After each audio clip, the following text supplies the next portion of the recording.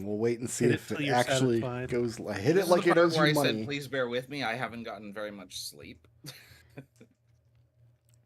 Oh, I have a green light. Green lights are usually good. Hey, there it is. Are there? There's a stream that's live, it looks like. It's working. Do you know how many car accidents happen when there's a green light? I would say All like of them. half of them.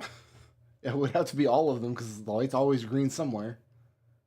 Exactly. Green lights are not good. Yeah, if you approach a light at a certain speed, it will appear green. I actually, Testel, no. I appreciate that, Justin. I appreciate that joke too, but no.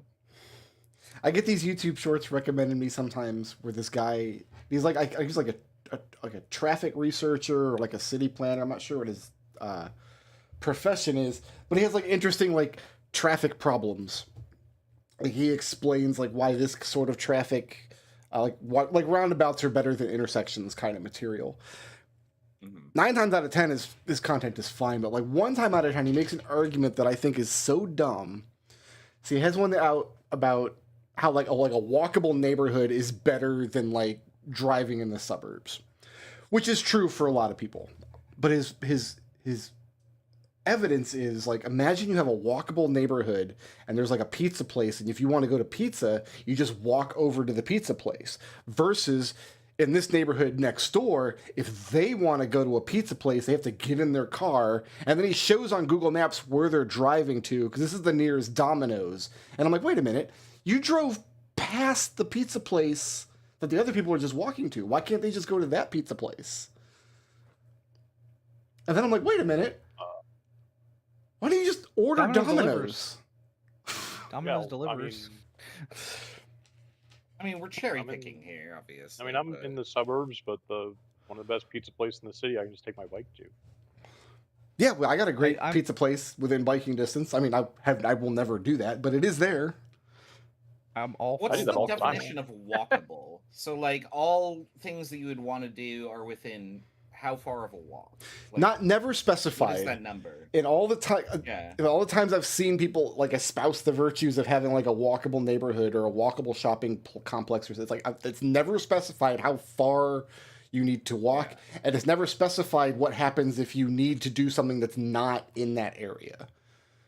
So I'm just imagining like situations where, okay, I need to buy groceries for my family. We were in a walkable city for GDQ. Mm-hmm.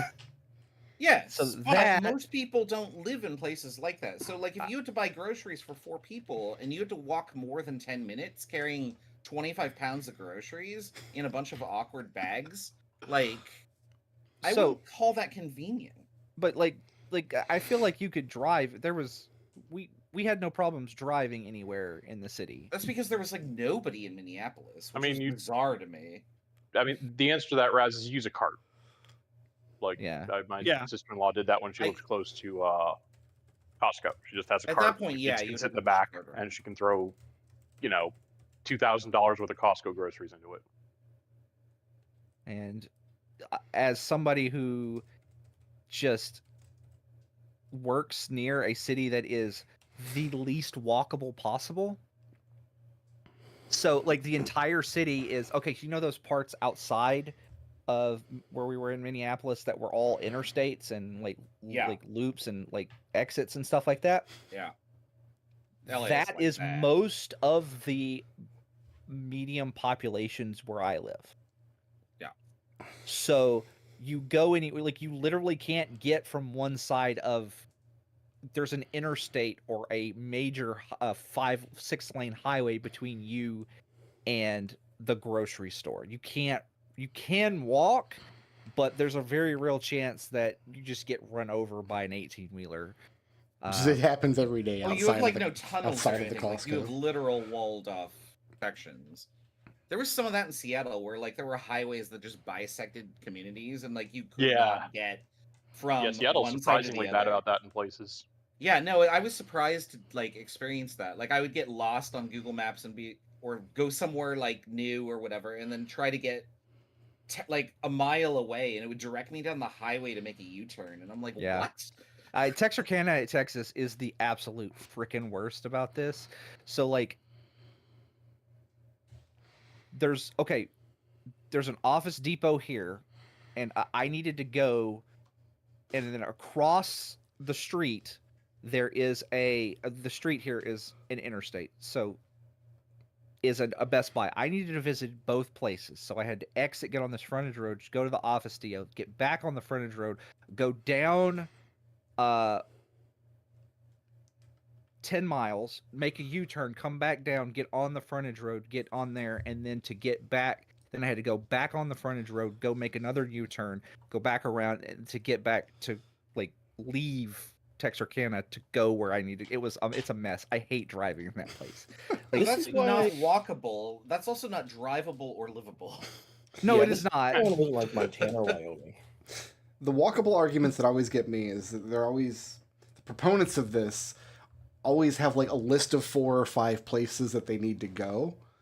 And they list off how it's all in the area and it's all like walkable and I can get there and I'm thinking I never want to go to 5 places. If I have to leave my house and go to 5 different places, I'm just not going anywhere. I'm writing that day off. If I need 5 things, I'm going to get 4 of them at Target and then buy the 5th one on Amazon. That's my solution to that problem. Yeah, no, if you want a walkable city, you have to leave the U.S. Like, Europe has walkable cities. Well, we have walkable China areas. Like, there's places in, like, downtown St. Pete that are very walkable. If you lived in one of those buildings. We were in Minneapolis a few weeks ago when, like, Trouble observed. If you lived in one of those buildings, you'd have everything around you. It's just not everybody wants that. I don't want to live in a place where I have to walk everywhere. I like living in suburban hell.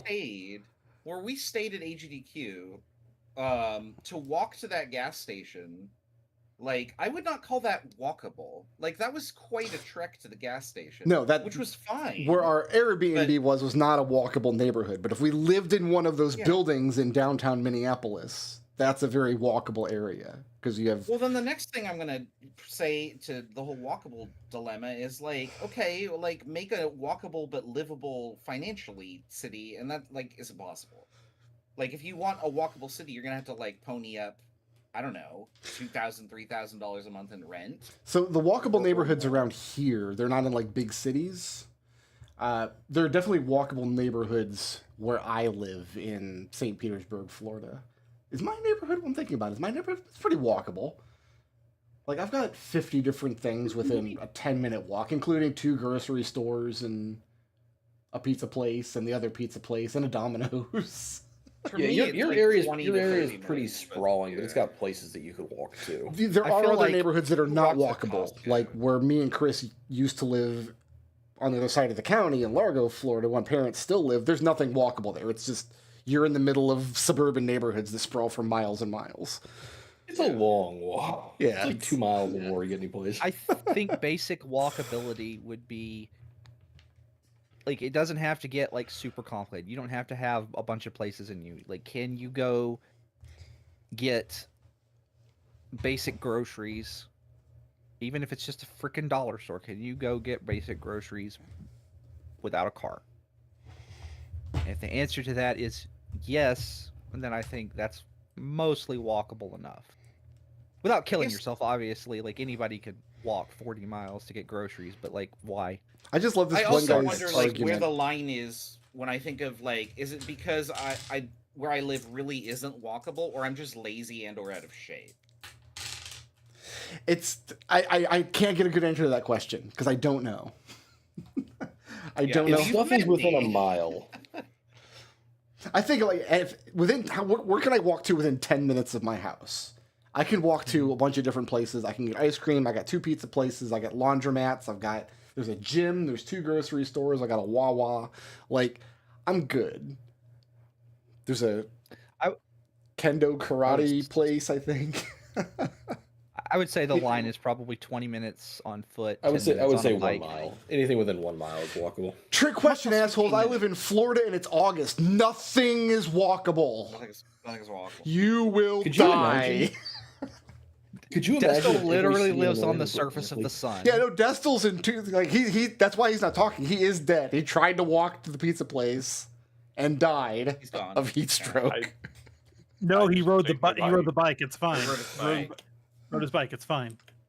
Less My exertion. bike has an electric motor in it. If it gets really hot, I just put it on 10% human power. It's pretty good.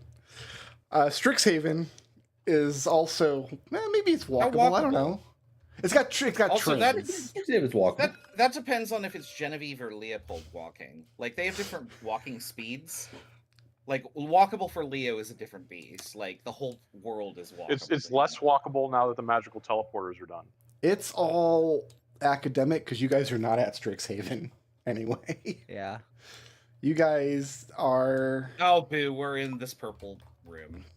Yeah. Is this purple? I don't know. It looked purple to me. It's a little purpley. I wouldn't think so looking at it in my an affinity photo here, but no, I guess it's kind of purple. It's kind of like a, it's like a faint lavender kind of color, and then it's made more purple by the lighting engine in Tabletop Simulator. So I've been playing Satisfactory with a buddy, and we had to pick a default base color, and we picked purple, so everything is sort of this like faint purple for our concrete, and now all I see everywhere is purple. Okay, well, you made a bad choice. Yeah, you played Satisfactory with somebody other than me. Yeah, he was really depressed, and I needed to cheer him up, and now we're absolutely playing then. a lot.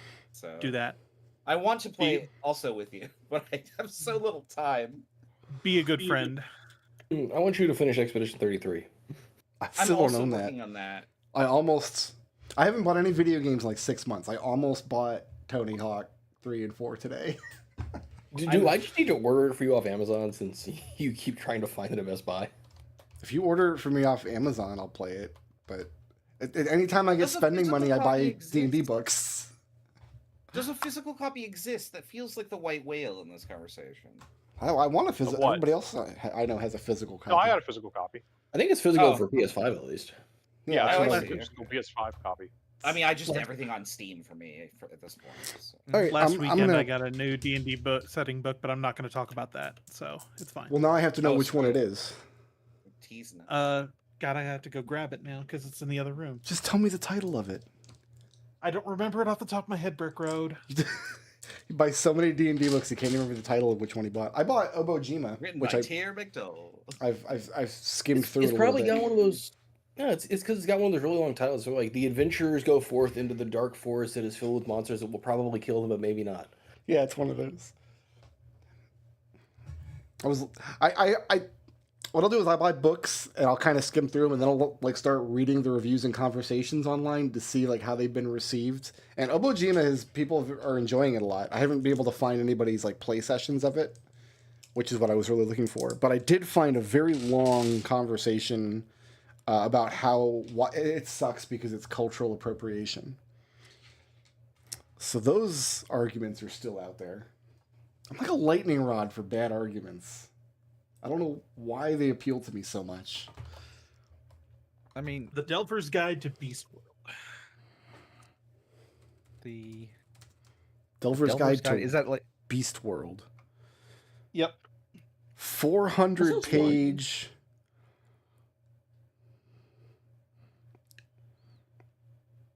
Is this a 5e supplement?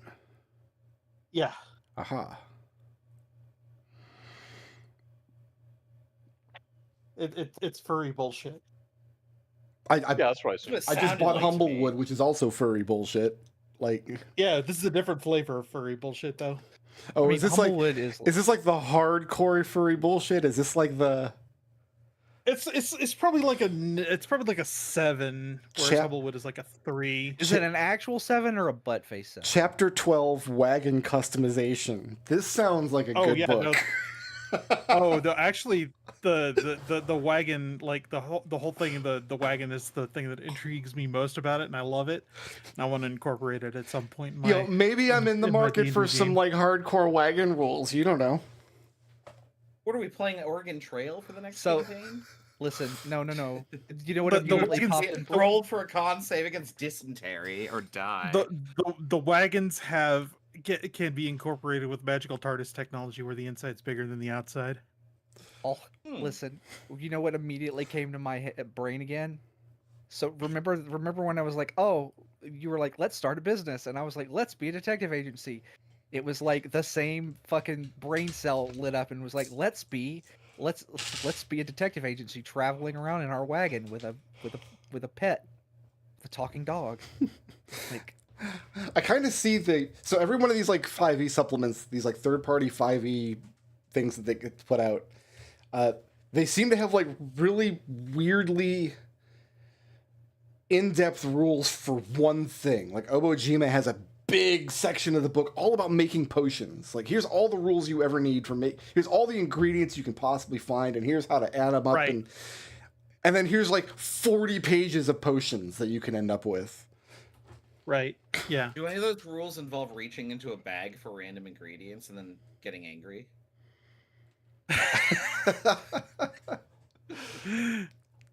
All right. Well, I have to.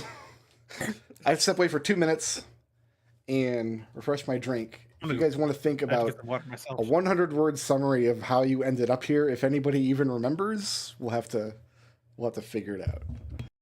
Well, past me wrote shit down, so let's see. We got our bits I have no back, and idea. apparently are teleported across the world into another place. And this is some kind of, I think this is some kind of like teleport temple. Right. It's maybe on the continent where the teleporters live. Oh, right. Yeah. Teleporters. I actually had some thoughts about this, and I thought that like we were sent like that interstitial dungeon we were in with the find your pieces was just some sort of like teleportation calibration thing that everybody who uses a teleporter has to go through at some point. That's an And interesting now that we're theory. calibrated, What it is, this is the teleport farm upstate. Yeah, we can like use the hub or what, I don't know. That was just my thought here. Oh, my music didn't repeat. There's a second edition adventure path in the Blood War box set for Planescape. Because in Planescape, all fiends have the ability to teleport and summon in more fiends. Like, they can just gate in as many as they want. Yeah. And this ability to teleport, the whole adventure path is designed around, like, maybe we should figure out why fiends are able to do this and see if we can do something about it. And it turns out... Sounds like some Herebeat. Yeah. It turns out that there's like this gigantic, horrible, like, horribly corrupted angel that's been, like, turned into this, like, flesh monster. Like, it's like this Chthonian nightmare kind of thing. And if it knows your name, it can teleport you at will. That's how you get this ability to teleport. And the whole adventure is you have to find your way to this creature, and it's in horrible agony all the time because you're in hell. And the way to solve the adventure is to teach it its own name, at which point it can teleport itself directly into the River Styx, so it can forget about all of its agony. And if it does this, the River Styx erases your head, erases your memory, and then nobody in the multiverse can ever teleport again. Oh. And then you're stuck in hell. So that's what happened here in our world. No. Well, what actually happens in the aftermath of that is the Yugoloths, who are like the mercenary fiends in the Blood War, they're not the lawful or the chaotic ones. They're like playing both sides. Fish this thing out of the River Styx, like in secret, and now they control it. And so any fiend who pays them enough money, they'll like whisper its name into it. And so some fiends... Mammon got that covered. Yeah, so... Planescape's cool, y'all. It's got some cool... You brought up the River Styx here. I was in a campaign with a bunch of new people, and we started level 1 in Hell, and the goal was to get out and then do stuff in the world, and we never really got that far. But we had like an option of like how to get out of Avernus from Dispater, and one of the options was going down the River Styx or up it or something. And of course, the new players were like, well, we should go that way. There's a water source, at least. And I'm just like, oh, honey, no. Honey, no. Oh, We will not be drinking from the River Styx today. Wow. I'm a fucking cleric. I will cast Create Water and then dunk your head in it. That's how you start a Planescape campaign, right? You have roll-up characters and be like, all right, they drag your ass out of the River Styx. You have no memory of who you are, what's going on. Oh, that'd be a great way to start. You just wake up by a river and you don't know anything else, and then it slowly dawns on you that you're like on the... I don't know what level is probably the safest put Any a of 'em. level 1 character. I did this No. with. The level that is safest is no. I did It's this none, with. right? I started them as level 1 characters. My reasoning was they were more powerful, but then they got all their skills and everything erased. This was a second edition game. They got Metroided. And it turns out that they were all like mass murderers and like terrible criminals, and they've been like exiled from Sigil on pain of being mazed, and the agony of all the evil things that they committed caught up to them, and so they found this Yugoloth and paid him, and he's like, "I'll dunk you in the river Styx," and it erases your memory, and you get a clean slate. And they availed of this service. And then a year later, I'm like, wait, that's just the story of Planescape Torment. That's just. Yep. Yeah. I was about to say, yep. Whoops. Does anybody remember how you guys got here or why? Yeah, No, well, I it's drank water. from this. I drank from this funny river. Sorry. Yeah. At least you had a water source. That's so funny, and it's now my favorite thing. We should go from the river Styx. Yeah. At least we have a water source. Yeah, at least there'll be water there. Because we're level 1, and we were surviving by my Create Water skill and the Druid's Goodberry spell. Yeah. And they're like, well, maybe you wanted to cast Create Water anymore. And I'm like, dude, no. First of all, I will give up that level 1 spell slot if we just drop this right now. My response would have been good. Go ahead. Go for it. You first. No, it's we stumbled onto a I guess terrorist bomb. We're transported to a room. They stole our bits. We got our bits back by doing math, and then we came out here, and we think we've been teleported to another country. Like this is some kind of like teleporter, like staging area. We think it's in disrepair. So, question related to this. This did a all long started rest. when we went to the Cadmere estate, and I wrote down that like there are nobles in the estate. But like we opened the door and then this happened, and I recognized that as a player, like that was to speed things along. But like, do we have any information on why they were relevant? That might be digging further back than I remember. And So I have a lot of notes. They had something to do with the attack on the Firejolt Cafe. Mm-hmm. They were As I trying to recall. like anti-demi-human sentiment. Yeah. Oh, the note. There it is. There was a note signed Cadmere. I got Yeah. it. Okay. I had to scroll back an extra. When you went to examine the Cadmere estate, you got caught up in this weird teleportation device, went through the Escher maze, then woke up here, and you have taken the benefits of a long rest. Okay. Correct. You hold yourself up in this room. Very long rest. Very long rest. We were very thorough about getting our backs to the wall in this situation. Yeah, no, I was remember. impressed. So just to recap what's in this room. You guys came through this blue arrow here. Oh, you have it even marked entrance. So that's where you came in. The door opposite you, this is the door that has the levers and all the marks all around the edges that have the notes of major cities and keeps and all their locations. If you go up these stairs and up the second level, you have all these cells, most of which you haven't opened yet. This one you've gotten into because the doors got blown off. You pick the doors up, you put them back in place and use mending. You can tell what time of day it is because you've got some light streaming down from this area. Just a couple sunbeams letting you know that the sun is up there. But it's not a viable exit to the area. And it's going to be interesting because I need to try to run this dungeon having not seen these notes for 3 weeks and having been it's been months since I've written it. I wrote this long before we even went to Minneapolis. So I'm sure it'll be okay. I kind of feel like I'm running a dungeon module that I'm not familiar with at this point. So yeah, That's okay. Should be interesting. We'll get there together. We'll get there together. Thank you. What's next? Oh, and you have Rubina Larkingdale with you. Do you have her stat block? You should have it ready to go. Yeah. Rubina's still flat. I forgot. She was a pawn, and then somebody complained about that, so we made her a pink token. Because somebody kept It's bonking her hard. over with the You lens of can't- truth. You can't bonk her.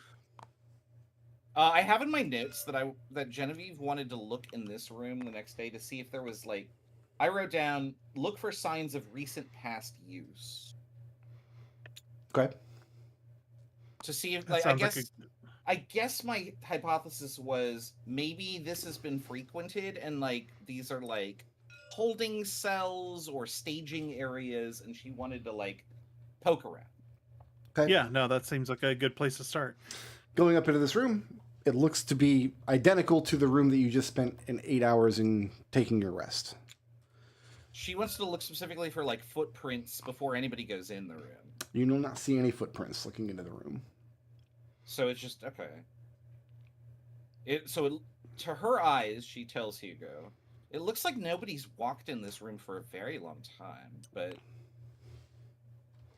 I mean, that's just my best guess. Didn't we see signs of some monster skeleton or something? Like I remember that we were concerned that there were things in the other rooms. I don't remember why. We were concerned because we needed a long rest. Yeah, nobody's looked into any of these rooms yet. So there are all the red spots here that you've got written are double doors that looked similar to this one here, but it's been blown off the hinges. Oh, tab. There we go. Double doors. I suspect that these are all the same room, and some of them are just inaccessible. And then the spot marked 15 on your map. This set of double doors, which is down in the bottom of this pit, is the one with the lever and all the marks. Yeah.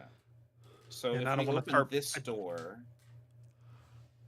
Oh, sorry. Go ahead. I was just gonna say I don't want to start playing with that until we get more idea of the context for it. Okay. Well, I think Genevieve tried to, but she couldn't do anything with it.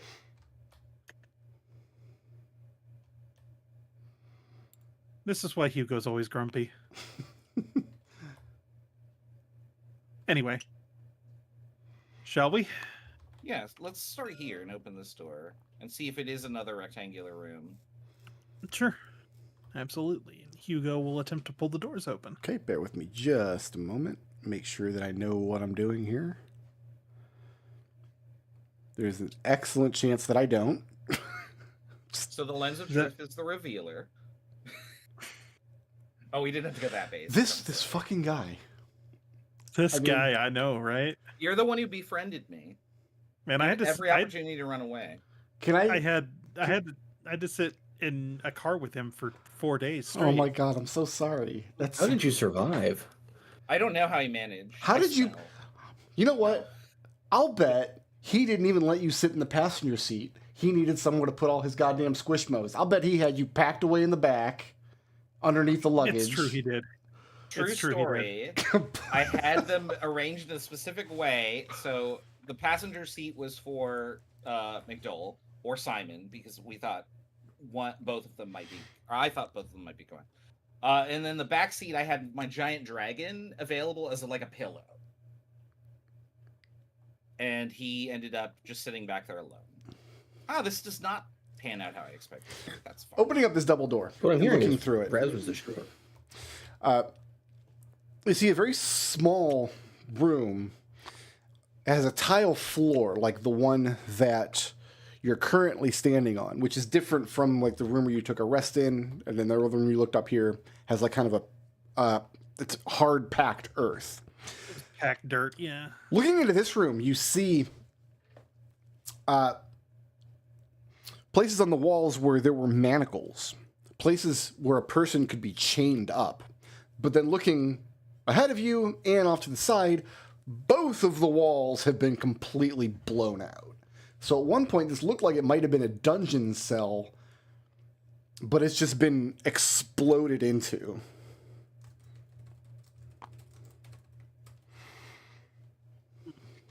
Interesting.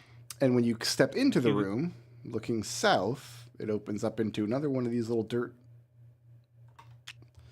side rooms. Then you've got a T-junction ahead of you. Why do I have two lenses of truth? Why? Why has this happened? Oh no. Deleting Did you one. speak its true name and then teleported one in? Is that what happened? Yeah. Hugo motions for the rest to follow. Hey, we're think we're gonna make some exploration up in here.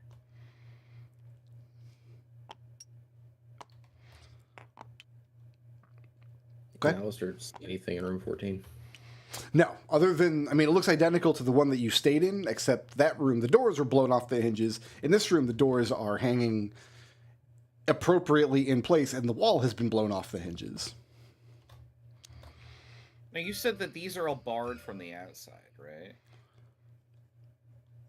Yes, there were heavy bars on the outside. And when you guys had done, when you put the doors in place, is you mended them upside down so you could put the bar on the inside, as I recall. Yes. So you had a safe place to rest. Yeah. Question. Is there any way that Alistair can tell if these walls were blown or dug? Give me... What relevant skill do you have that you think might apply here? I mean, I get a lot of skills because I'm a bard. And I can, if you want my help, I can give you advantage. Arcana, some sort of like magical explosion or investigation. Give me an Arcana check.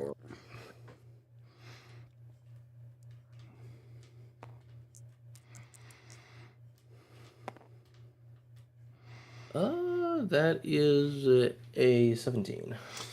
Thinking in terms of being an explosion, like using some sort of magic to destroy the wall, if you did that with a literal explosion, you would expect to see evidence of burning or blackening on the stone. You would also see the rubble favoring one side of the wall over the other. Because if you set like an explosive charge, like in this room, you would expect the rubble to all be on the other side. Does that make sense? Yeah.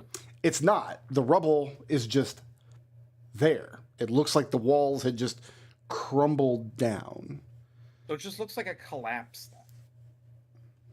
Collapse due to age and fatigue. Can I Why try... just this one wall then?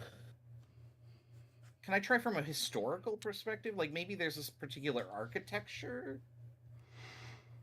that Genevieve would recognize? I don't know what's in her notes.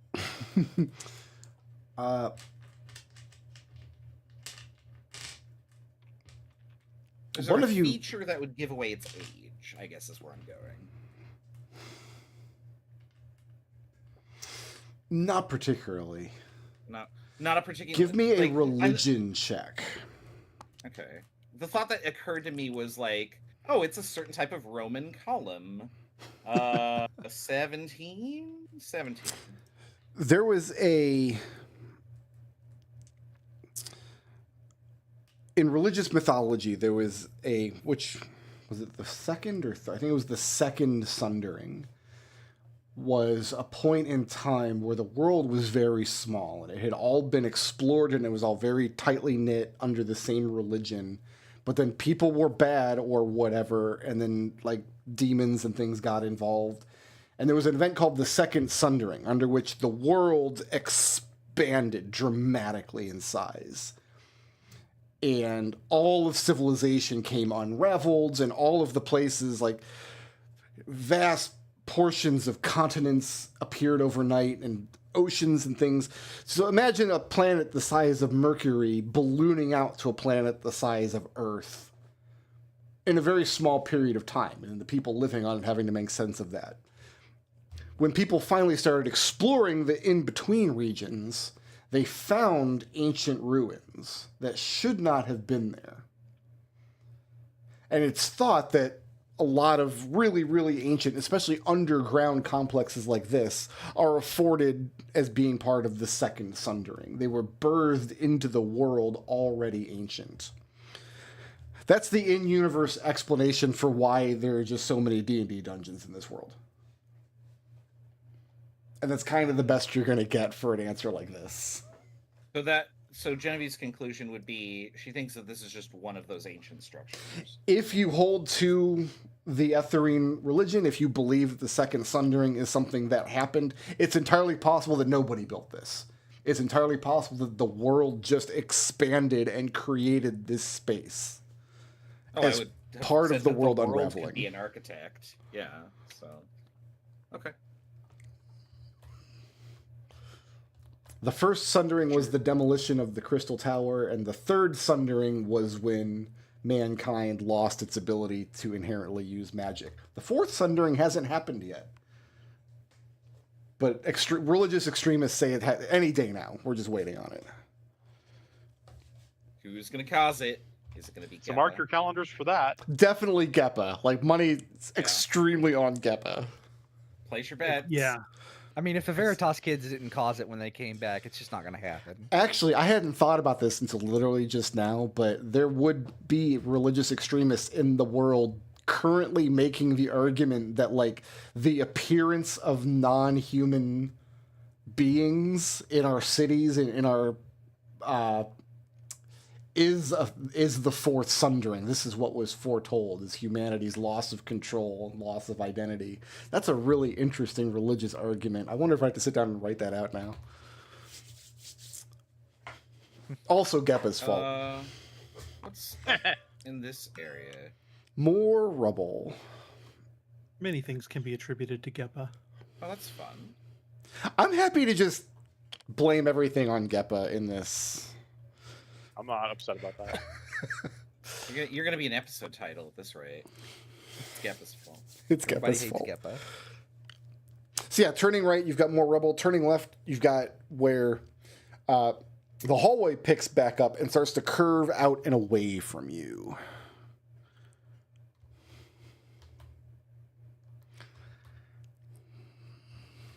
Dead end that way, it looks like, Genevieve.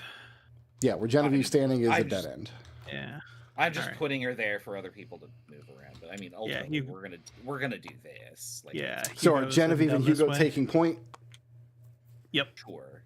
Can I get perception checks from the two of you, please? By all means. What mode am I in? Oh, I'm in melee mode now because ranged mode worked so well last time. Perception. Oh, that's an 8. Did I credit this map? I did. This map was made by Crosshead on Patreon. This is a cool map. Xenogears X. That is a Xenogears X. I mean, it's pretty close. Should I... Does Boswick get a perception roll?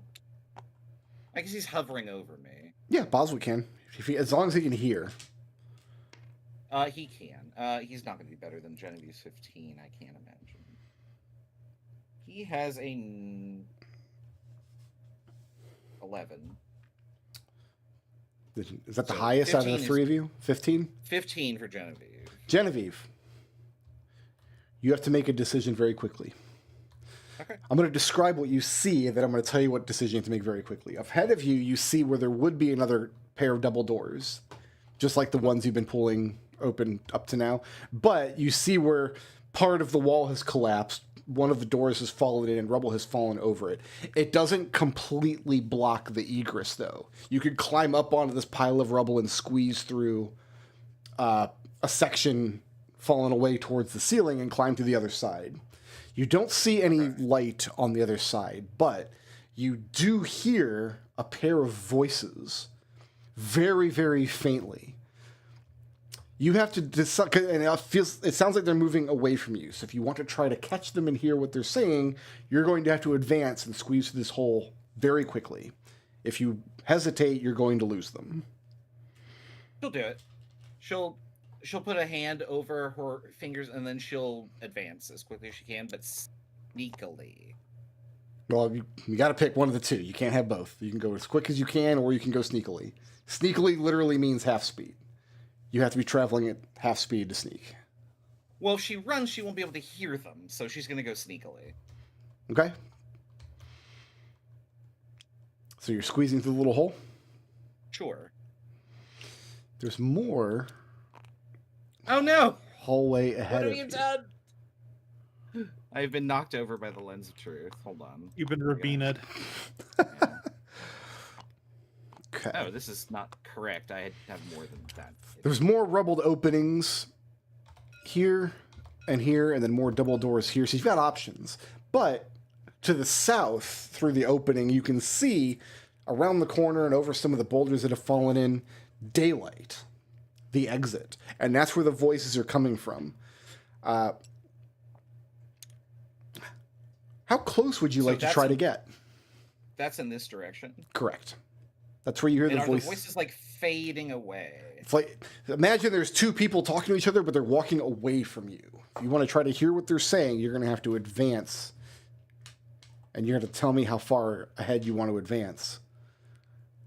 And where's the opening? Sorry, The opening is here. You have this opening in the wall here. You can see light streaming in from back here. Okay, well, let's start here. Okay. Give me a perception check. Okay. Boswick's going to come in clutch here. So Genevieve is 16. Boswick is 18. And Boswick can communicate with you? Yes. As quietly as... I mean, we share a language. Hugo, are you staying back? So by the time you get to this point, you can't hear the voices anymore by the time you get up to this point. Boswick heard them for a few seconds longer. And what it's two male voices talking to each other. One is laughing, and the other is responding. This is the only line that Boswick hears. There's never anyone in the teleportation chamber anyway. And at that point, the voices fade into the distance, and you hear them no more. And you've got two unopened doors behind you, either of which could be filled with monsters. Sorry, there's never anyone in the teleportation chamber anyway? That's what Boswick heard as you got to this point.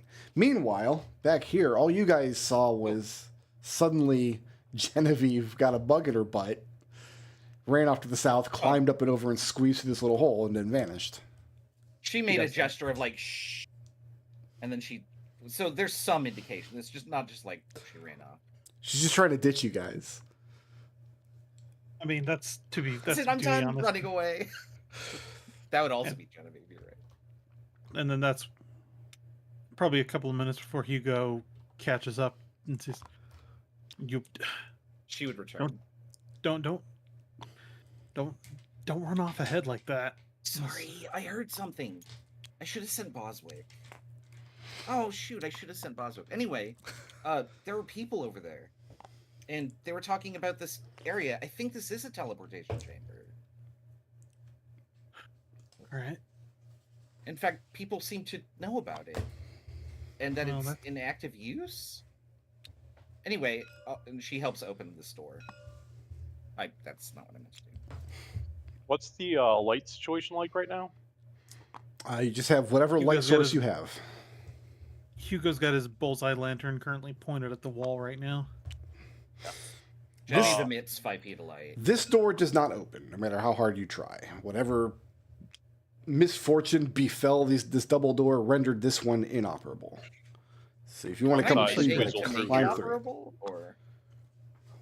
Looks like there's a passage. See, you've got a passage. Once I squeezle through there, I'm going to say, why don't you guys stay back here? I'll form mind link with Jen, and then I will sneak forward in the dark. I'll nod to Geppa. Okay. So the room you're currently standing in is dark. If you head down towards this number 9 is, that's where you can see sunlight streaming in from out here. Oh, okay. So where you're currently standing is dark, but it's not dark ahead of you. I'm gonna climb up to the edge of the sunlight then. Okay, so that's about... Yeah. Do I need to make a stealth to move quietly? Yeah, I would if I were you. There are people around. They're laughing. Well, that's a 10. 10, okay. It's not a very high number. All right, I have to look at my map real quick. In fact, I have to look at 2 different maps real quick. But if I'm in darkness, I am invisible. Does that mean I have to roll with advantage, but only conditionally? The things without dark vision would be able to hear me? I don't... Am I doing this correctly? You chose this class feature. Doing this correctly, okay. Yeah. Yeah, but I didn't make the stealth rolls. Oh, I didn't mean to do that. I need that. Oh. Don't... Oh, God. Did you ruin everything? Is everything broken? Ruined everything. No, I think we're fine. Just stop rewinding time. I'll move to here. Anyway, I erased part of this room when nobody's gone in there yet. Looking out from here, you have this like sunlit canyon, high stone walls on either side, but it's open to the sun above you, open to the sky. And remember, you guys departed from Strixhaven, from Cadmere Manor, in like mid-afternoon, arrived here, and then noted that it was like mid-morning. So you've gone back in time some number of hours, and I think one of you deduced we haven't gone back in time. We've just traveled east like thousands of miles to where it's an earlier time of the day.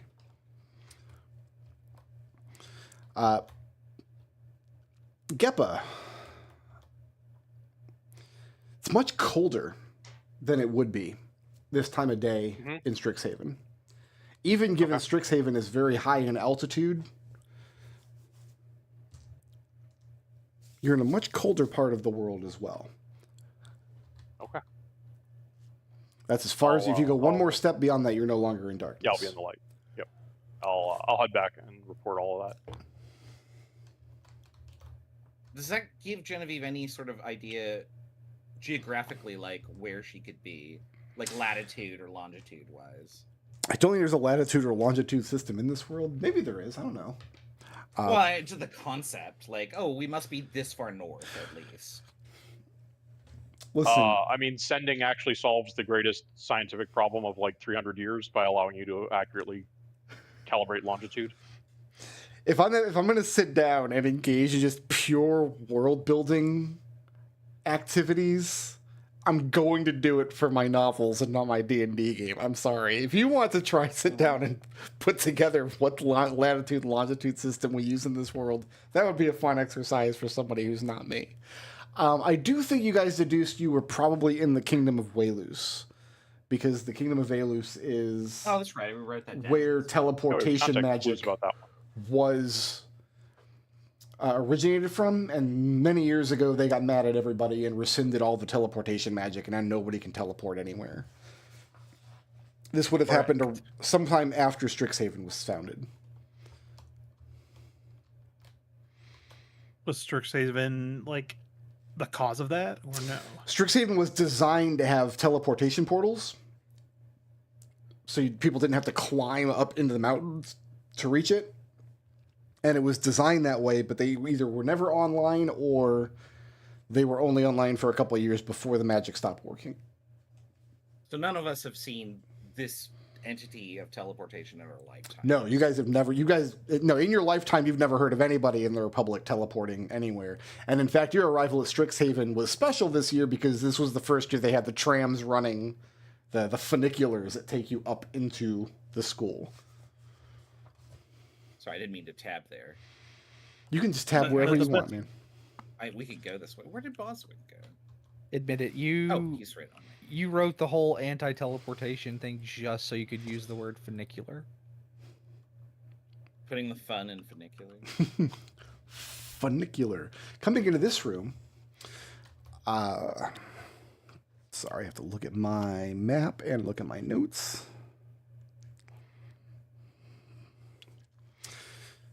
Give me an Arcana check, please.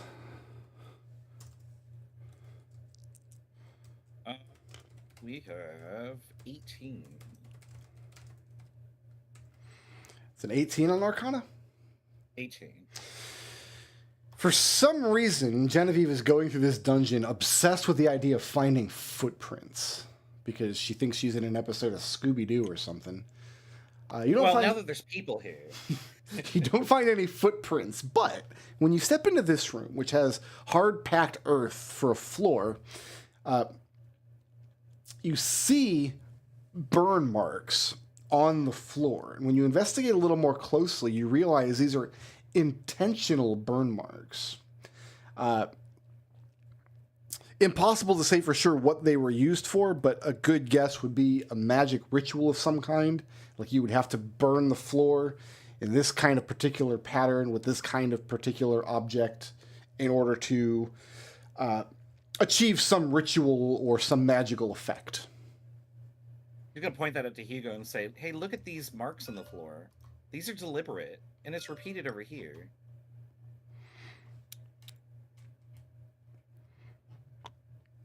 That wouldn't happen yeah. naturally. No, it wouldn't. But do you have any idea what it's used for?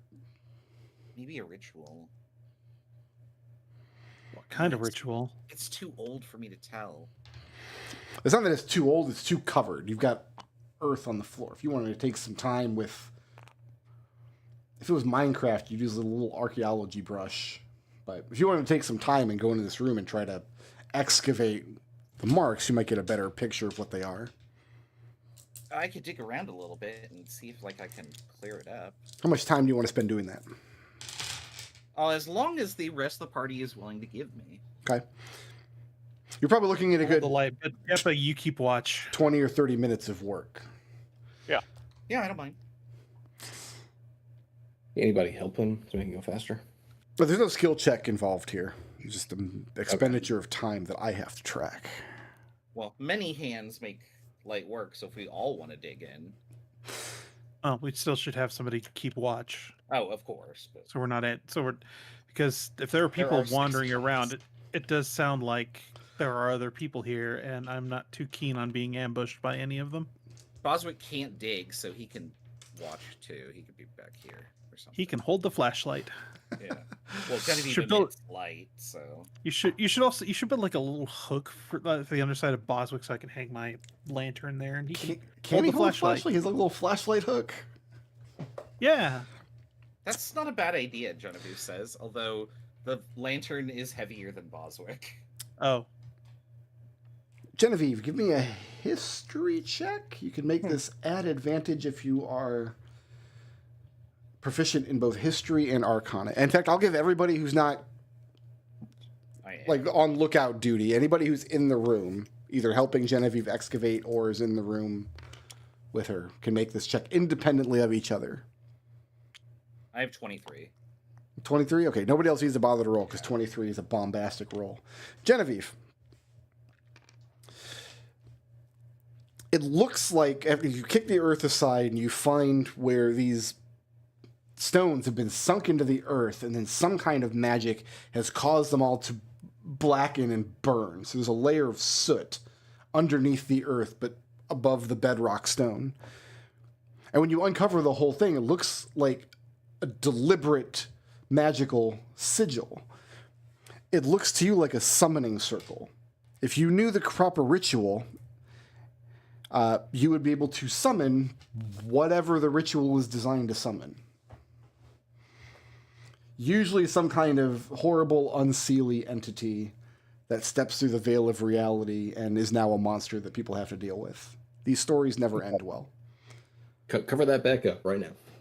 Well, it's currently in conjuration circle. There's no magic to it. It's already done. Whatever it was designed to do has already been done. But it's interesting. She takes a sketch of it for a book to like bring to her professor. Great. I mean, it's useless now, and I don't think any of us could activate it. Well, that's a curiosity for another day. But I mean, it does sort of lend credence to the fact that this whole place is a teleportation temple or something. What's next? Let's keep Why going. have all this here, all in one spot, if we're just gonna ban it? I mean, they still use it here. Geppa, does that door look to be... Yeah, I would like to listen at this door. Okay. Then you don't hear anything on the other side of it. Heavy iron doors like the rest of the places.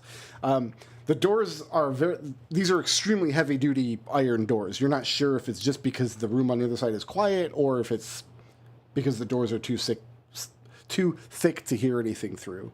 Speaking of hearing anything, I don't know if you all just heard that peal of thunder. It did just start storming really badly all of a sudden. You and your crazy Florida weather. We just had a conversation on Discord the other day about whether solar panels were a good investment. And I'm like, well, I live in Florida, so it rains 50-50. 8 days out of 10. It'll work great for me. So yeah, listening at the door, you don't hear anything, but you're not sure if it's because it's empty or because the doors are just too thick.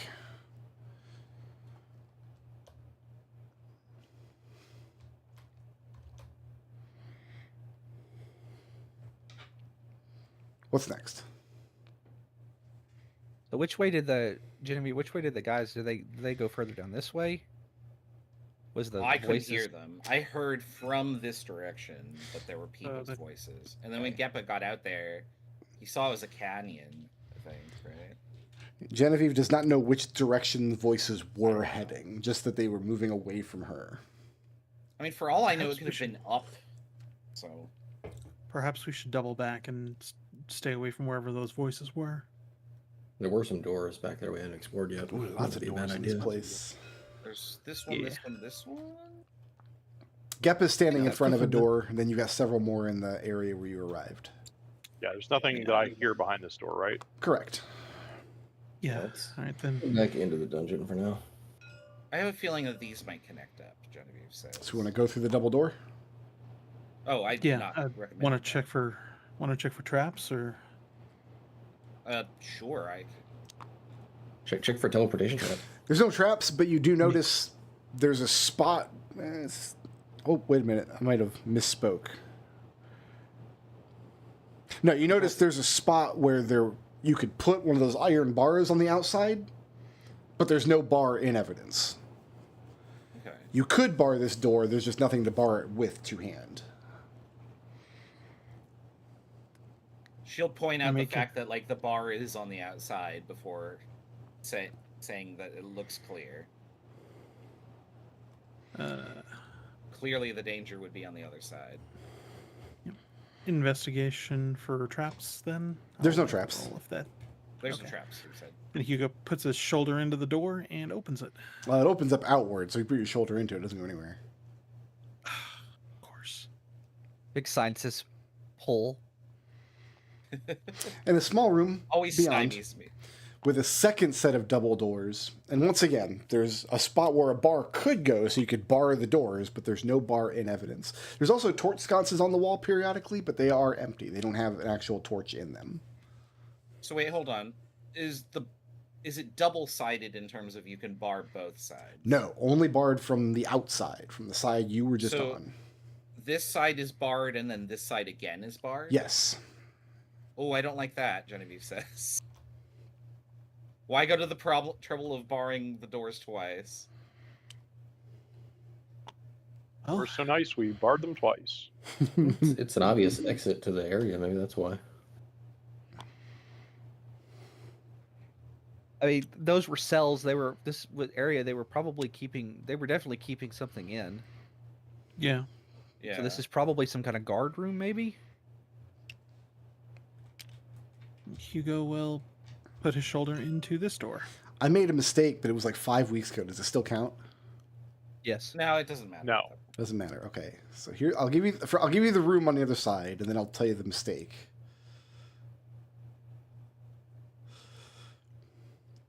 So you open up a much larger room, and there's a set of double doors to your left. And according to the map, it looks like I told you guys it was barred from that side, but that's not the case. The bar for this It's actually door barred from this side. would have come on this side.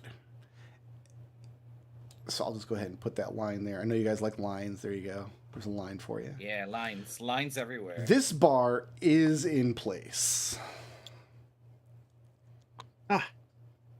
Oh, well, that makes me feel a little better about things, she says. Just if you had tried to come south through that door, it just would not have worked. Wouldn't have opened. So, on the opposite side of this room over here is another set of double doors. And then off to the whole southern end of the room is just a massive, impenetrable pile of fallen rubble, broken stone, boulders and whatnot, piled all the way to the ceiling. Yeah, Hugo swings around that pile and he lifts the bar off of this door and peers through and sees a circular room. Yep. So geometry still makes sense. That's good. We're not in another Escher mage.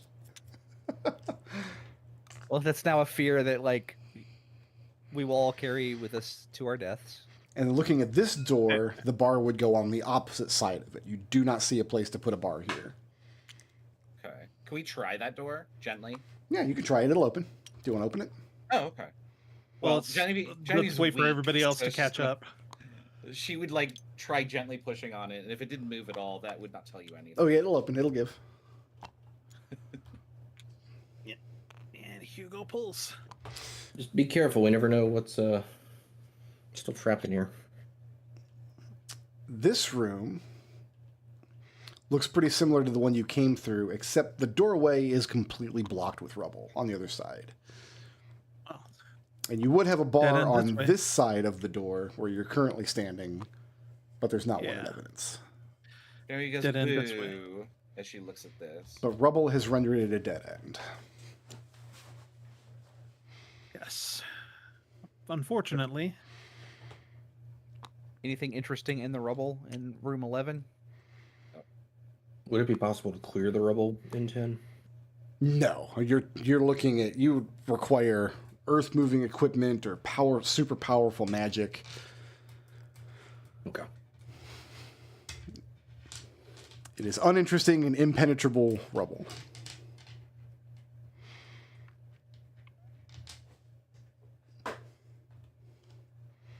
Is there anything interesting in any other in or around the rubble in either room 10 or 11? Nope, I would have mentioned it. Okay. Then let's go ahead and I say we go take a look further around. Say this. There's still one more door. It looks like that's unaccounted for. Going back into the circular room and opening that up. Yeah. Yep. And it is one more room of hard-packed earth. Oops, sorry, I missed my screen. Well, so much for that, I suppose. Looks like sunlight. It is open canyon. I guess we have to get out of here. Yeah, I guess the Yeah. canyon's the only way through. You have the canyon Wasn't figure exit out how to and get then door 15, which is the door with the lever. Have we found anything that might relate to the symbols or anything on that door? They weren't symbols. They were actually written out in a variety of languages, most of which Genevieve can read. Locations all over the known world in many different continents and countries. Right, But yeah. none of it functioned, right? Genevieve. Nobody's played with it the yet. one. Nobody's done anything with it yet. Oh, well, then maybe we should do that before. Let's go play with that, yeah. I think you Don't guys, go through it, but- well, I think you guys wanted to explore the area before you started playing with it. Yeah, but We've done that. apparently nope. Who is playing with it? Genevieve will volunteer.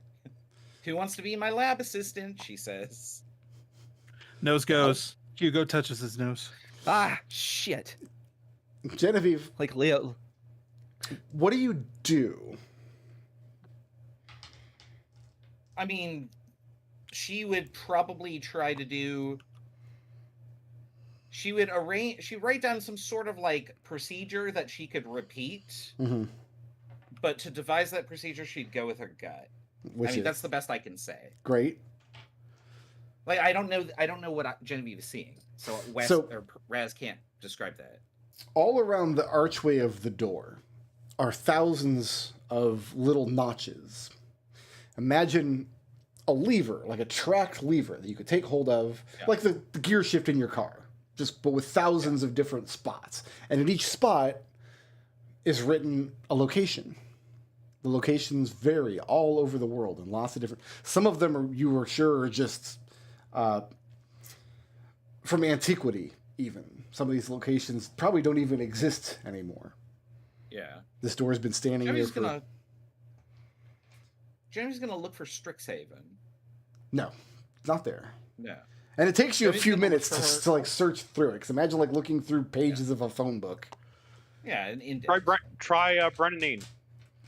She'll look for Brennanine. She's also going to look for her hometown.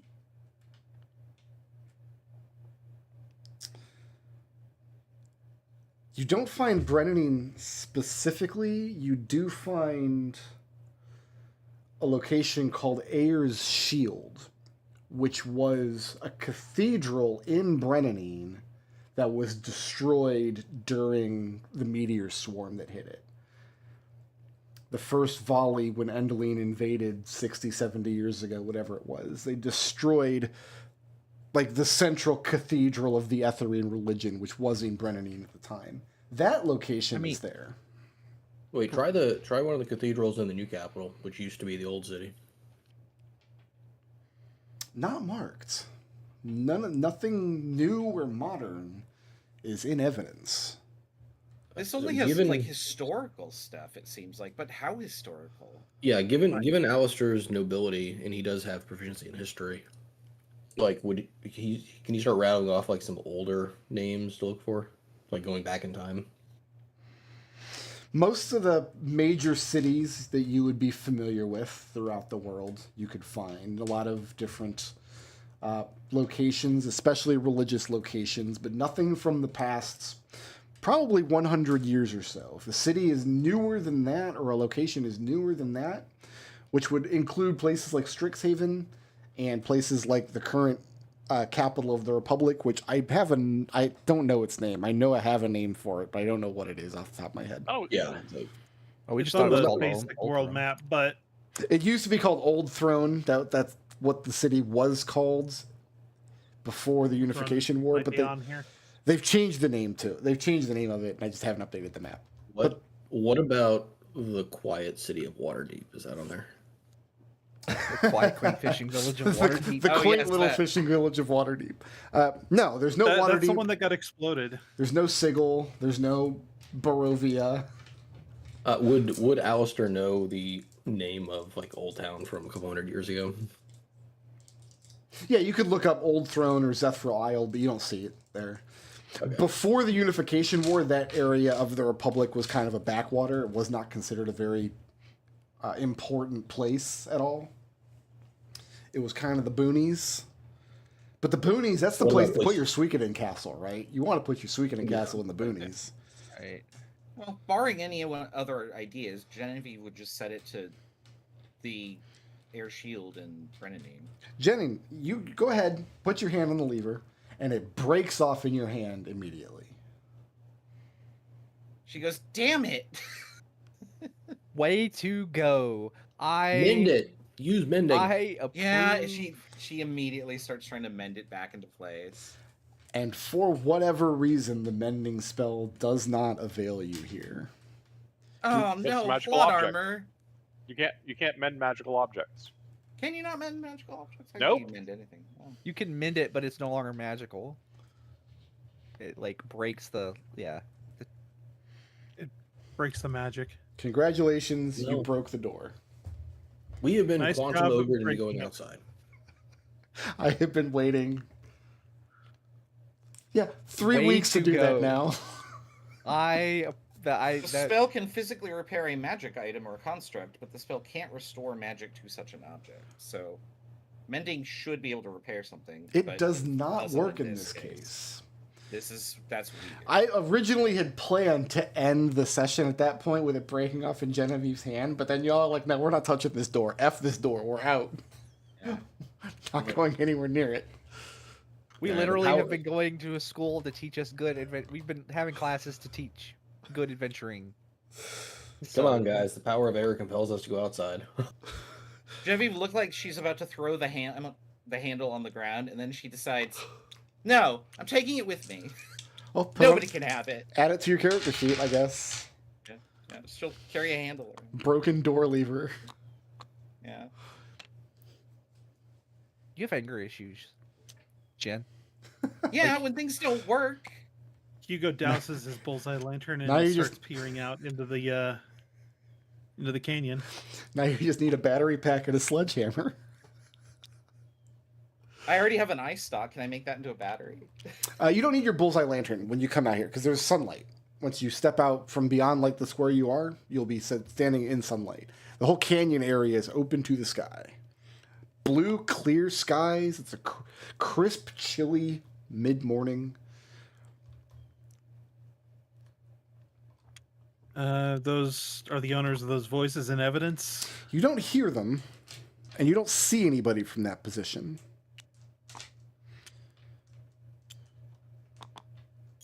Genevieve's about to be real excited. Real excited. Raz, are you sitting down?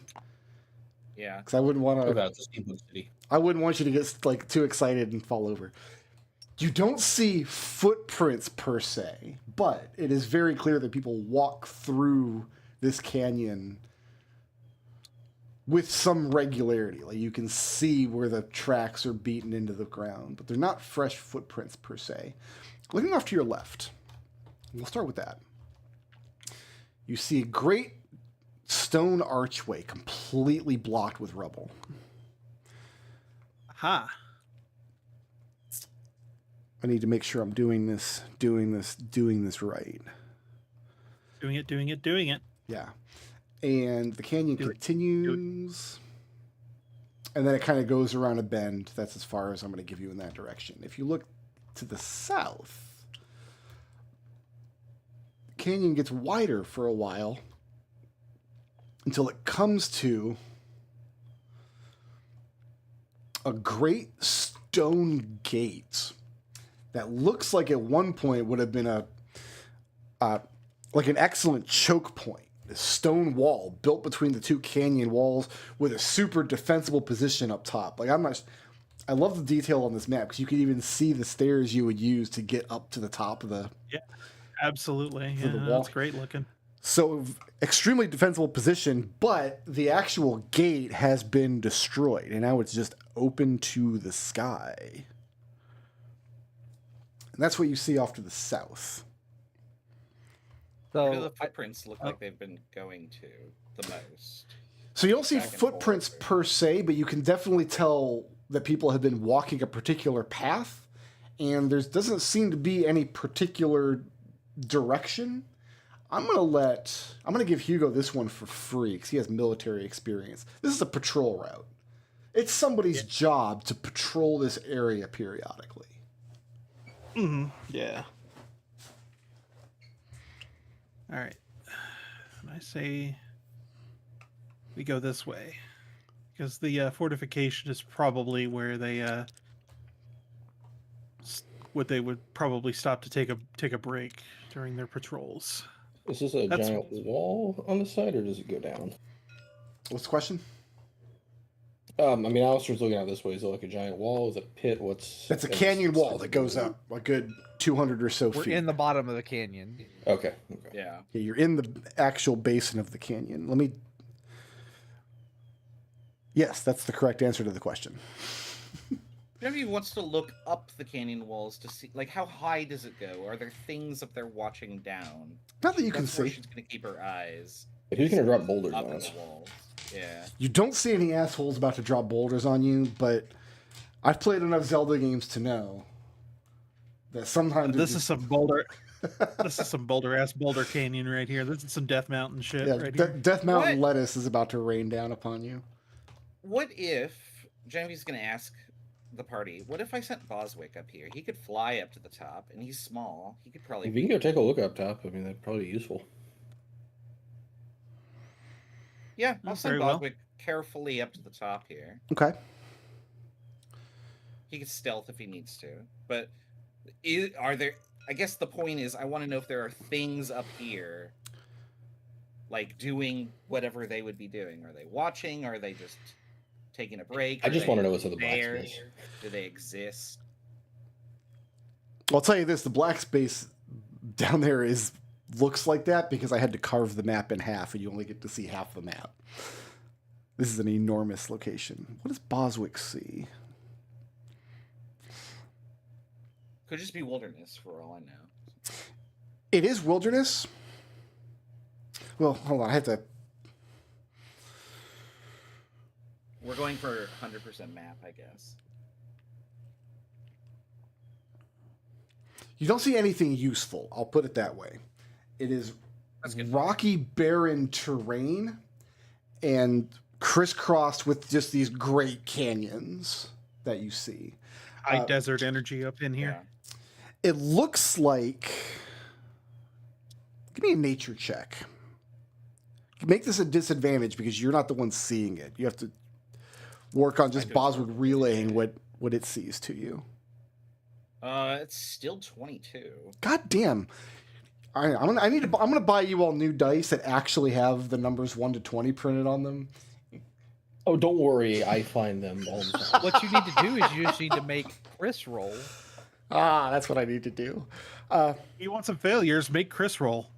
That was a nature check. Yeah. So to I get got 15 canyons and like 16, this, so- the natural way to make this canyon and the rock, the edifices, they do look as though they were formed naturally, as opposed to something like Strixhaven where the earth was ripped apart by magic.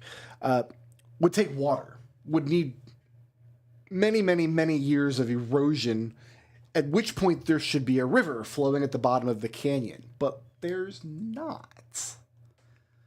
Isn't that interesting? And there's no water as far as the eye could see.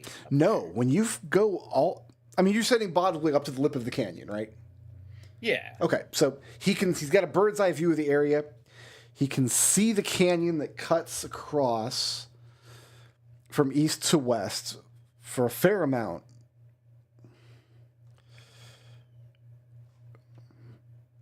I'm examining the map to make sure I'm not cheating you out of anything here. I think I'm being pretty... I feel like I got what I intended here. Okay. Boswick says that there's nobody else nearby, but this whole place is just a bone dry desert canyon.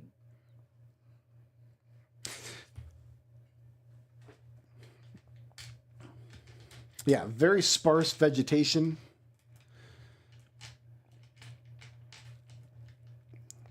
It's not even a mountainous terrain, really. It's like he's kind of at the top of a large plateau through which are carved these deep canyons. And Genevieve will also say stretching there are away no off to obvious that would stretch away in all directions from his position. She'd also say that there's no obvious ambushes, as far as she could tell. There's no sign that there's any creatures or any people up there. Notable creatures. I mean, you'd find insects or birds or something, I'm sure, if you really wanted to look.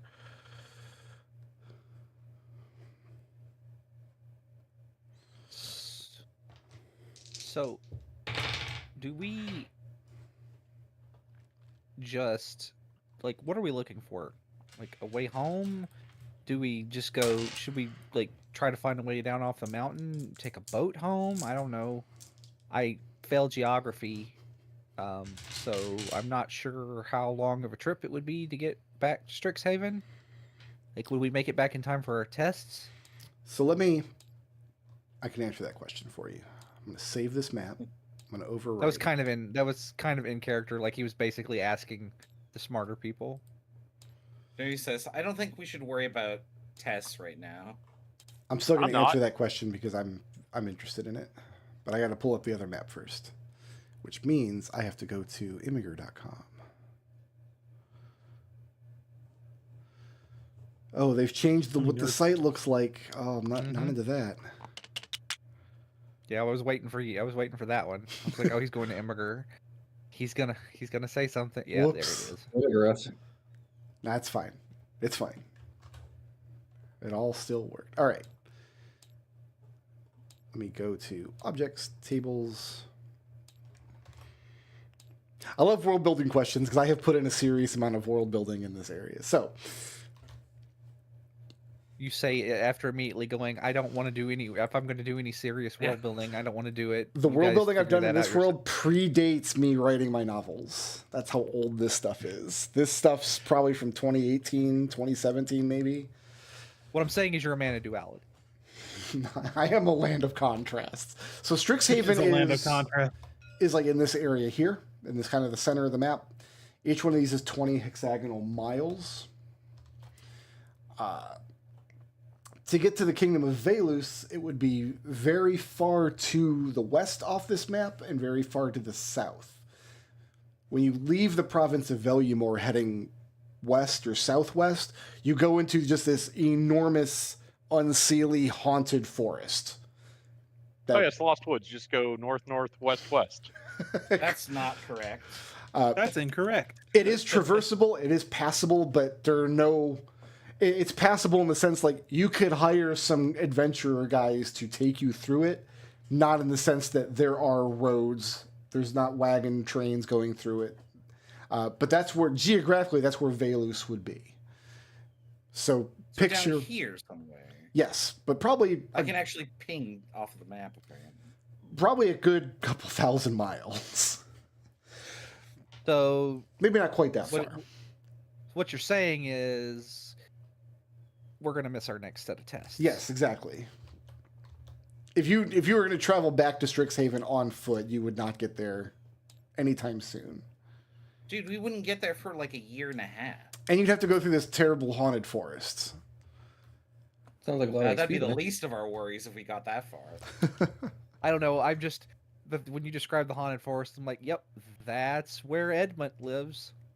Right. Oh, yeah, no kidding. Did I lose my token? Oh no, it's a lantern. Where did Boswick go? He's just gone. You need to get a new Boswick. All right, what's next? Well, we keep asking for one, but you won't provide it. I keep promising it, but... Oh, well, the entire map is covered up for me. Let me go back to main menu and come back. So... I have to get this out of my head because the thought won't leave me, but because my brain couches everything in the through the lens of video games and specifically JRPGs, I was thinking this map's like this little curve and all this has very strong Jose High Road energy for Final Fantasy X. A little bit. Jose High Road, yeah. Yeah, because I was thinking like this was when you said a canyon, I was thinking there was a canyon down here. Not that we were in the bottom of a canyon, but so well, the image falls apart a little bit. The whole section of the high road were at the bottom of a canyon. Yeah. Yeah, the Mushroom Rock Road, yeah. Anyway. Yeah, Hugo will start proceeding down the canyon after Boswick's exploration. Oh. After Boswick's scouting report. What the heck? I moved my token and Boswick reappeared, and now I have 2 Boswicks. That's because Boswick was probably not ignoring Fog of War. Coming around the corner here. Boswick. Goodbye, Boswick. Boswick and Knotswick. Not Boswick. All of this would count as the patrol route.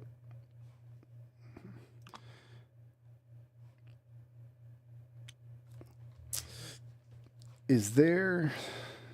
If we're approaching a very big door. Yes. On the left. There's a very big door on the left. There's an opening on the right. The patrol route, because you can kind of follow the track on the ground that you can see where people walk routinely, does not go into the door and does not turn off to the south. And then the canyon continues off to the east. So, if this is more of the same kind of facility that this, maybe there's a way home in there? Probably. Possibly. I would be a little concerned as to how routine this patrol is, how often they come through here. Oh, I'm sorry. I misspoke again. This is what happens when you design a dungeon and don't run it for 4 months. This door does see regular use. There is a trail leading up to the door and then to either side of it. You can tell the patrolmen will use this door with some frequency, but not turn to the south. Does it look like they go inside? Yeah, it just goes right up to the door. Okay. It's not currently open, though. Right. What's at the... you want to check and see what's at the end of the canyon first?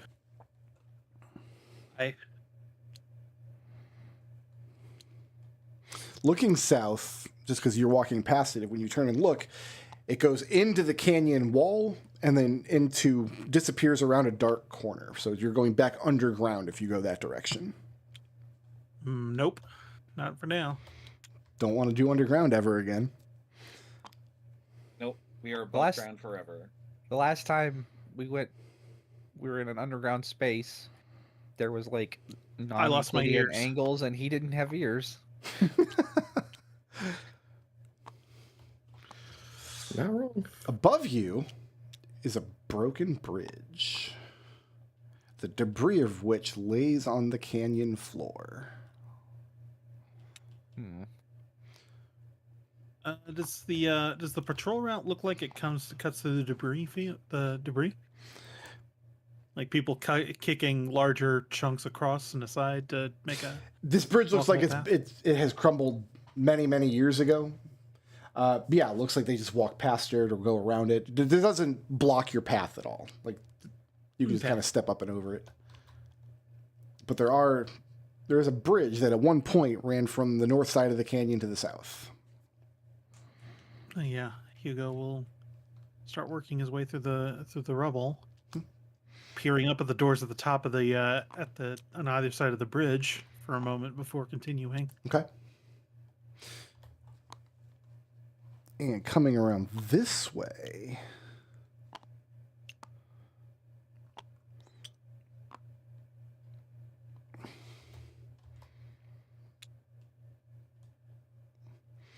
There's a door going into the north wall.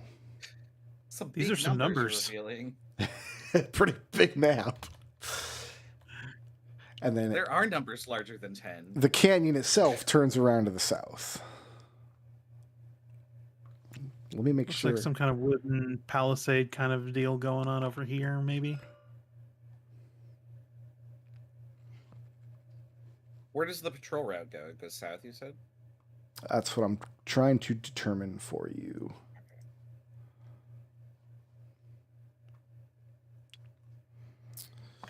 Does it go up? Why is this not in my notes? No. Okay. Patrol route ends. So that tells you that the guys are meant to walk this canyon, kind of survey the area, then turn back the way that they came. There is a door leading into the space here. Once again, you're going underground if you head back into this door. Well, that's forbidden, so. No, not necessarily. We can never go inside again. Coming around this way.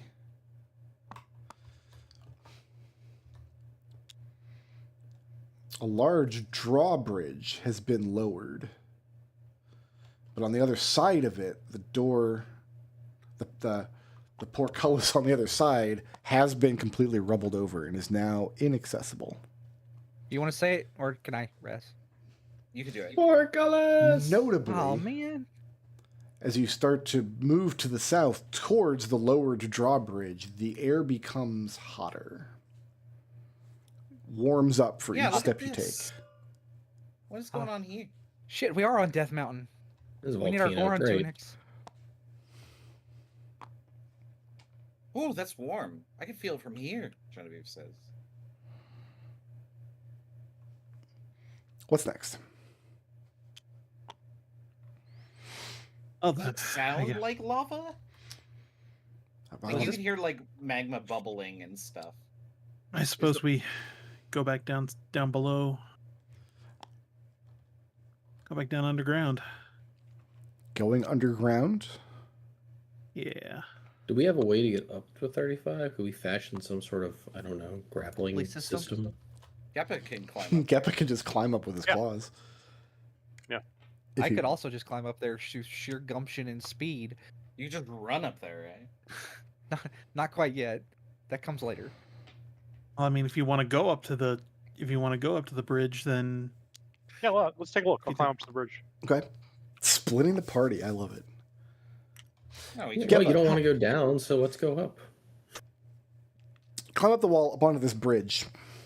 So the bridge is about halfway from the ground up to where Boswick flew up to the lip of the cliff earlier. And at one point, the bridge would have connected these two doors. I'm making sure you don't have anything worth seeing to the south before I continue. Lock it in. Right. Yeah, so both doors, look, they just go into the side of the cliff, into a worked, tiled area. And since this is where you're standing, there it is.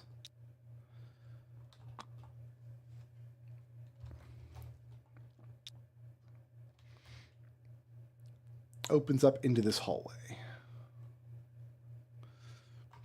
You have a very small door on the left-hand side. And how high up am I versus them? Probably 100 feet or so. You climbed up, maybe not that much. Hold on. So 10, 20, 5, 10, 15, 20, 25, 30, 35, 40, 45, 50. So I jump down from there. The metallic antenna, they kind of wrap around my body, extend out. I catch a magnetic field line, and I glide down 50 feet. This is going to bother me forever, but the map is not consistent about how high up you would travel to get up there. It depends on which way you go, I guess. Oh no, you are in an extra maze. It's all relative. I'm going to say about 100 feet or so. Yeah, I can. So I glide 50 feet horizontally along magnetic field lines back down to the ground. Okay. Dude, that was awesome. All right. Well, I suppose But how do there's we nothing for it then, and he strikes a light to light his bullseye lantern again. Okay.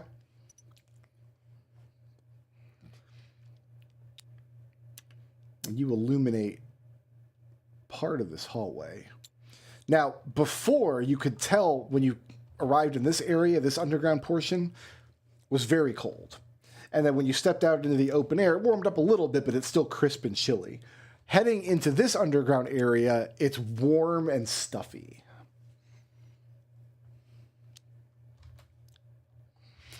And you immediately can see why, because there are just open lava pits in the ground. Of course there are. There's always open lava pits. Are there? I've never run into one before. I don't know. I think this is fine. You don't read enough adventuring novels. I hope you No, haven't I run don't. into one. I got some you can borrow.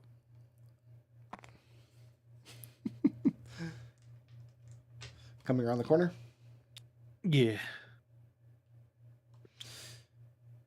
Strewn ahead of you is a lot of like loose stones and rocks. Not so many that it would cause difficult terrain. You don't have to squeeze through anything like you were climbing over rubble earlier. But a lot of like baseball or basketball sized rocks strewn about this U-bend. Is there like a famous volcano or anything over here? Stop there. Like, Yep, stopping there. Where did Leo stop? I'd have been up front more, so let me be more in danger. Always be in more danger.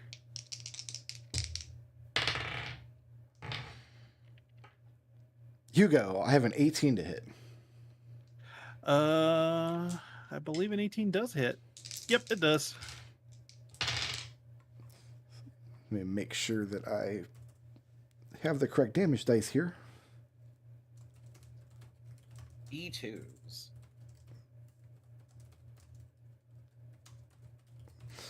Hugo, what kind of hat do you wear? Probably just a helmet, honestly. There's a loud gong sound as a rock comes flying out from somewhere in the wall high up behind you. So up here somewhere. Just crashes into the back of your head. 5 points of bludgeoning damage. Just echoing through the hole.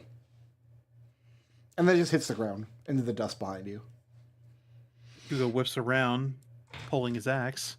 did somebody throw that?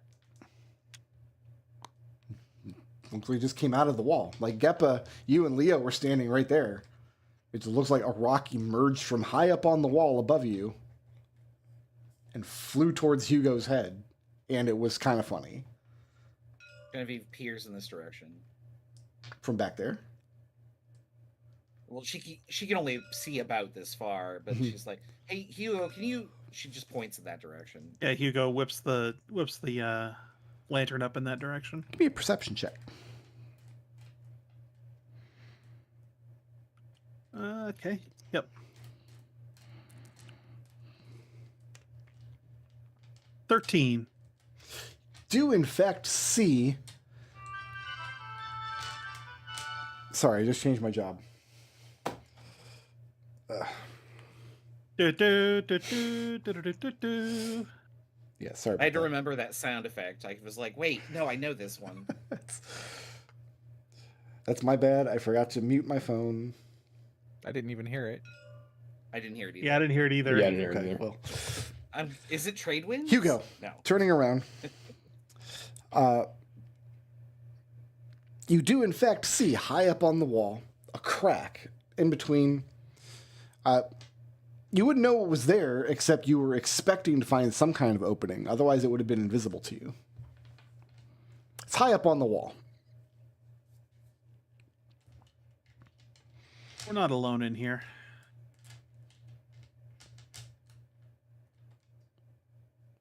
And Hugo just kind of slowly swings the light back around.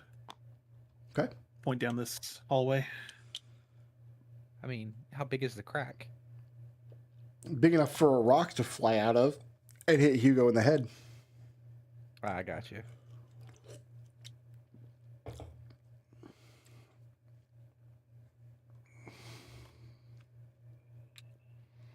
Leo. I'm watching the crack. Understood. So you're walking backwards? Yes. I have a 14 to hit you. No. A rock comes flying out of the crack towards you, and you duck underneath it, and it hits the wall behind you, and you take no damage. I catch the rock. Can I? Wait, well, actually, can you? You can't catch a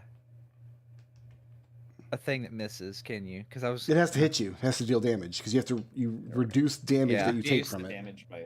Yeah. Right. So if it misses you, you're not able to catch it and throw it back. I was gonna. Yeah, because I was gonna try and catch it and throw it back.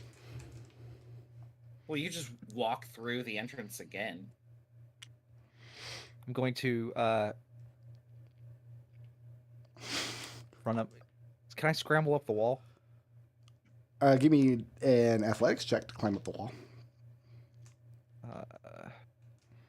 Unless you have a climb speed. Sure. I don't. Someone next to you does though. You're just not cool enough yet, Leo. I rolled a 1. I just trip over Geppa. Yeah. So no, you're not able to climb the wall with a 1. Hugo, Dang it. casting your bullseye lantern into this room. This is a cool room. I believe it.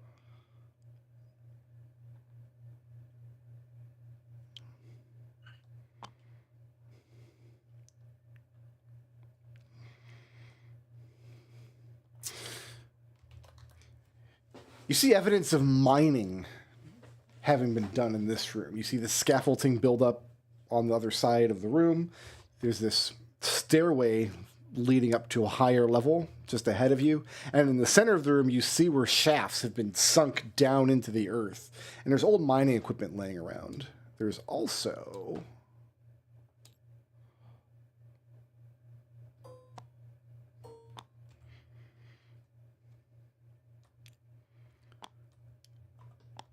Big things. two large, not vaguely, they're two large, are they large? Yeah, two large constructs that look very, very badly damaged. They're humanoid in shape. And they're just kind of slumped onto the ground, made out of metal. There's pieces of their armor plating missing and whatnot. Essentially like Magitech armor. It looks like they don't have heads. Instead of a head, there's like a space where a person might be able to sit and operate them in. Each one has a giant fist with 5 digits on the end of one arm and an enormous drill bit on the other. Oh.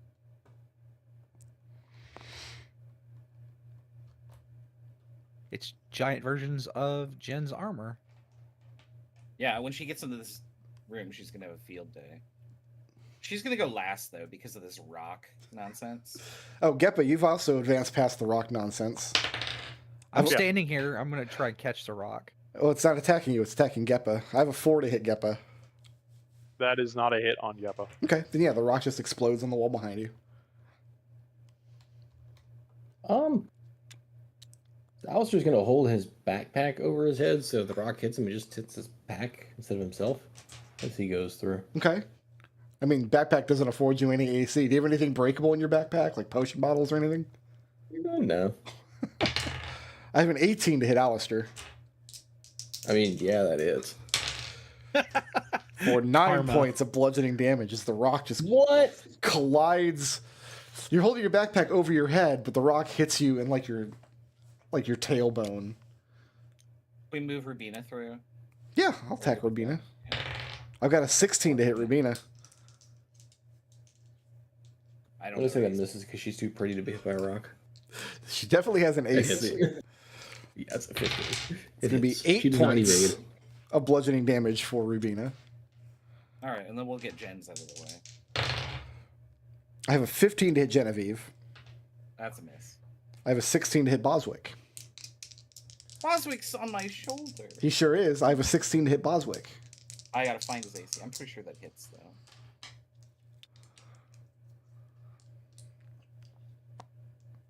Where is my? Jen, why didn't you disable this trap?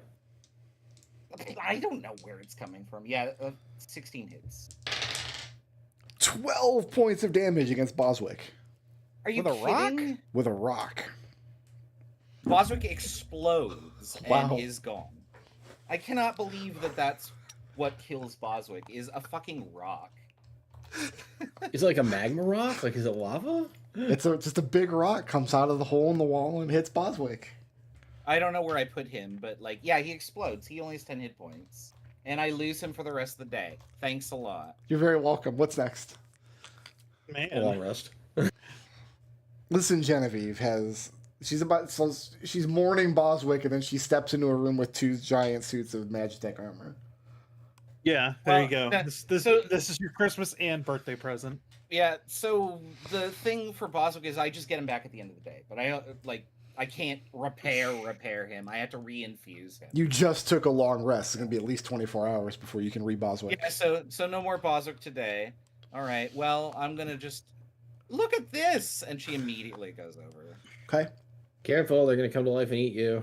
That's probably what's gonna happen, but that's not gonna stop Genevieve. So Genevieve is Hugo just saw this that. And he giant. was just like, I was gonna say, Hugo saw that, and he's just like, oh, I guess we better get it over with. And he just focuses the light on this thing for Genevieve to run over and stare at. Yeah, perfect. Right Genevieve, there. you could climb up into this thing, and then there's a cavity where its head would be. That looks like it's got I mean, controls and stuff. She would do that, but if I do that, this is what happens. Is No, that she Genevieve's intent? absolutely- Oh, of course it is. Okay. She jumps in the damn thing. She's like, look what I can do. I can sit in it. Genevieve, give This is me awesome. an investigation check. I have 24. 24. The layout of this kind of control compartment here. First of all, you see broken hinges on either side where at some point some kind of dome could be affixed here and a person could become encased in this area. That's not in evidence at all. So if you are able to control this thing, you'll just be open to the elements up on top. Well, that's too bad because I tell that there's all these rocks falling. You can see on the floor of the thing where there's kind of like a treadmill apparatus that you would stand on and use to walk, presumably to make the machine move. And then there are places where you would affix your arms into. You remember those like blood test machines you see at the grocery store sometimes? No. You would No, I mean, this is a suit of power armor, basically. yeah, pretty much. Well, it's bigger than a suit of power armor. You're picking like a Fallout power armor. Yeah. It would be a little bigger than that because that's kind of like The Gundam. Yeah, it's the goddamn anime. it's bigger than the power armor from Fallout, but smaller than a Gundam. We're in Magitech armor territory here. Why do you know what a Gundam Like- is? 15 feet tall. Why do I know? Because I live on planet Earth. And I live adjacent to anime nerds, and I have for 30 years. I know what a Gundam is, you jackass.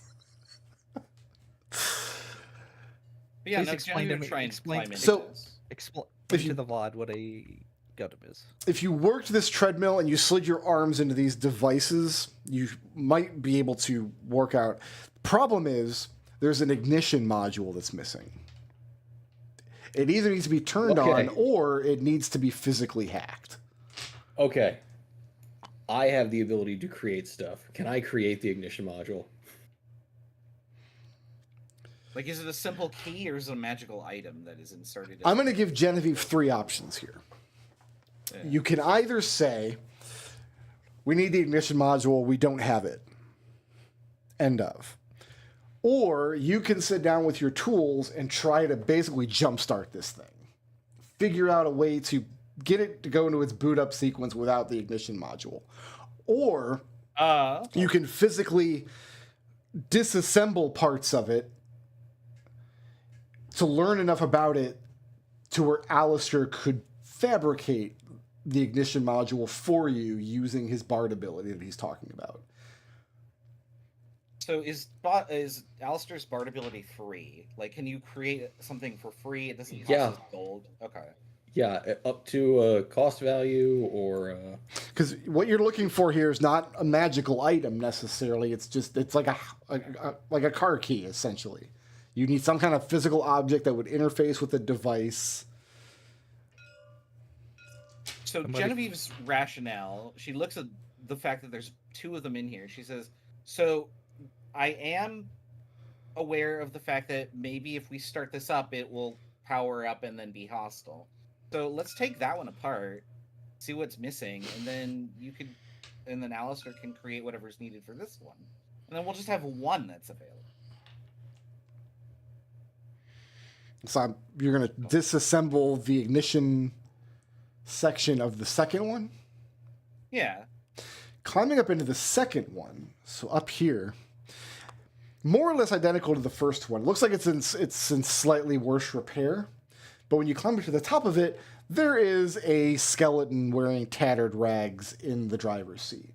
So its skeletal arms are draped through the 2 access panels for the arms. The lower half of its body is just slumped down in this pseudo-standing position, and its horrible skull face tipped forward.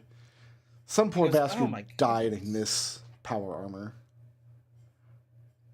Other than that, it looks pretty much identical to the first one you saw. She says, well, we're definitely taking this one apart. Somebody died in it a long time ago from the look of it. Maybe I got hit in the head with a rock and knocked unconscious. Possible. Don't remind me. Anyway, I'll get to work. So she does what she said she was going to do. Give me...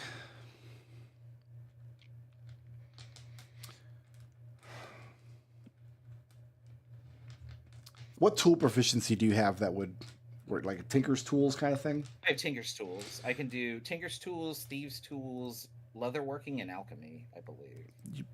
Give me an... And Smith's Tools. Smith's Tools wouldn't avail you here. Neither would Thieves' Tools, really. I mean, if I was trying to, like... It would be a Thieves' Tool check if you wanted to jumpstart the thing. I'm going to have it... Let's go with Intelligence Tinker's Tools, because you need to try to disassemble it to the point that you can relay to Alistair what he needs to fabricate. They are all the same number if it's intelligence. So I have 18. 18? Yeah. Okay.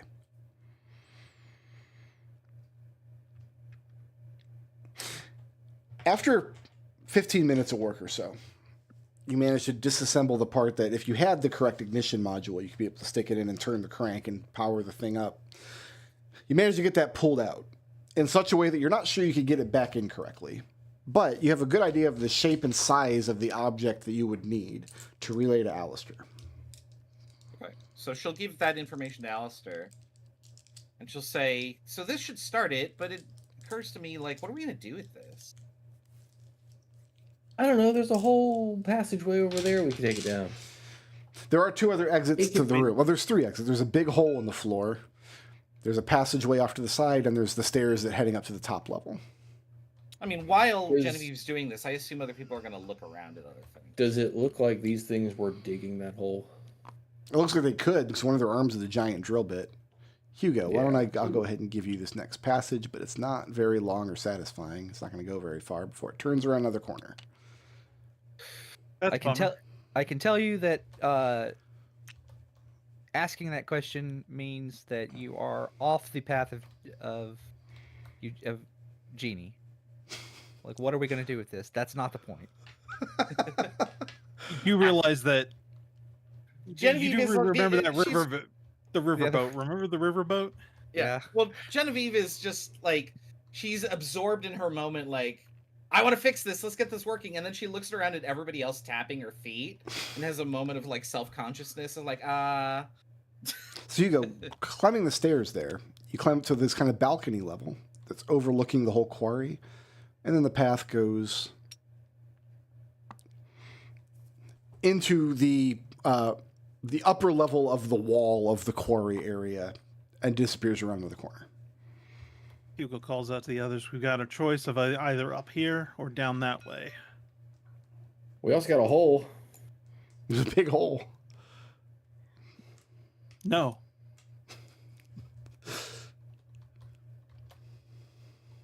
We don't have a hole. how long does Yeah, Alistair's we do it creation? right here. How long does his creation ritual take? It's instant, I think. Oh, But it yeah, only it's takes instant. like an hour. Oh, okay. I thought it might be an hour. And how long As does an it last? action, it takes an action and it lasts for 3 hours. So for the next 3 hours, you have what should be an Ignis module from one of these big robot suits. And I can spend second level spell slots to use it more than once. So Oh, you got plenty of those, I want to say. Come back on that. Yeah, we don't have to put it in right away, but just having I mean, it is helpful. having this excavator machine would probably create a lot of noise and irritate the guards that we're ostensibly trying to avoid. Yes. Or the thing Well, throwing rocks. If something attacks us and I punch it, everyone's going to hear it in quite a big radius anyway. So we're going up the stairs and going through into the balcony entrance. Yeah. Around the corner, it turns off to the south. To it looks like a T junction. To a T-junction, yes.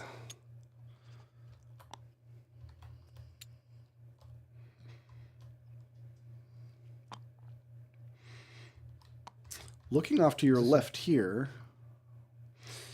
your little, which looks like a smithing room, metalworking tools and stuff. A lot of the tools you recognize.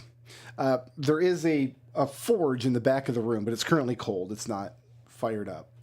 So you got an anvil, various tools, and along one wall, a series of complicated-looking metallic parts, objects which you cannot immediately identify, but one of them looks suspiciously like the thing that Alistair just made.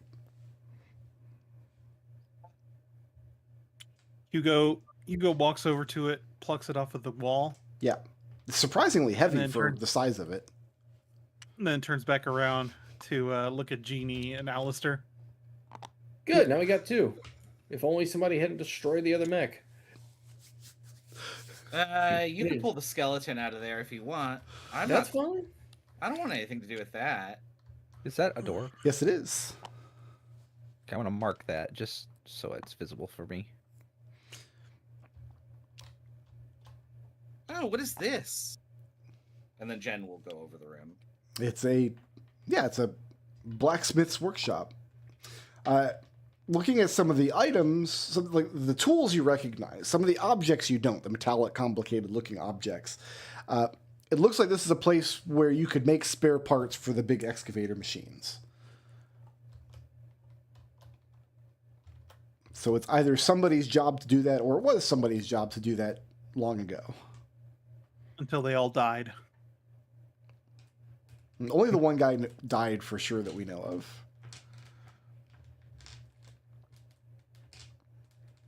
What's next? I think we proceed down to this door.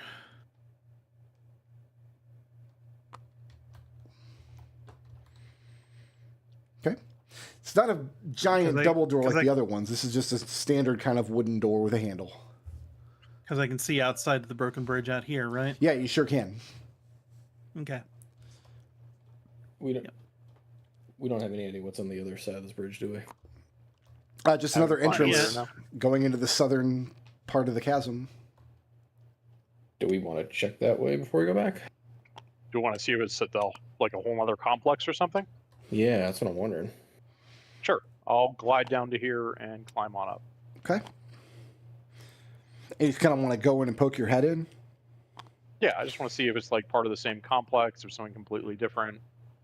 Just get an idea before we continue on in the other direction. It Does is it a require whole a other trip to complex. Is it the same architectural style? Yes. I You will glide down, climb up, and report that back. Yeah, Hugo will keep an eye on Geppa as he scouts ahead from the doorway, and then he'll wait for everybody else to catch up before going to this door. Okay. How big is the gap between the two of those? That looks like what? 10. These are 15, 5-foot 20, squares. 30 feet. So about 30 feet. You gonna run and I jump? would say. I could make that. Monks are BS. We can build a bridge later. It's fine. What's next? Emergency featherfall. Is I will- on standby. I will look over this door for traps, No, there's no traps. and then I will open it.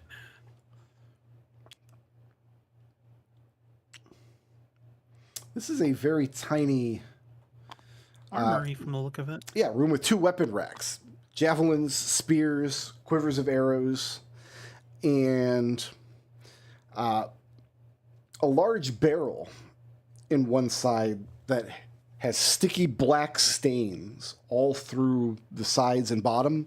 It's empty, but looks like it was filled with pitch or tar or some kind of similar nonsense. Other than that, it's a small armory. Is there a usable bow in here? A usable bow? Yeah. Would there be a usable bow in this room? Yeah, why not? You can get a short bow in this room. That looks like it's take in a short bow, then. fairly good condition. I will take a short bow and 20 arrows. All right, so you're just robbing people at this point. You were just stealing from this place. It's not yours. You don't live here. I mean, we're OSP. adventurers. Oh, that's We Yeah, were really adventure. complaining about me disassembling and breaking one of them. Yeah, I don't like. We're literally What's a adventurers. short I don't know what else we're supposed to be doing. Hero tax. All right, yeah, there's a short bow you can have and some arrows and whatnot. It caught me off guard because you guys are like level 5. You're supposed to have all this stuff by now. Oh, we haven't seen a gold piece in the last 4 adventures. So. Yeah, you would think there'd be treasure somewhere in some of these dungeons, but Yeah, gosh golly, They've been gee all willikers. they've been all picked clean. Just been like tokens for like freaking ticket treasures. Yeah, we've been like getting the ticket counter over at Chuck E. Cheese for gear. Yeah, I gotta pay for Hugo's plate mail somehow. Oh God, it is the Chuck E. Cheese credit. what's next? This is not a door. Sorry, this is just Correct. Yeah. Not a Looks door. like- It's okay. part of Looks the like- weapon rack. okay. I guess back here then. Yeah, I guess we go back around to that. Listen, if it throws another rocket, let me go first in case they throw more rocks. Okay. Nobody throws a rock at you this time. What's your light source? What's your laser thing? I have dark vision. Still got my bullseye lantern. Where'd my me go? There's my I'm- me. Yeah. You get a nice big open area here with 3 other options.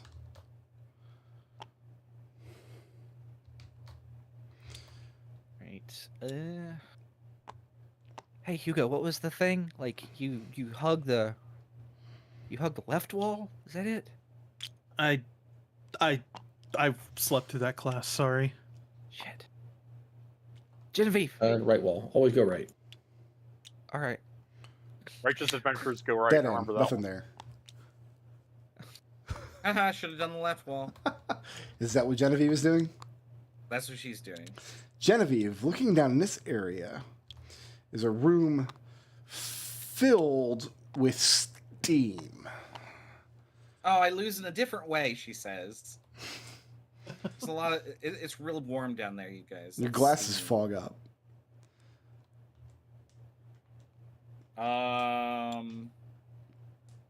She'll inch forward. Okay. It's uncomfortable, Like- but it's you're not getting scalded. It's just like stepping Okay, yeah, into a that's sauna why I wanna almost. inch forward. Yeah. I'm gonna peek ahead, she says. You come to a point You're where up. It's very, very humid, and you realize that beneath you is a well of boiling water. Oh, hot springs. Very hot. You wouldn't want to spring. bathe in those. So that's being boiled by the lava. we're in the school anime, and this is our hot springs episode. We need a beach episode. No, we don't. I mean, need all it. the We don't- adventuring novels I read say that if I walk around in the hot springs in the middle of the adventure, I'll get all my health back. This one will take it all away. Don't do it.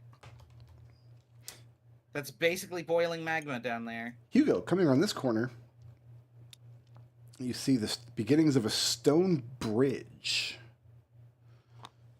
So ahead of you, stone stairs going up to a bridge, going over this chasm. I will ascend to the stairs. Bear with me. Genevieve asks Rubina, what are the odds that there's treasure in that pool? She says 110%. Why don't you go look? Where's Alistair? Rubina asks, do people actually find treasures in dungeons like this? I don't know. Maybe. We never have, but Is that- that's possible. Is that part of it? Yeah, that's why we do this. I guess treasure's in the eye of the beholder. Like, I've already learned a lot. That's treasure to me. I found a torch that doesn't go out. Yeah, that's pretty cool. You can I'm see not in in the it for the dark, though, so treasure. we don't really use it. It's blue. He's in it It's- for the chaos.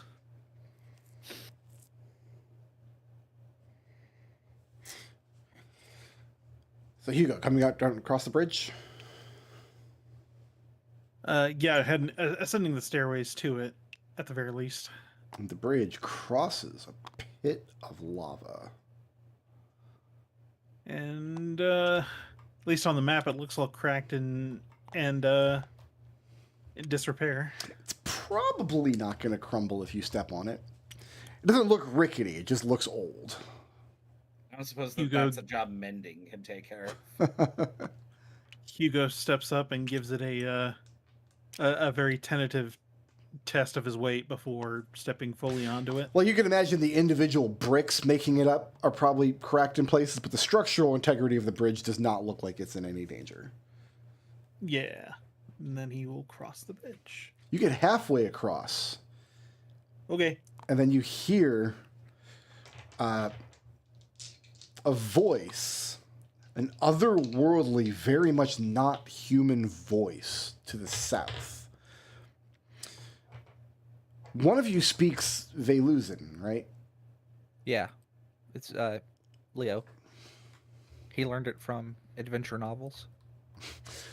So none I've of got you. 3 language thoughts I'm never going to use, so I'll throw that on there. Okay, so if you don't speak Velusian, you don't understand what the obviously menacing voice says, but it sounds very low and growly, and even a little pained. But those of you who understand the Velusian language, it says, "Go back or face your death."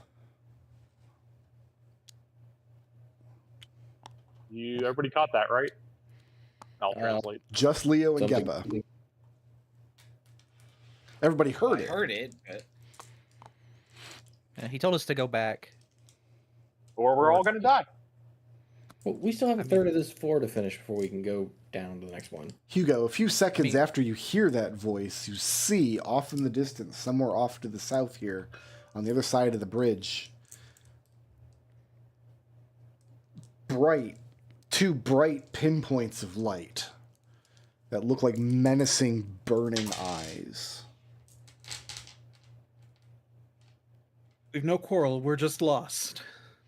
I'll translate.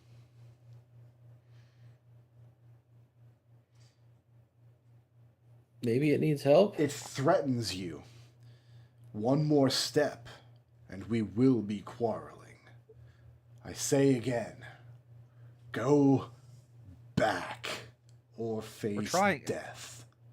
I'll tell him we're trying to go back. We kind of don't know where we're at.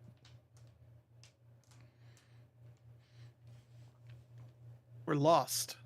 I have a feeling it's a little more liberal than that, but I mean, Your ignorance is immaterial. Go back. Who are you? Do Genevieve you just know the looks at way Alistair back and to? shrugs. Do you know the way to Strixhaven? Well, Hugo's not talking to it because Hugo doesn't speak the language. I'll Right, yeah. anything Hugo asks, I'll Okay. translate for him.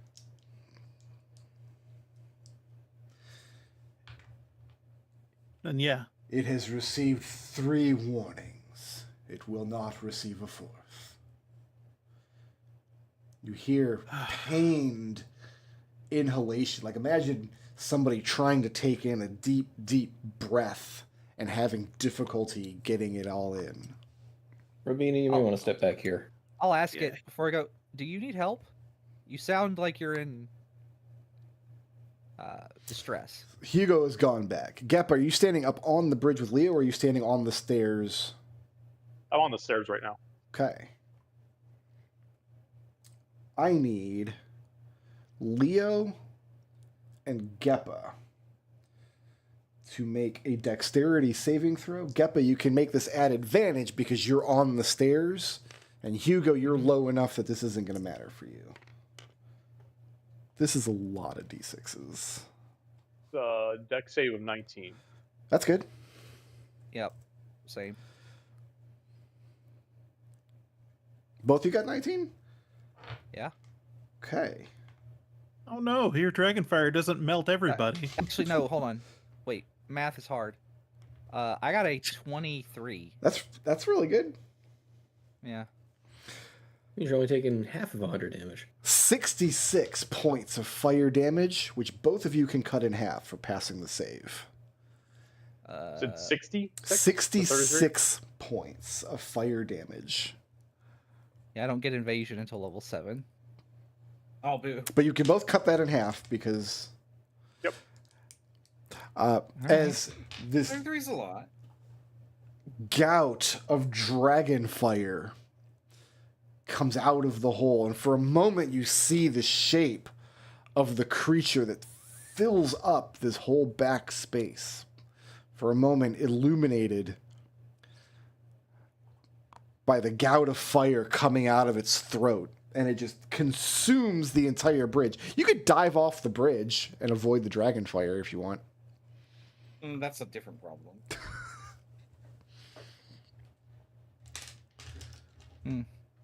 Unless you could just like grab onto the bridge. No, they passed their dex save. That's as good as it's gonna get. And Right. I have a PDF somewhere that's the rules for what happens when you fall in lava. Yeah, Oh, I guess yeah. the idea. Yeah, Dess will give us that. I That's thought you said is- there was no. I thought you said we weren't using third-party rules, Brick Road. I I was feel initially like going to say, Plus, isn't it's it, just system agnostic. Like, you should always use that one. isn't it just a piece of paper that just says you die or you dead? Leo, after you eat the fireball, a little bit singed,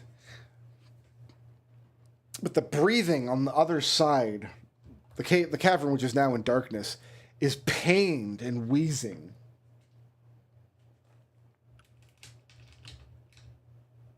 Do you need help?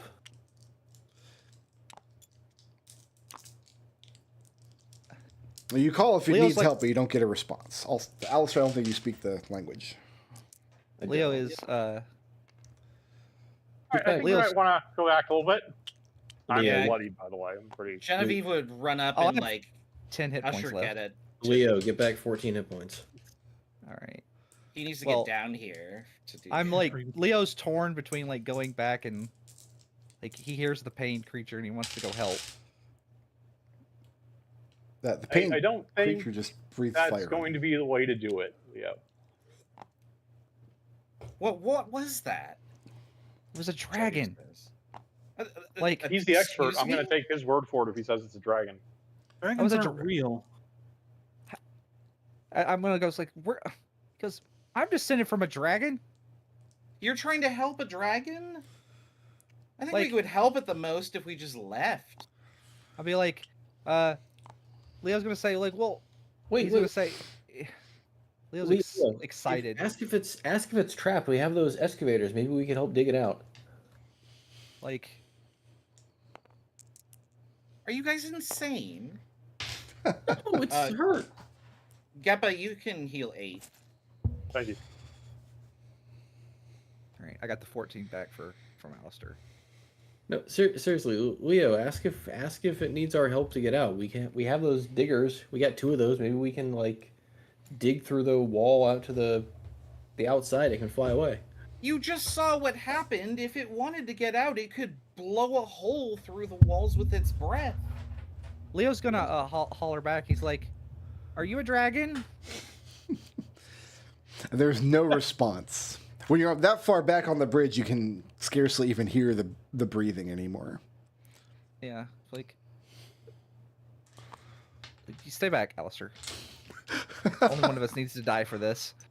So you're right back out onto the Hugo bridge. So in Alistair's position, in that spot, you can be hit by the dragon breath. That's where Geppa was standing. I let him make the save at advantage at the top of the stairs. And then Leo is still on the bridge for some reason. Still on the bridge. He's like, Leo's gonna say, like, gonna tell him that, like, you know, people from his village are supposed to be descended from dragons, and he, like, can't. He wants to know if there's anything he can do to help. Let me ask you this. Did you just hear the die that dropped on the table? Yes. That die No, was I a didn't, actually. D6. The D6 is checking to see whether the dragon's breath weapon recharges. Genevieve's gonna ready an action, and the ready to action is if the dragon breathes fire, she's gonna run forward, grab Leo, and run out. Can't ready an action because we're not on initiative. Fine. Okay, Genevieve's readying an intent. Yeah. Leo, how badly Leo's gonna- damaged are you? Well, I got 14 back from Alistair, but I had 10 hit points. Okay. I have 43 max hit points. You did 33. I mean, it would have killed either of us if we weren't really good at deck saves. Well, it wouldn't kill What- this, but What I'm getting Oh, is sure, it would have knocked us below. It would have put us on dying. That's right. We don't Dying yeah, condition. no.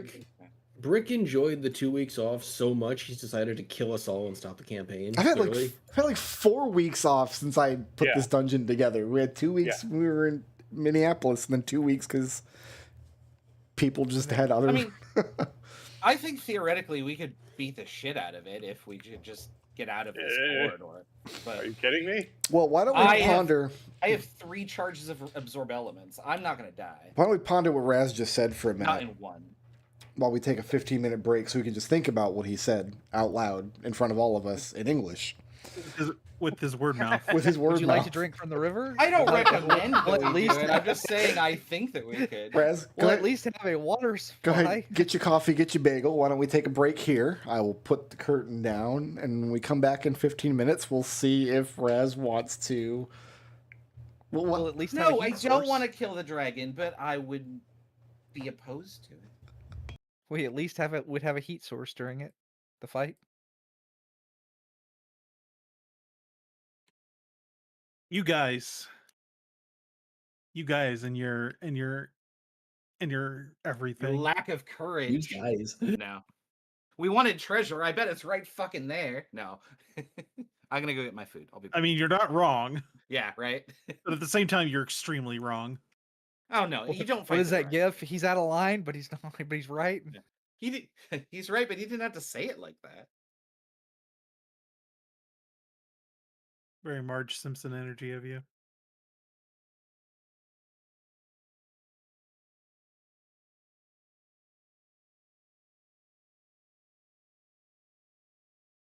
I'm going to use the bathroom. Don't fall in.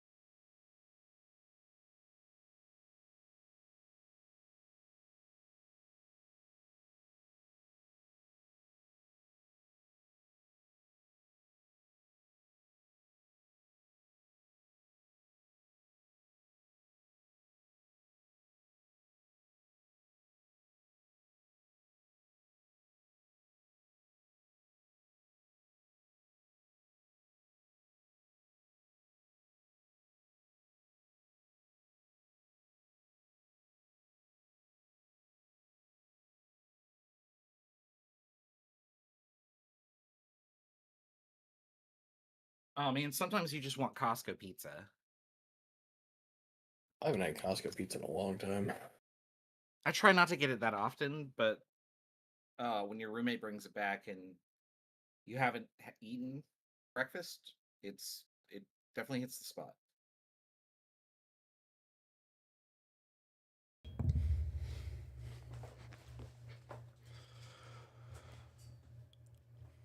I did the math on 66 damage. That's probably like 20 six-sided die that were rolled. That's a lot. Yeah. Oh, somebody popped a soda. I mean, that sounds like delicious can of Pepsi sounds. How come you guys can hear that, but you can't hear my ringtone and you can't hear the thunder happening outside? Your Do it right noise on the mic. gate is good for like certain noises, I guess. I don't know. Most of the 'Cause time, we can hear I don't your hear phone. any. I don't hear any thunder. I didn't hear your phone. I don't ever hear your dice. You can't hear my dice? Nope. No, I hear them on the recording on YouTube, Ah. but I think it's Discord doing that. Ah. But like, I don't know. Like I have metal dice, so I'll roll something next to my mic here. I don't know if you could hear it, but No. yeah. I mean, my metal dice aren't exactly quiet, so.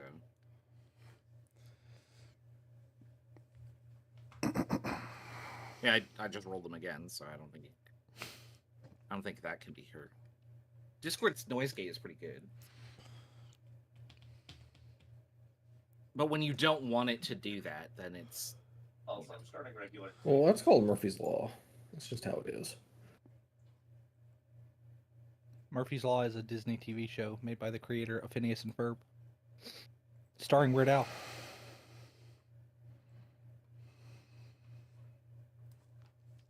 I will take your word on that.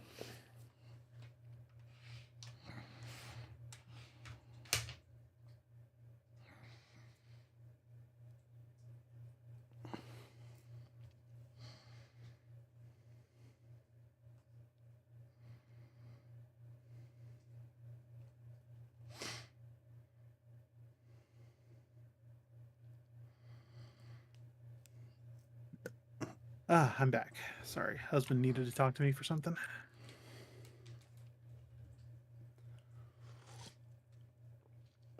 Let's see.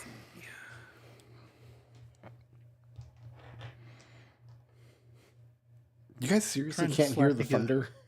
It's so loud. No. I can't No. hear it at all. Damn. It's raining here, but it's not thundering. Raz, I'm trying to slap together a rotor factory. It's cray out there. I'm also doing that. Our game that I'm playing with my buddy, he likes to make giant storages of things. And when I say giant, I mean we have a tower of storage containers that holds 200,000 iron ingots in the center of our Why? base. Why? So that we could like use a truck depot to pull from it whenever we want to for any project that we want. And so I'm like, okay, I'm gonna make a bunch of stuff using 1,000 iron ingots a minute or whatever. And in the time it's taken me to do this base I'm doing this for iron and copper. He's making 2 large towers of the same size for Caterium and steel. And I'm just like, do we need all this? You never know, you might. What are you gonna do with 200,000 Build more materials? towers. No, I can use 1,000 a minute. This would last for almost a day if everything's shut off, which it doesn't. Like, but I Listen, mean, it you makes never him know when the happy. zombie apocalypse is coming. It makes him happy. While don't have- this is going on, I'll divulge my secret plan here. He's been building shit. He does not check the map. He does not look at what I'm doing. So he has not seen that I've gone well off the beaten path and hidden shit all over the world for his birthday scavenger hunt coming up. I have put a sign down that he has to find that just says, "Congrats, I will buy you dinner." But to get to that are a bunch of like little quests that he has to solve, and they're not all done. But he has noticed the hypertube cannon that launches him into the unknown, and then he built a fucking tower in front of it. So now I have to like redo this. He's ruining Knock my his birthday tower gifts to him. I might just Knock- delete parts of it so that you can just sail through that part. Like you could fix that later. It was in my way. We Yeah, don't that's need what you that should do. 10,000 Caterium that one container holds. No, I had to go up and put a sign on it that says, "Warning, I have not tested this since you put a fucking tower in the way." Like, it might just go splat. I should How probably many- test it, but... How many dicks have you built in your world? I don't actually do that. Like, I Everybody genuinely does play with that. the faith. Everybody does that. I think the only thing I have drawn in the game, and you could do this with, like, the little signs that you can paint certain colors to make pixel art. I drew the moblin that I use for Zelda 1. Let me tell you a Like true the happy story moblin. about Factorio. We were doing some multiplayer Factorio, and Trouble's like, I gotta go, maybe remember dinner or something. So he just went AFK. We're still playing Factorio, and I go back to the base, and I walk past where Trouble is AFK'd, and he has built a dick out of conveyor belts, and is just riding the conveyor belt around the dick repeatedly. That's how sounds he. like- That's how he decided to AFK. That No. sounds like something Trouble would do. The stuff that I do to my friends that are AFK, what I will do is I will encase them in like a tomb of foundations, so they'll come back and the screen will just be black because I've boxed them in. You just guys are delete why I don't play like, multiplayer anymore. Yeah, it's funny. I delete foundations behind doors that people go through constantly, so you just fall. I mean, none of this is like harmful. Like you just hit spacebar and activate your parachute. Like we do stupid shit like that all the time to each other. I put a button Well, on a I'll paint his Minecraft stuff server. red. Like that's as harmless as I get. Last time I had a Minecraft server, I made a button, and the only thing the button did was drop an anvil on your head. And And because you make Iron Man servers, if you push the button and kill someone, it I, deletes it. I got not a butt face with it, and it is the greatest moment of my life. Well, he is literally a cartoon character, so Because he's like, this button is an obvious trap, but I have to push it. And then he did. He got anviled, and it was fantastic. And it took like 15 minutes to reset the trap. I have really bad news for everybody. It is not September 30th. I don't care about that. It is not, Oh, is that There- Final Fantasy Tactics? September 30th. Yeah. but it will be. Listen, Expedition 33 came out, I didn't buy it. And then Death Stranding 2 came out, and I didn't buy it.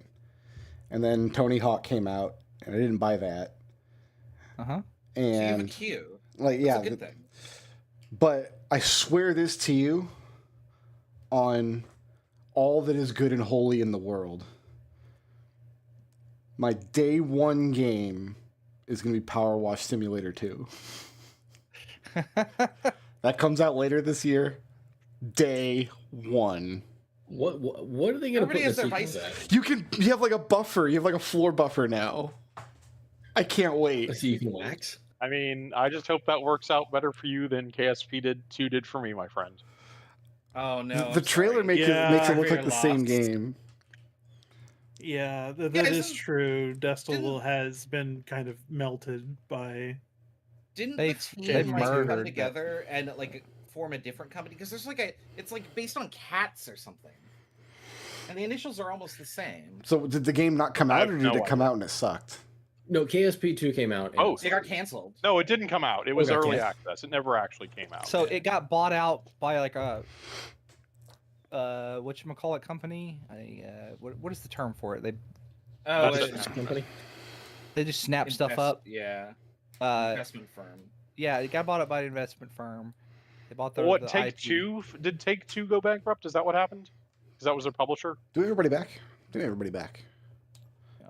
Take my Isn't that blindfold didn't off. that isn't that also what happened to Saints Row? Like they were both under the same publisher, See, Saints Row Yeah, came the out and it Saints Row. sucked. the same backing firm. Yeah. That new Saints Row game is not bad. It's just they just kind of they had to back off from fucking Saints Row 4. Like there's nowhere to you can't escalate that anymore. Yeah, you could. You could. You escalate really that. can't. I mean, you could, but Saints Row 4 ends with you fighting God. No, it doesn't. No, Listen, it sounds like Supernatural. You're fighting an Get out of alien hell. guy. Every Shin Megami Yeah. Tensei game ends like that, and there's plenty of sequels there. Yeah. Right. And you Yeah, I Saints thought you Row- killed the alien guy. but like Saints Row 4 has the sequel right there in the credit sequence. It's traveling through time and fucking up things in other timelines. Yeah. Right, yeah. No, Sounds I good. agree with you, but I feel like I'm gonna have to play Saints Row now. I didn't realize you did crazy shit like that. Just play Saints Row 4. It's the best one. get whole. No. 2 and 4 and 3 is pretty skippable. 1 is incredibly skippable. There's a couple of good jokes in 4 that play off 1. I had a roommate who was super into GTA clone, so I did actually see someone play all of Saints Row 1. I think I'm the only person. We're the only two think- people in the country I who think did. 3 is my favorite. I fell in love with 4 Really? because it let me make Yeah. a woman. But it's the first video game I played where playing a female character didn't turn off the facial hair options, so I gave her a big dolly mustache. And it was awesome. 2 has the best character customization, I does. think, still because the clothing layers. Like, Yeah. it has all of that, but the clothing customization is actually better. Can you wear a hot dog Like, you suit? could go in Oh, that's pretty and good. like 2 you could is like put a, kind of. Sorry. I was gonna say you could put a top hat on your character, and then there's an option to put it at a jaunty angle, like the very 2 is specific where the jaunty angle series you want. is that's- starting to be a parody, but not entire. Like, it hasn't completely gone over to complete just wacky sauce. It's kind of a slightly more subtle parody. It's about on par with like the most absurd parts of GTA. 4 is the best. Exactly. Yeah. Like, it's kind of like a parody That's its played very baseline. straight. Yeah. Trouble. Yeah. And then 3 goes real far, and 4 goes completely off the deep end. Leo has failed to make friends with the creature at the end of this hallway, on the other side Yeah. of the bridge. What's next? Well, I just try I again. really hope that no. Genevieve voices Give him a hug. somewhat aloud under her breath. She says, "I'm just gonna put a stupid thing in the block that doorway so you can't get out, dumb dragon." I mean, it sounds like the places to go are across, or yeah, it sounds like the places to go are on the other side of the gorge. Like, I don't see anywhere else. No, we have this still. Oops. Where? I opened the console. 24. And then also south that way. How do I? Oh, there we go. This map is so large, I have no idea where you're pinging. Back in the 24. So you- Oh, 17. that big door, yeah. There's Okay, the yeah. Actually, that fortif- makes sense. the fortification wall at 2. There's the middle door at 24. There's the cave at 17. There's the broken bridge door at 35. So you got options. There's also Yeah, a hole 35, We 17, got a lot 35, we and can do. 37 are all like going across the gorge. So I think 24 makes sense. There's a hole at 54 too. There is. you can go down there if you want. Can we explore that hole? Like, I was trying to always look down. So, and see how far it goes. I can Like, tell just one you place. that having played about 80 hours of Caves of Cud, it's a bad idea to just jump down holes. It's a pretty bad idea. Peering down the hole, whatever your dark vision is, whatever light source you use, it just goes down into darkness. I had copper coin with a light cantrip on it. It falls out of sight after a few Okay, moments. it's a really deep hole. Very Okay. deep hole, which is probably why they put a big board over it so nobody would fall in. They drilled too deep. That's what happened. It's too greedily and too deep. Yeah, this board will cover it. Don't worry. I could picture the fucking minds of the dwarves of Moria doing that. It's fine. Throwing a board Put a down. board Fine. over it. Put a board over it. It's good. Ignore the ominous rumbling. What's next? Ignore the drums. It's fine. All right, we're going back out this way. The 24. Do we want to do down here or up here? Because if we're gonna go to part 2, we should exit through here. I thought you said we wanted to stay on this map for now. Yeah, I'm just positing that. But yeah, I think that this is fine. Yeah, I think we work our way back Leo. out this way. Yep. Stop there. Yep. Does a 2 hit? No. A rock comes flying out of the crack, but does not hit you. All right, hold on. I'm gonna We just just keep know going that back crap. and forth until a rock hits me. Okay. Like, Last can I rock trigger did the- 12 damage. Are you sure you want to do that? I can catch it. I'm trying to trigger another rock. Is it working? No. Ricker's just sitting there smug as fuck right now. I like that he's sad. I'm not sad. I'm just disappointed. Like, this is the one time a player wants to get hit. They're throwing rocks again. Maybe go out the other way. Oh, it's a 100-foot drop that way. Yeah, I went out that way. We'll use a rope or something. See, if you come out this way, you've got to have some way to climb down the cliff face or cross over to what we're labeling as part 2, I see. Yeah, I just glided down.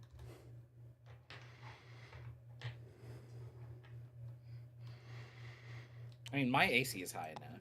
Yeah, let's go. I mean, I have an 8 to hit Genevieve. No, I was about to say no rock appears. The entire Yep. purpose of Yeah, that was that just would've to been make Leo hilarious. sad. Which way is Rubina going? Let's. I guess Alistair and Rabina, since Geppa left us hanging there at the top, we have nowhere to glide now. We're gonna go get hit by rocks and lose half our health. Well, what was the plan? Did you want to climb down with a rope or something? that's what we I could do wanted a to rope. do. But Yeah. We could If do you a guys are rope. carrying rope, you can tie one off at the top, and then you have a rope to climb up and down from there. you could create a rope. we're not gonna use the engine. Did Hugo come through the passage? Yeah. I have a 14 to hit Hugo. No. No rock hits Hugo. Then Alistair and Rubina are coming down a rope. Okay, that all happens.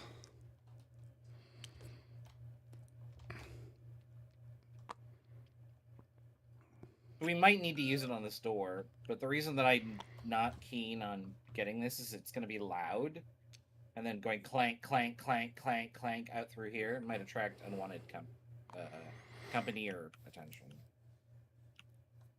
So, backup plan. I mean, we've already.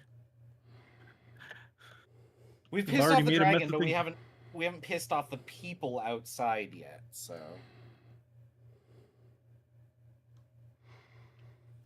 Okay, so we're standing outside the double doors. yeah, who wants to try opening? Hugo put his shoulder into it. And I've lost my. It's up here. It's not. There we go. I get questions sometimes. How come you use that jank ass tabletop simulator instead of like a real virtual tabletop program? I have friends who started using this last week. I think it's great. Yeah, you I think open they're up the using a doors much more complex setup. into a small antechamber area, and on either side, it's flanked by statues that are carved to look as though they're wearing very outdated now, but historically accurate Velusan, like royal guard plate armor. Chris, are you here? Yeah, I'm here. Okay, because you're 6 miles back, and I want to close the door behind us. Yeah, good call. You pull the doors closed behind you. Okay. Yeah. All right. Anything interesting about these statues?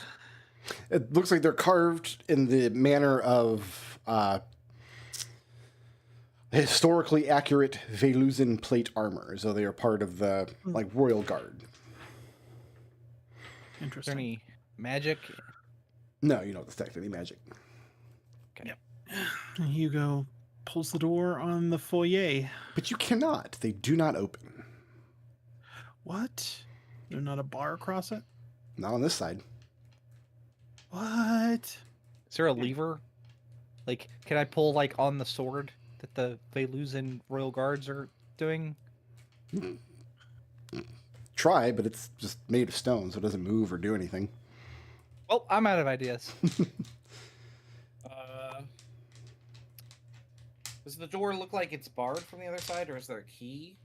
There's no keyhole, and it's impossible to tell what's blocking the door, but you have seen many doors like this that have bars slid across them, so Well, if you pull on it, you should get a good feel. that they don't budge. So this room, you've got the 2 statues, you've got Velusian tapestries hanging from the walls, and then 2 sets of double doors, one of which is not opening.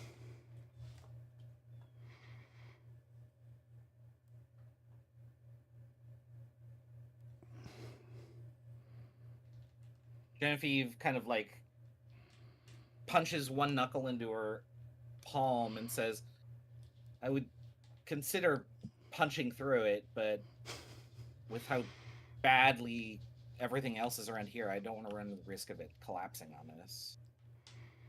Because her fists do force damage. Or Do not the force, statues have thunder something to damage? So Do the What statues if we have have like what? statues? her fists do thunder damage, which like structures and stuff. I need to hear that question. Do the statues have what? Oh, Do the sorry. statues move in some way where they might open the door? No, the statues are completely inert. They don't have moving parts.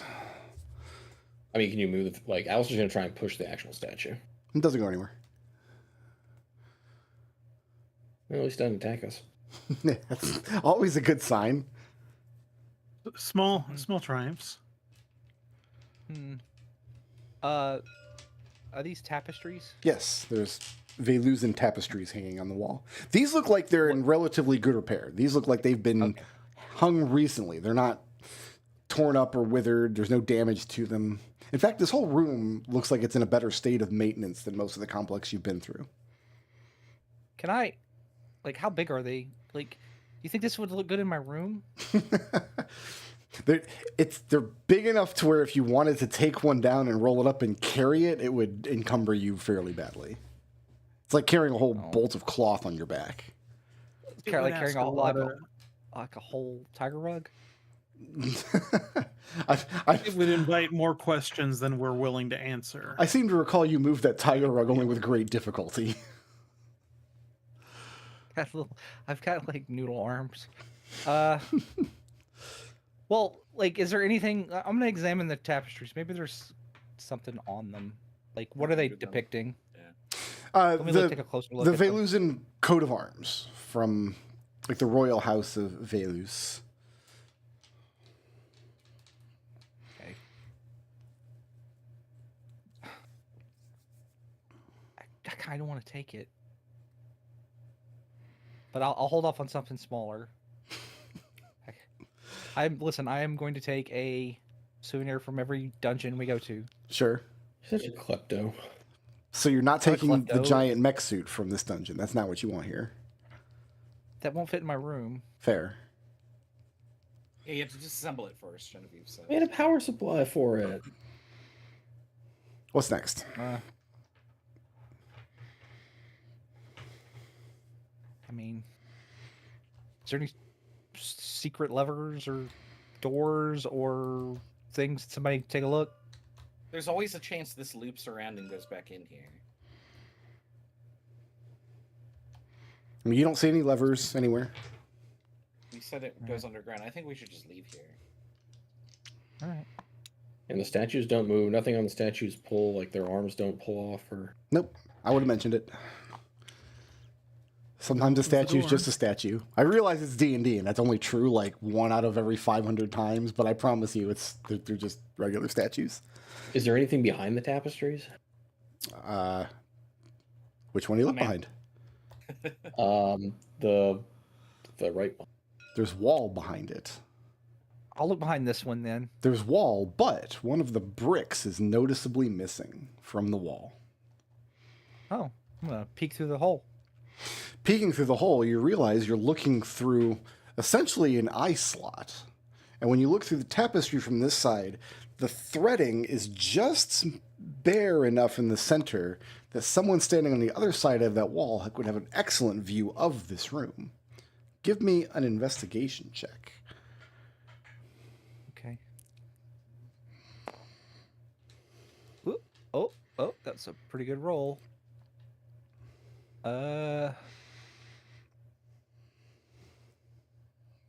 It's a 19. A 19.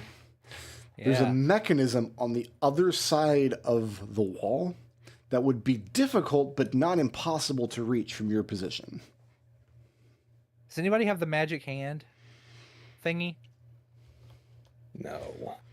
Nobody has arcane hand. Oh no, I do have mage. I have mage hand. Mage hand, yeah. Yeah, I Arcane forgot I hand's have the mage big- hand. but that's what arcane That's what hand's a that's for. different spell. Hey, come Yeah, here. can I mage hand it? Yeah, you can send a mage hand. You climb up under the tapestry, send the mage hand through. Anytime somebody goes behind a tapestry like this, I just picture the scene at the end of Shawshank Redemption, Yeah. going in the hole behind the poster. And fiddling with the mechanism on the other side, this kind of flywheel set into the wall, and give it a good crank, and you hear something give way, and the wall will now open outwards, revealing a secret passage. Yay! I helped. Oh, cool. 26. 26 is the secret passage. And on this, like a little L-shaped passage, and you got the same thing on this side. There's a wall, there's a little spot where you can look through it, and there's a flywheel mechanism on the wall. But Go ahead. peering into the room, it is lit. Yeah.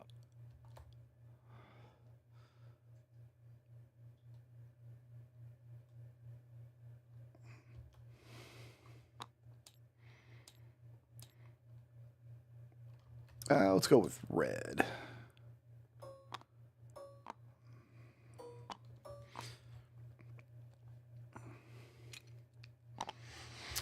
There are men in this room. It looks like a break room or a rec room or something like that. Men bearing the sigils and colors of the of Velusan men at arms, and very clearly guardsmen. Their weapons are not, however, two hand. They're in the room, but they're not physically holding them because they are in here taking their morning meal. And you're just spying on them. Okay. A little creepy. Weirdo. I'm gonna creep back out and say, there's like I saw 4 guards in there on the other side of the peephole. So we probably don't want to go in there. That's probably where all the guards are. Well, how did the guards get in there in the first place? I imagine the they door barred opened on this side. Yeah, I imagine they had somebody let them in. I'm gonna go listen. Okay. Give me a perception check. Don't roll badly. Okay. I Or didn't bard roll dice? badly. No, I rolled okay. Perception is a 16. Sorry, you said a 16? Yes.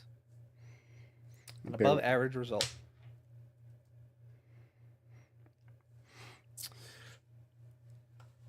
Give me just 1 second. No.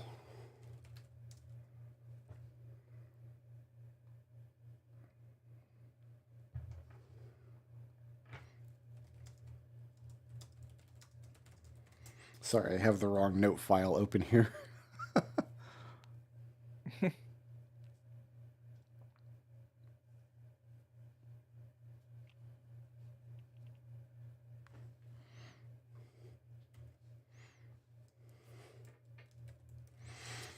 Okay, listening here, off-duty guardsmen are in this room taking their morning meal. And they're just discussing their daily lives. They're young men. They're just kind of shooting the shit the way the young men will. It looks like one pair of them are in here having their morning meal before their shift starts. The other pair of them looks like they had the night shift and they're here having their last meal before they go to bed. You're able to confirm that you are in a ruins within the Velusan capital of Kelmire. Kelmire is the largest city in the kingdom of Velus. It is the seat of the royal family. And it is a famous city because most of it is underground. How do I spell this? Kelmire? Yeah, it's fine. You know, I'm not going to And test so you this on is it. the capital. Yes, For my notes. Yeah. the capital, the seat of power of the kingdom of Velus. So the king would reside here, and the city is notable because it's mostly built underground. It's mostly built inside of a massive cavern. And these ruins are situated in there, and for some reason the guardsmen are here to patrol and protect the ruins. I need Genevieve Yep. to make a perception check at disadvantage.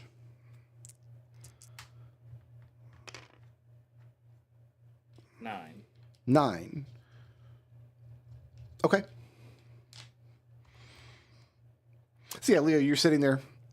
They're obviously speaking the Velusian language, so you can understand what they're saying if you've got it. Mm-hmm. I do. Yeah, just routine guardsmen. Some of them are. There's like maybe one guy who's a rookie. This is his first beat. Maybe there's an old veteran who's been walking it for years. But this is just. They just seem to be. Their job just seems to kind of be holding down the fort and ensuring that the dangers of this dungeon complex don't leak out into the city, or perhaps to make sure that like crazed adventurers don't sneak in and start breaking things. I can't imagine why that would happen. That would never happen. Genevieve, you rolled a 9 on your perception check, so you do not notice that the door opens until it's too late. I figured that's exactly what was going to happen. And 2 guardsmen step in, coming in off their patrol. They're absolutely not expecting to see a group of people standing here in the antechamber. Group of literal children. Each of them Are is you my daddy? Each of them is holding a pike, and yeah, do any of you have a way to not be surprised? Do any of you have any way to, like, what's the feat called where you just ignore surprise? Alert. Yeah. I mean, are we I don't have really that surprised yet. knowing that people are walking around? You're surprised because Genevieve was the only one standing close enough to the door to reasonably notice that it was being opened, and she rolled a 9. So the question I have is, are the guards surprised? That's what I was going to say. Everybody is surprised because the guards are absolutely not expecting to see you guys there. So you just have a moment where you're just Seems like we're staring both blankly at each surprised. other. They both immediately lower their pikes. The question I'm going to ask you is, do you intend to fight these guys? Alistair does not want to fight them yet because maybe they can be useful. Because they're immediately going to lower their pikes. They're going to start barking orders in Velusian, so only Geppa and Leo can understand. Who just talking over each other like, who are you? Where did you people come from? What are you doing here? We're lost children. Help us. What do you mean you're lost children? Well, He doesn't have the right language. yeah. Leo will step forward and say, we were in a, we don't know where we're at, is what I'm just telling the truth. Like, we don't know where we're at. We just kind of woke up, or we just kind of arrived in a circular room that away, and I'll point in the general direction over there. Who is holding a visible weapon? Hugo. I have a wizard staff, sorcerer's staff. Staff is a weapon. And Rubina's wearing a fencing foil. Yeah, I'm I mean, always Alistair's- armed. Alistair's He's got- got a rapier, but he's not holding it. No, but he. I mean, Genevieve's armor looks like a weapon. So maybe? They It's tell a you rocket punch. one of the guardsmen in Velusian. Does everyone step back against the far wall? Weapons and spell focus on the floor. Okay. Rubina immediately steps back,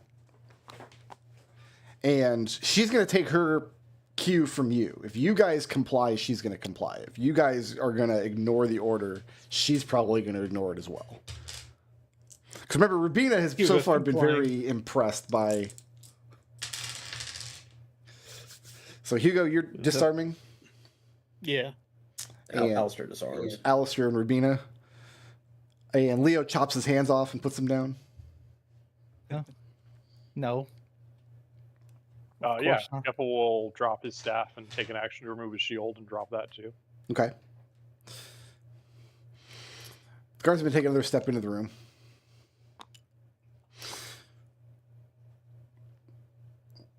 Somebody can make me an insight check if you like. I'll do it. I got a +4 to it. What do you got? Yeah, You can all it's do not it if you want. You can all do it individually.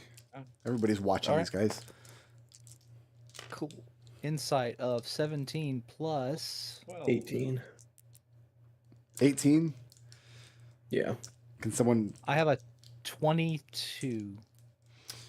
Oh, you know what, Leo? You and Geppa should make that at advantage because you understand the language. Hugo doesn't understand the language. He only wrote an 8. But I don't think 22. you're gonna... 22. That's a 23 for Geppa. Geppa and Leo, watching these guys, they're barking orders and they lose in and you're translating and you guys are they both strike you as being very nervous. These guys are guardsmen, but this is not supposed to be like... This is supposed to be like a pretty cush job. This is not supposed to be a job where they're actually meant to apprehend people trying to break into the dungeon. Huh? And there's 2 of them and like 47 of you. Right. Both of them strike you guys as very nervous. In fact, one of them is giving all the orders and the other is just standing holding his pike trying not to shake. I'm gonna look at Geppa Mm-hmm. and kind of make a motion, basically asking. I'm gonna like poke at my head and ask him for like a mind link. Yeah, I'll open up a mind link. How, are you going to do this in a way where they can't see you doing it? I mean, he's got. It's not a psychic power. spell; it's a class feature. No, but they can physically see Leo like look at Geppa then point to his head. Yeah, I mean, I'm gonna try and not let them. Can Alistair try and calm them down? Well, let's resolve what Can't- Leo's doing first. Like, how are you going to give a signal to Geppa in a way that they can't see it? Or do you not care if they see you? I don't care if they see me. Okay. I'm not that subtle. Alistair, what's your plan to calm them down? You don't know the language, for one thing. Ow. I wonder if a little song would work. I mean, there's literally a calm emotion spell, but I'm not sure if you have it. I don't have any of those. What do you think I am useful? My man. Leo, you go ahead, an idea? Genevieve looks at Geppa, and she's just gonna look at Geppa, and then she's gonna look at the guards with like her eyes, and then she's gonna smirk kind of questioningly. Like, Since I can't cast message. Leo, yeah, the guard has been talking to you, yeah. pointing his pike in your direction, looks you up and down. You suffered burns. How deep have you gone into the dungeon? Well, we met the dragon. Yeah. The It's two hard of to them get quickly breathe exchange fire on them. glances. Come with us peaceably. We can see that your injuries are seen to. This is a conversation best not had at knife point. Are we agreed? I mean, Leo, remember you're lawful good. Tell them we don't want to give up our weapons. We're on their land. We have no call to refuse such an order. They can probably help us get home. I certainly hope so. Sure, Geppa will walk over them. Okay. Hands up to show that he's not carrying any weapons or spell focus. yeah. Although, like, sure, like, we don't really know where we're at, and we don't really understand how we got here. We kind of just want to go home. I'm going to save this dungeon like that. And there's still like 60% of this dungeon that you guys haven't seen yet. It's almost like you're going to be coming back in here. It's wild. So, well, see, if we were playing a different campaign where we were all murderous, evil people. Yeah, like if you were pirates or something. Yeah. Yeah. Evil, murderous people, and Benedict was there too. He was the dad. Oh, they're good folks. They're just misled. It's okay.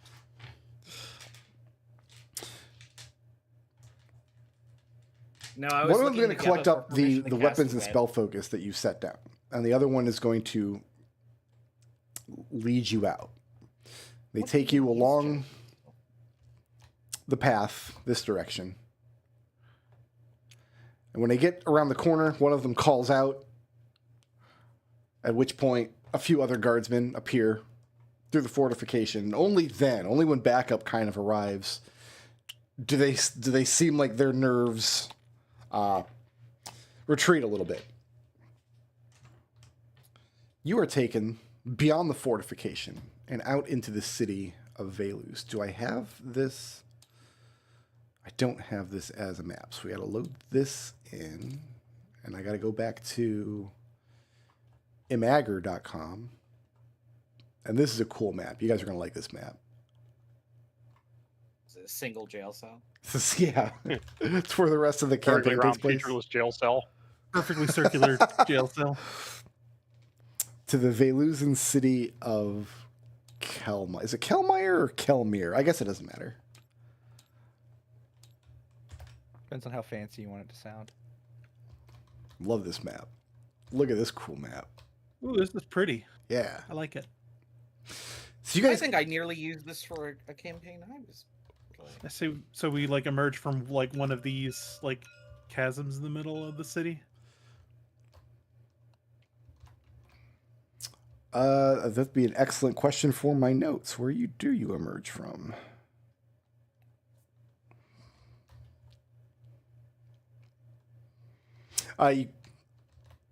There's not a good spot on the map, so I have to draw it off to the north here. Oh no, I've clicked too many things. No, go away.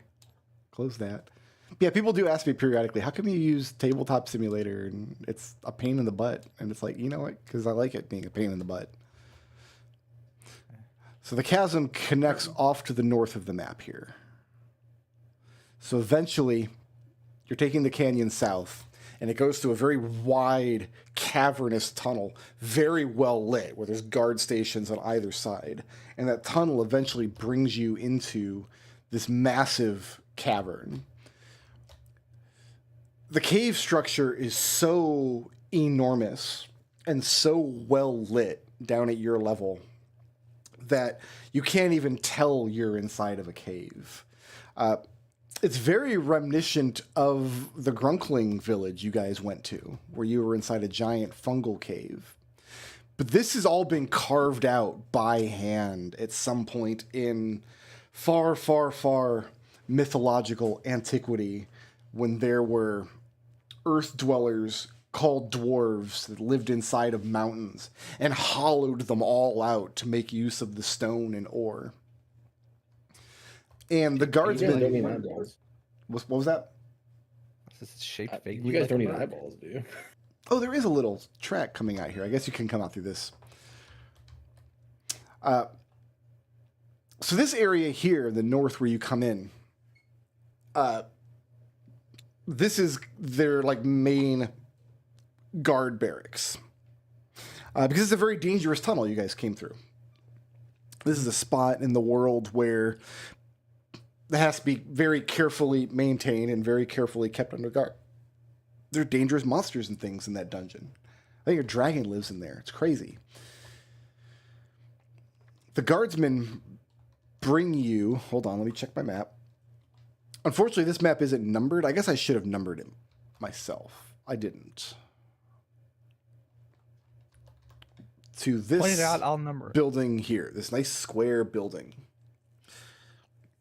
This is a sort of hostel area. There are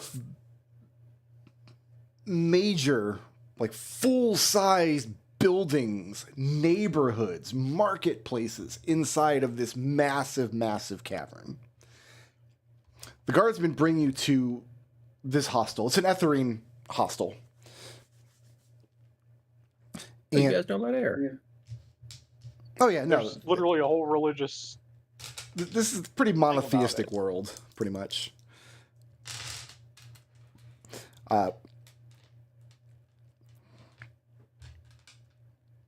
think the only person that's ever like that doesn't worship air that's been here has probably just been Darkwood. Okay. Make sure I save that. Sorry, I have to do some work on my map here. Okay. I am in my other text file now with the other half of the... Takes you to this hostel. The plan now is that you're going to be put under guard at the hostel. Under the supervision and responsibility of an Etherine priest named Pylus. Basically, they're going to say, stay here and behave while we go and find out what's to be done with you.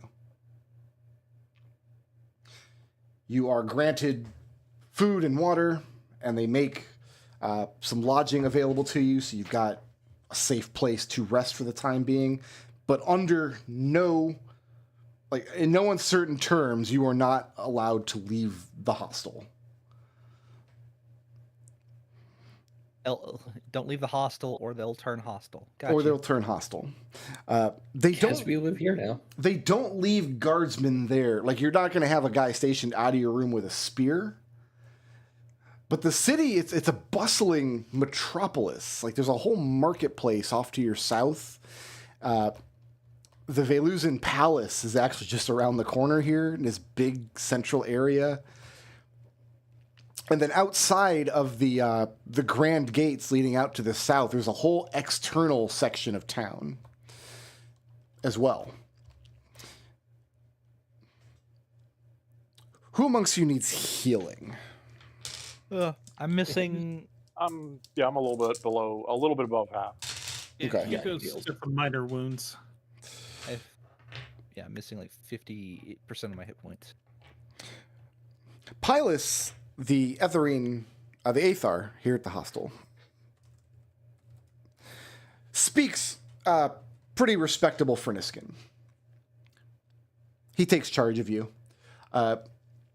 Your weapons, spell focus, that kind of stuff is being kept in a locked closet for the time being.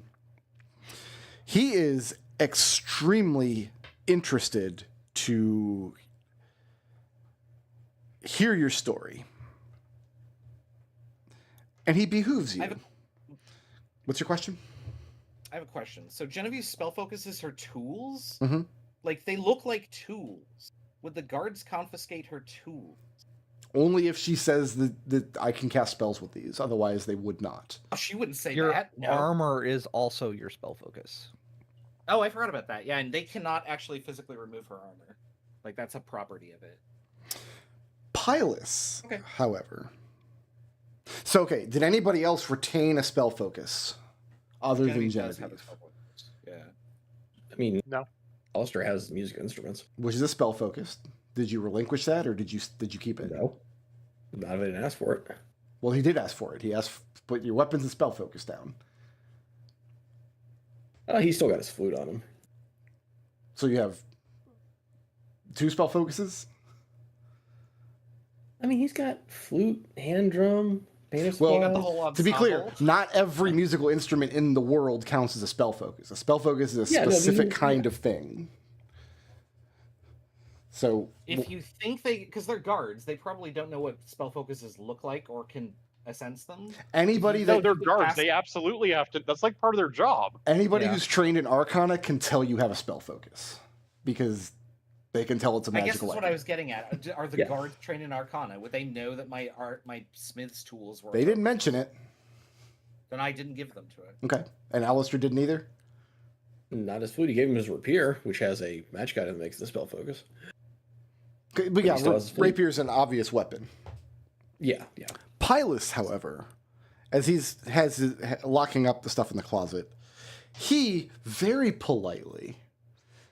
First of all, he's a much older gentleman. He has a very grandfatherly demeanor about him. He's very soft spoken, and he doesn't seem offended or put off or anything.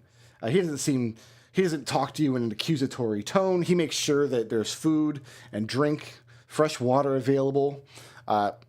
He can have a tub brought in for you if you want to soak. He's going to offer to heal you here in a second. But before he does that, he does make note that he believes Genevieve and Alistair are carrying items that can be used to cast spells. And he asks the two of you if that is true and waits patiently for your response.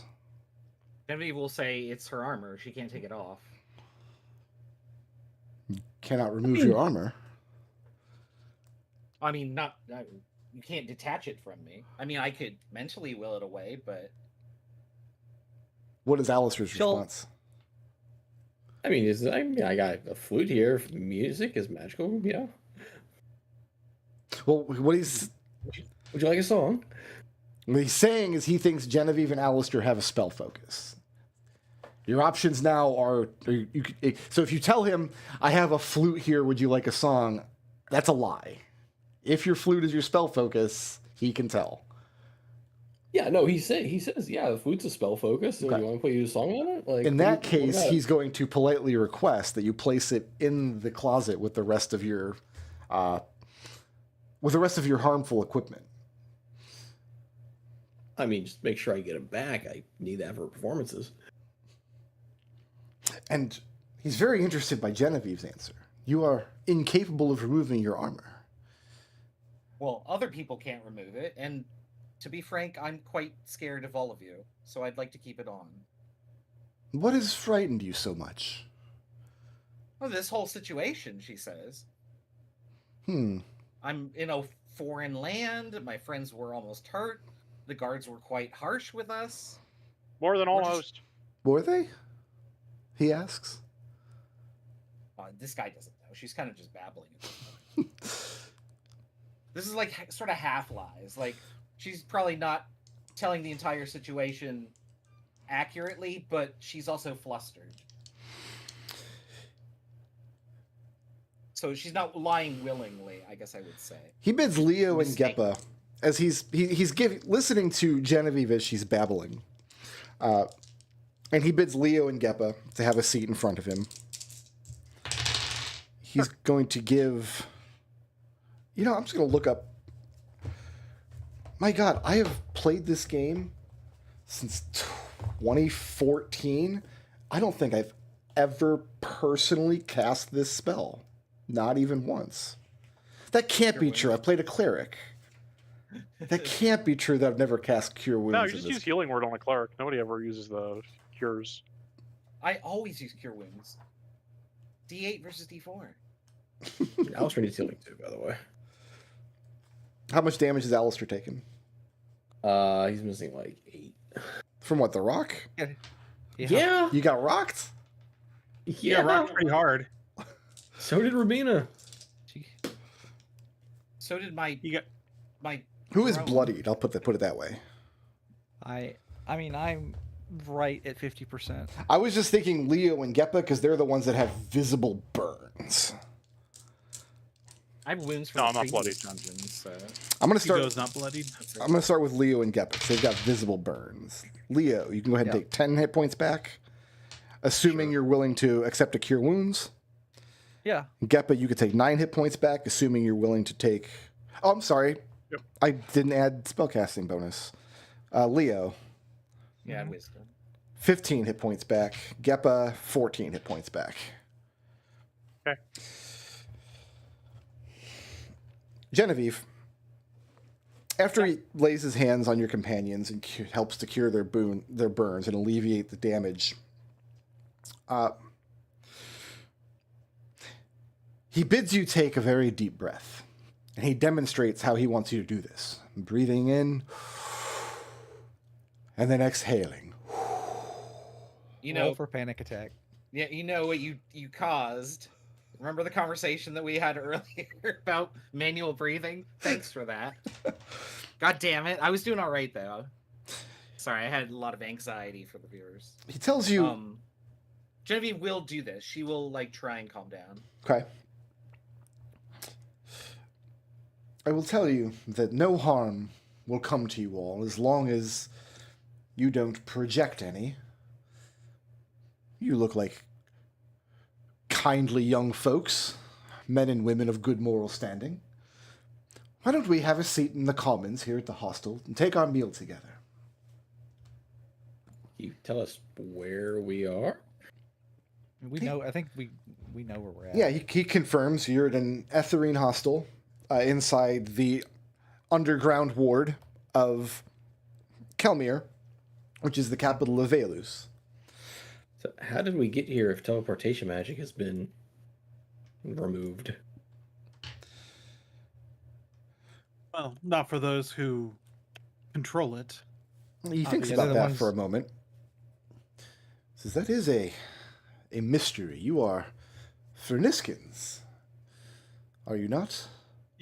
Indeed, we Yeah, are. we're from way over there. If you are not, you all speak the language of Fernisco very, very well. But he does offer to take you out into the commons and sit down and take a meal with you all. Listen to your story and answer any questions that you have. Oh, Genevieve has all the questions. Yeah, like why was a red dragon in there? And what were you digging for? Now, he wasn't digging for anything. This is an Etherine priest. He's not. He's probably never been back in there. Does he have any like he has no visible reaction to Geppa and I? No, We're not human. not at all. He does not seem perturbed at all by your floppy dog ears or whatever it is you have. I don't have dog ears. Tell Allie that. He has. She doesn't care. I have slightly pointed ears and This could all be solved if you would just show the ears. a really awesome roundhouse. Oh, yeah. No, Hugo has no qualms with telling this man his story, but he's not gonna. He is gonna be somewhat guarded because Okay. he doesn't know how much. He doesn't know what this guy is actually fishing for. He makes some quarters available for you all. So he's got 4 of you are in one room, and then Genevieve and Rubina in another room, where you will find fresh, clean clothing. If there's anything that you would like to have laundered, he can see to it. Oh, yes, please. And when you're ready, we'll all come down and we'll have luncheon together. Okay. This is a big city, right? The largest city in the kingdom of Velus, yes. Do you guys have like a playhouse or an opera house? That is a good question. It does. I don't have one on my map, but give me 2 seconds. You can pick any of these buildings. Because Really. my friend and I There's here, so many we're to choose. actors.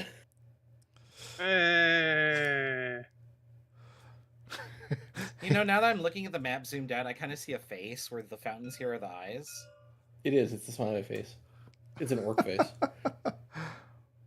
There's a tusk over here.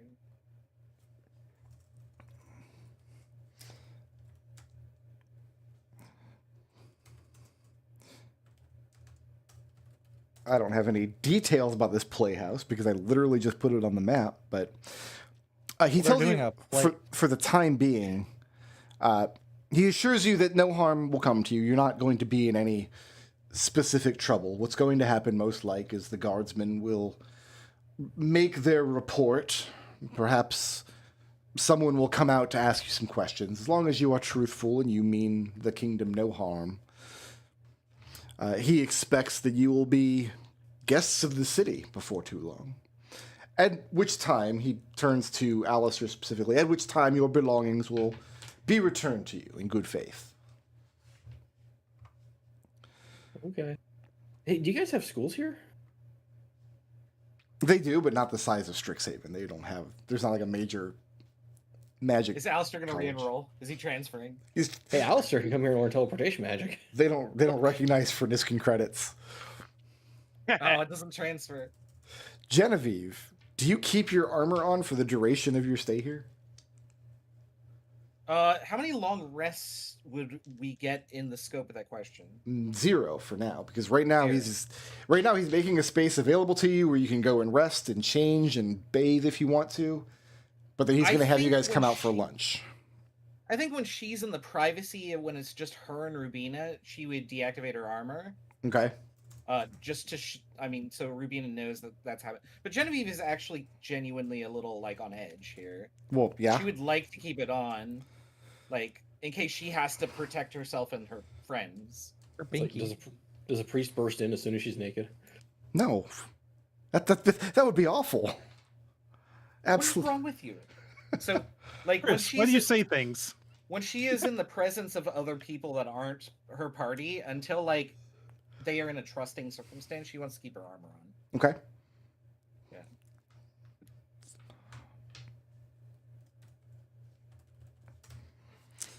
Chris, inside thoughts.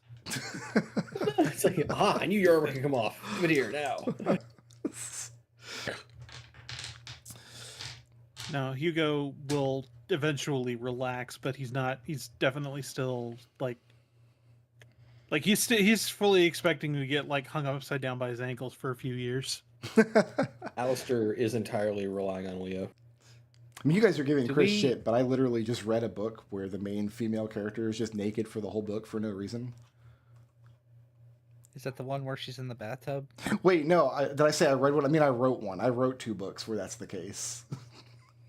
Oh, yeah. Good job. Well done. Congratulations. I haven't Somebody actually read that bust in- bathtub book. I read 2 chapters of it and it got really boring and I gave up. Do we like how much?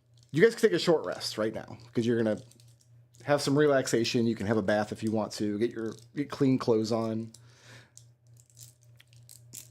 But you don't have an. Can you sing Song of Rest without an instrument? I'll let him perform Song of Rest without his, because that's not a spell he needs a spell focus to cast. It's just a class feature. Just a performance, yeah. We need that extra D6. You have to. Yeah, understand. just so they can hear your Most performance. important thing ever. It's the most important thing ever, yeah. Yes, take your extra D6. Okay. See, it's 1. You know it came from Chris. Hey, I got a The one 5 with on mine. love. I only needed 7 hit points, but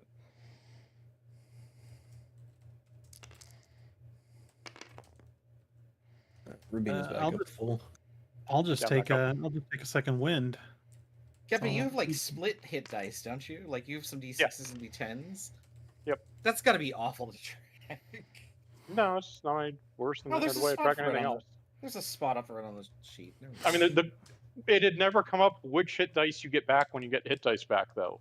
But we've decided that you just get to choose. So You've picked the better realistically, if I ones, don't render half my hit dice, I just have D10s. It's great. Yeah, that's not bad.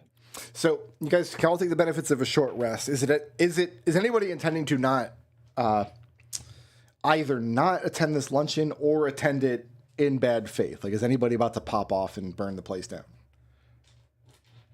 No. No, I'm good. I mean, I don't have my staff, so I can't. My burning options are somewhat limited. Isn't Yeah, Firebolt just Hugo will attend in good faith. I said somewhat limited, not completely limited. okay? I was about to say, doesn't Firebolt like? Isn't that just somatic? I was debating changing to stealth mode, but her armor would actually visibly change, and I don't want that. Who among you? Yeah, I think only Alistair. Alistair is the only member of this party who both is a member of the aristocracy and also keeps tabs on other like members of nobility. Is that correct? that is correct. I don't know if anyone else does. Have we've I think Genevieve is technically a noble. She just doesn't care about that kind of stuff. Is that? No, Genevieve is the daughter of a celebrity and a priestess. Okay. I consider them to be like firmly middle class. Okay. But like her father being like a famous wrestler, like that's a stage character persona. I don't know if like they know who that person is outside of that persona. Okay. So like I don't know the answer to this. I lean towards no. Okay. Alistair. Yeah. Give me a perception check.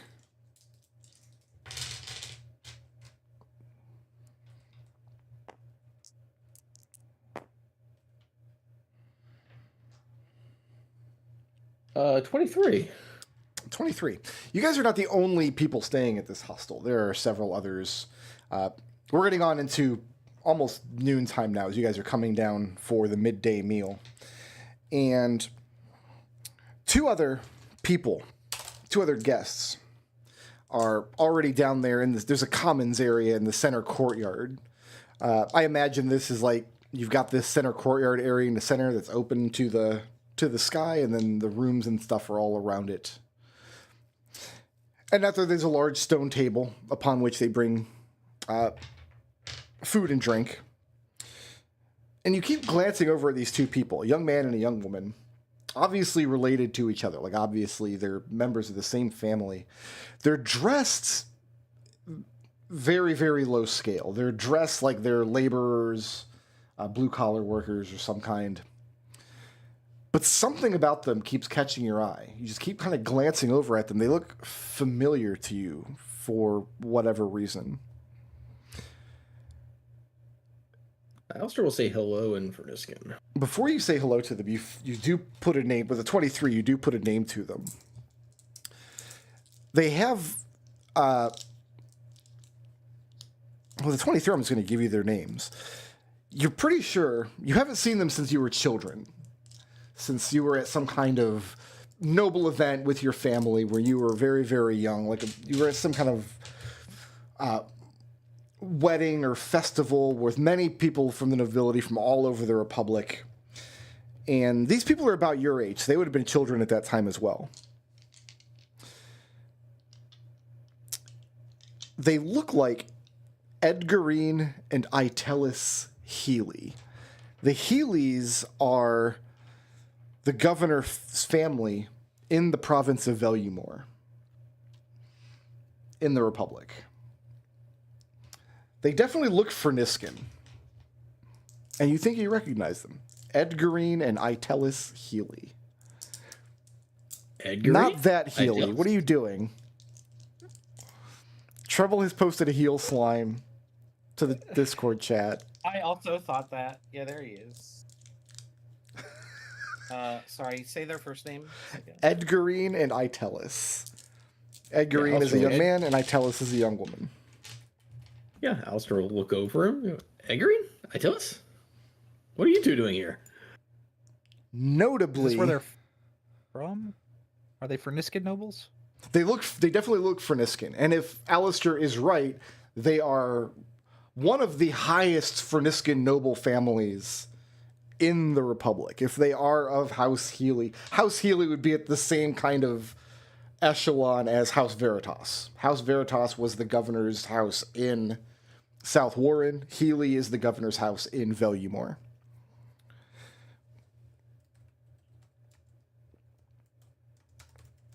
Do they respond? They don't, very pointedly, but for a second you think you see the young man flinch in your direction when you say Edgarine. Yeah, Almost he is as though- specifically looking for any reaction. Almost as though he was about to turn, but then caught himself. Edgar? Oh, sorry. Who are you two? You look really familiar. When they realize you're talking to them, they stand up. One of them, they'll stand up, and their demeanor, 23 on perception, huh? Give me an insight check at advantage. I'll let anybody do this for me. You can all make this individually if you like. Advantage for everyone. No, just give me a regular insight check, but Alistair can make it at advantage because he's met these. He thinks he's met these people before. 19. That's only a 17. Only a 7. 17 is good. 12. Dirty 20. Dirty 20. 19. 16. So some of you, we'll say the 15s and higher, they immediately start taking the outward demeanor of a Ferniscan commoner in the presence of nobility, but in a very, very practiced way. They're offering like deference to Alistair because they can tell he's a nobleman of Fernisco. But they inform you that they speak excellent Ferniscan. But they inform you that it's a case of mistaken identity, sir. We are merely merchants traveling on our way to the land of free knights. But thank you for your attention. You have my apologies. I'm sure you get mistaken frequently. It's doppelgangers and all that. Merchants? What do you sell? They exchange glances, and they give you a very detailed answer to the question. Overly detailed, like it's practiced. Like they have their story straight, and they give it all to you. They were part of a merchant's caravan that came to Velus from the land of free knights. And they had a contract to travel here with the caravan. But then once they got here, the whole contract fell through. For whatever reason, the Teamster boss who was driving the caravan here vanished in the middle of the night. The other workers dispersed, went off on their own way. They pulled together what little bit of silver they had in order to buy their way onto another caravan going home, which explains why they're staying here at this Etherine hostel and not in a nice hotel. Alistair will get up from his seat and walk over and sit down next to them. What's everybody else doing? Oh my! Just That's such a witnessing tragic this? story. He was watching, but he's not saying anything. He's just sipping at water and trying to get a read on these people. Around this time, a couple of the house servants have come out with trays of food. Very notably, they set a decanter of wine on the table. A kindly old Etherine woman sets the decanter of wine in front of Genevieve, places a calm hand on her shoulder, says, "For your nerves, dear." Oh, thank you. And she goes right back to writing in her book, very nervously. I'm There's going lots to of what is going on? She's writing over and over. I'm going to slide the wine away from Genevieve because a drunk Genevieve does nobody any good. Genevieve takes it back and glares angrily. No, that's okay. But maybe a glass would help her nerves. Yeah, that's why she gave it to you. Trying to calm you down some. She takes a little, but not too much. Okay. Is anybody else interjecting themselves into the conversation that Alistair is having with these two people? No. Oh. Okay. So, Alistair, what would you like to accomplish with these two people? You're almost certain they are who you think they are, but they seem to have a fake identity story that they're sticking to pretty closely. So, Alistair's thinking Yeah. is that either they are being held hostage, Mm-hmm. or they are over here playing spy, trying to get information on teleportation magic. Thinking that? Those are the two thoughts about why they are here. Okay. Unless, is he aware of any internal strife inside the family that would cause the children to want to run away? Not that you're aware of. And Alistair's, like, the question I was asking earlier is Alistair's the kind of person who would be aware of that. Like, you're people who try to keep yourself abreast, people who knows people, the major families and houses at least. Yeah, so Alistair is under the impression that they are either being held hostage because they were caught, or they haven't been caught yet, and they just happen to be here by coincidence in the place where foreigners are apparently taken. So what do you tell them that? Well, they're not being kept under guard. They're not. They're allowed to leave if they want to. They're just taking their meal for now. They have to get back to work after this. They have more business to attend to out in the city. So if that's what they give, Alistair is going to try to get himself in a position as persuasively as he can to go and help them do their business and lend them a hand. And it's going to be difficult if Alistair's not allowed to leave. Or are you going to sneak out? You know what? I'm sorry, I forgot we were playing Flumph. Of course, Alistair's going to try and sneak out with him if he can, if they'll allow him.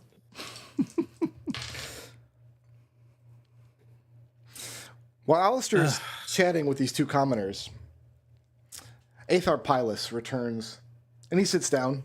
Who's eating? I am. Hugo is. Would be rude not to, after all. Oh, Food is nothing spectacular, but it is filling. It'll fill your belly. He does Lost Destal. Destal disconnected. Yeah. Yeah, Destal fell down. Are the two commoners eating? It looks like they're almost done with their meal. They were already in Okay. here when you guys came down from after your short rest. Pylus asks questions about where you guys are from and who you are and what you're doing, and I mean like general life questions. He knows that you're Ferniskin. He'd be interested to hear if you like your studies at school. He's not asking probing questions. He's not asking personal questions. He's not asking incriminating questions. So what do you guys tell him? Alistair and Rubina are actors. We're going to theater school. Well, Alistair's talking to a completely different NPC on the other side of the room. Okay. I mean, how? Like he's asking, explain. I mean, I'll answer his questions. Okay. Well, what do you explain? I guess is like, do you tell him the story about how you got here, or do you just tell him general stories about? Do you, like, let's start here. Do you tell him you're from Strixhaven? Yeah. I don't see why Oh. that's. Leo, Are we wearing their colors anyway? Like, Yeah, we're wearing uniforms. Well, he gave you guys fresh clothes to put on and said if you wanted your clothes laundered, he would take care of that for you. Genevieve, I think, did not change because she didn't take her armor off. yeah. Yep. Yeah, that's But I imagine like we would be wearing those colors when we came in. It'd be a weird thing to lie about now. Yeah. Okay. I mean, Leo kind of wants to tell him the whole thing. He tells you that Like, he was but a boy when he heard about the founding of Strixhaven, and such stories came out of the Republic in those days. I always told myself I would make the journey and see it for myself. Where has the time gone? you should. It's a very nice place. Oh, I'm too old for a journey like that now. But I could see it vicariously through the eyes of young people who have been there. Well, if we could figure out how to get home, then maybe there's a fast track for you there too. At that point, he would ask how it is you came to be here. Genevieve shrugs and looks through her notes and says, "All I've written are question marks." And she holds up the book, and there are indeed like just pages and pages of question marks, ending with a page that is literally just a question mark. It seems like a waste of pages. Yeah. It Paper's does. She has expensive. She has lots of books. This is what she does. Like paper's expensive, but her family's rich, so she doesn't. She's like, she says she's firmly middle class, but she's like firmly middle class in that way that people that are like who are not actually middle class, who are actually like affluent, say, oh, I'm just upper middle class. Her family can afford a Switch too. Yeah. What could this book cost to write in? $10? Do you tell him the story Yeah, about that's how you right. came to be here? Oh yeah. I'll tell him. I'll explain. I'll be like, yeah, no, we were at the local cafe having a discussion when a bunch of I'll just tell him the truth. Okay, which is Just what? blurt it out. I forget the name of the country. Terrace. Shoot. What is the name of this country? Velus. Waylus. Illusion. Yeah, when a Waylus soldier pretending to be a clergy came in. Athar. Yeah, Yeah. an Athar, and condemned all demi-humans as, the moral failings of Subhuman society. trash. Yeah, and then when that was all taken care of, we followed them back to nearby location. There was an explosion, and we woke up here. He gives you a very grave and thoughtful expression as you say that. He says, "These are outdated Aetherine teachings from before I was born, and I might be the oldest man in the city. No, Well, they weren't actually. I think they were just trying to stir up trouble Indeed. because he and hired a bunch of mercenaries. it is your purview then at the School of Strixhaven to investigate or fix trouble." Oh no, we're just nosy. Absolutely, all the time. Also Extremely cause it. nosy. Also, We're cause- extremely nosy students. We do what we can. We cause good trouble and fix bad trouble. You got it in one, buddy. The fires of youth.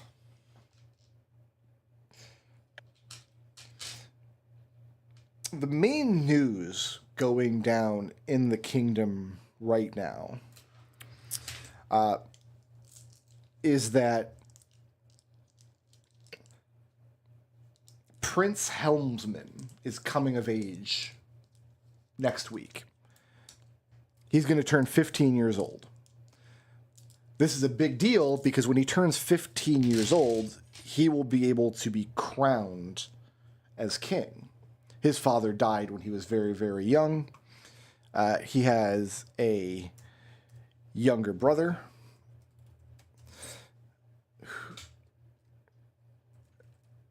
whose name is Horatio. Helmsman and Horatio, that's the best I came up with? Really? That's not... Well, fine. Horatio Hornblower. Your notes, man. I can't. Prince Horatio is 8 years old. When Prince Horatio was an infant, his mother died in childbirth, and then his father, the king, died of grief shortly thereafter. And a crown regent has been seeing to matters of state until Prince Helmsman comes of age, which is going to happen here in about a week. So right now is an exciting time to be in the city because there's going to be this big coronation ceremony. It's going to be a big hullabaloo. So people from all around are coming and filling up inns and hotels and whatnot in the city. In fact, if you had come through the caves even but one day later, there may not have even been room at this humble abode.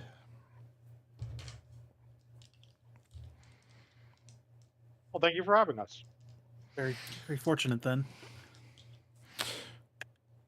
Alistair, you are going to try to sneak out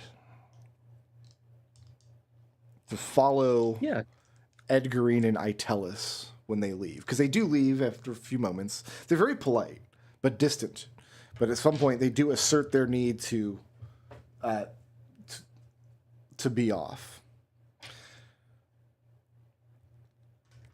I think we just resolve this with a simple stealth check to see if you can get out without anybody. Because you're not being physically held under guard. You're not wearing an ankle bracelet or anything. You know where Alistair's going? Alistair's going nowhere. Nowhere. Not with a 9. Alistair. So it's Reedy. So, Alistair, you peek over at Pylus, lost in conversation with your other companions. You decide to sneak upstairs, throw open a back window to your room. You can look out the window and see the hedge below, and it's only a 10-foot drop or so. You decide you're just going to climb out, drop down, come around the hedge where it adjoins to the road alongside the hostel. And as soon as you do that, you run directly into one of the guardsmen who brought you here earlier. Oh, good. Just who I was looking for.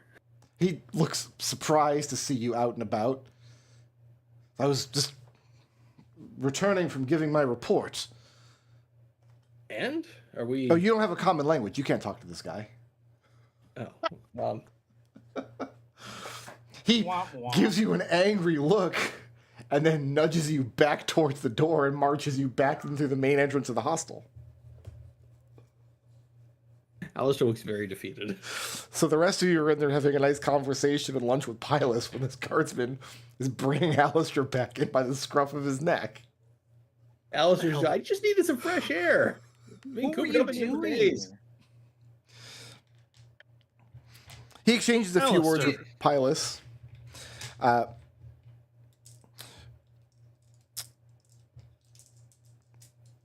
It's been decided, despite Alistair's troublemaking, it's been decided that the lot of you pose no threat or violence to the city of Kelmire. So you'll be allowed free reign in the city to go where you will. Your items are going to be relinquished back to you. You're told for the time being, until arrangements can be made for you all to return from whence you came, that you not return to the ruins. The ruins are off limits to citizens. That's why they have patrolmen up there. They're extremely dangerous. Nobody knows that Genevieve has the broken lever in her back pocket. That's probably a Velusian artifact of considerable value. Well, should have kept it under good condition. Session Then I wouldn't have 55, we're facing down the final boss. A voice comes down from the heavens. I throw the hammer. Genevieve, use Throw the the mallet. pull the lever. Wrong lever. Or it's going to be Strahd, and the only thing that's going to kill him is that lever through his chest. It's the key to killing Aslan Rex right there. Permanently. So yeah, other than giving Alistair the Teleport stink eye, up and down, you are no longer manhandled by guards, and you're no longer being kept under lock and key. Pilus is happy to let you have the 2 rooms for the duration of your stay. He doesn't see any reason to Very turn kind you of out. you. Very kind, Aethar. Genevieve heaves a sigh of relief, and her armor suddenly goes poof, and she's just wearing normal clothes again. She's like, "Oh, that's good." That's probably fine then. Well, she's relieved. Did we Yeah. get our spell focus back? Was that part of it? Yes, they're gonna return those to you. Those were only locked up. They had no idea whether you guys were dangerous or not. I mean, we are. We're only level 5. The level 5 is We're very probably dangerous. you're probably Level 5 is Level Fireball 5 is Town. fairly dangerous, but Level 5 is Fireball Town. that's fair. I think This in town's the, made of stone. I'm sure they're fine. in the previous campaign, Brooker was like, yeah, the higher echelons of power is about level 5. So we're probably in the top 1% of powerful people in the world. Just like Joey's Rotata. Where's Todd when you need him? We ain't worried about Todd. everybody loves Todd. So to give you guys kind of the layout of the town, inside of the actual cave, there are excavation areas. You can see they're the ones behind these palisades. These are areas that adjoin to mines or ruins or basically other areas that are off limits to Velusian citizens. These are the doors you're not supposed to open. This red neighborhood here, well, first of all, I guess the palace is obvious. Even though you're inside this giant cavern, it's so well lit. Down at street level, you have basically streetlights with cantrips inside of them, giving off brilliant glows. But then far, far above you, the top of the cavern is speckled with 1,000,000 points of light that makes it almost look like a starlit night.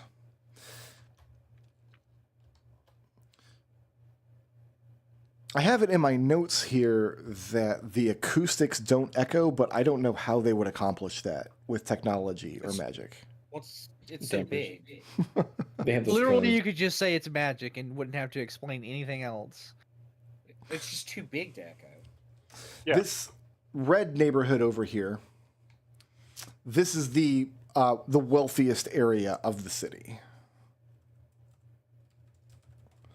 So that's where you would have all the Velusan nobles, their manor houses and things.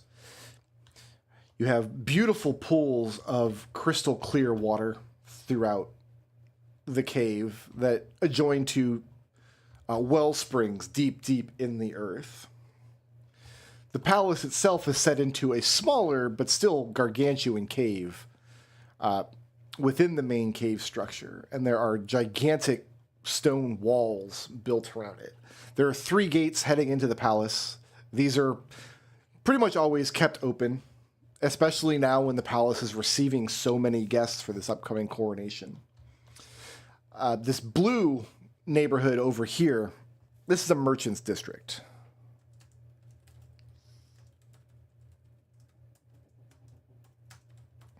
So there are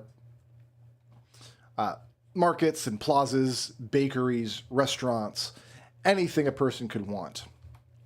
Coming down south, you have these gigantic, magnificent gates in the stone. The doors look like they're permanently kept open. There does not seem to be any mechanism by which these doors could be closed. They've probably stood open for 1,000 years. They are massive doors, 30, 40 feet tall. I don't know how long across this is, because there's no Sense of scale. no sense of scale on the map. But when you come out, there are giant watchtowers on the side, and then you come outside, and the sprawling city outside is more similar to what you might see like a city in the Republic. Now, there was not a playhouse on this map, but I have drawn one because why not, right? Why not start there? I don't have a name for it, but I did put it down at Play this Actors Guild. 2 marker here. How do you like that? Great. It's 2. It's just called 2. Oh, there it is. I couldn't find it for some reason. Down here at 3, this is the site of the Kelmeyer Ranch. The ranch is world famous for breeding the best horses in the world. For speed, for agility, for strength. A Velusan warhorse is the paragon of horse technology in this world when it comes to any. For a second there, I'm thinking, do they also have the best tasting horses? They must, because their horses are just the best all around. If you want the best horses in the world, you have to arrange to get one from one of these at the Kelmeyer Ranch. Horse meat. It's almost like cow. And right across the street is the best horse sashimi in the world. I've never had horse meat, but Apparently, it's pretty good. Yeah. now outside of this, the city is walled, as you can see, and at each of the external gates, of which there was 6, at each of the external gates. No, there's 2 main gates. These are external watchtowers. So there's an eastern gate and a western gate. Okay, that makes sense. That's where the roads are, Brick Road. This is what happens when you don't look at a map for 4 months. The gates remain open day and night, but you had a look at that teleportation door inside of the dungeon, and the gates here are set up in pretty much the same way. There's mechanisms by which, upon request, for example, you've got a wagoner that needs to bring his shipment of lumber or something somewhere far away in Velus, they can, upon request, close down the gate to traffic, set up the portal device, then open the gate and let the wagoner through, by which point he will appear on the other side of the kingdom. And this can be done for the other major cities and areas within the kingdom of Velus. And people brag about this all the time, unless you're one of the poor souls that gets stuck in the line. Like, oh, we can't go through the gate right now. Somebody's using it as a portal. They've had to close it down. We're going to be set back an hour. We're going to all be late.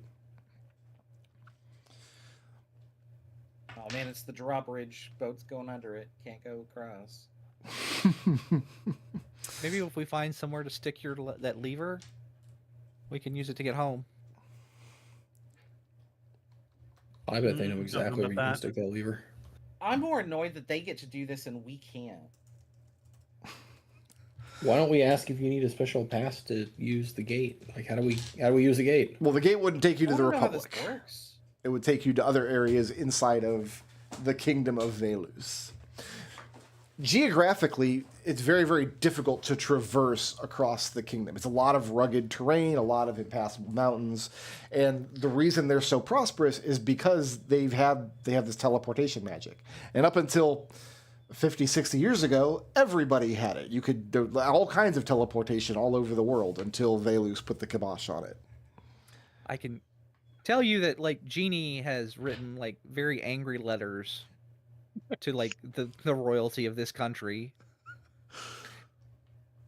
So what you're saying is probably like 1 day's ride outside of any of the major Velusian cities is basically a no man's land fit for adventurers. Yeah, that's probably well, everything within 1 day's ride of this city would probably be farmland. Right, that's what I mean. But Homesteads once and you get stuff. past that, Yeah, very, very. so there's no reason to build. There's no reason to go up more than one march outside the city. You just go to a different city because everything's a day away. So like outside of that radius, this must just be like Adventurer Central. So, Destal, what I'm hearing you say is we drop out of school and just stay here. Well, I think you know where the next Flumph campaign could be. So right now,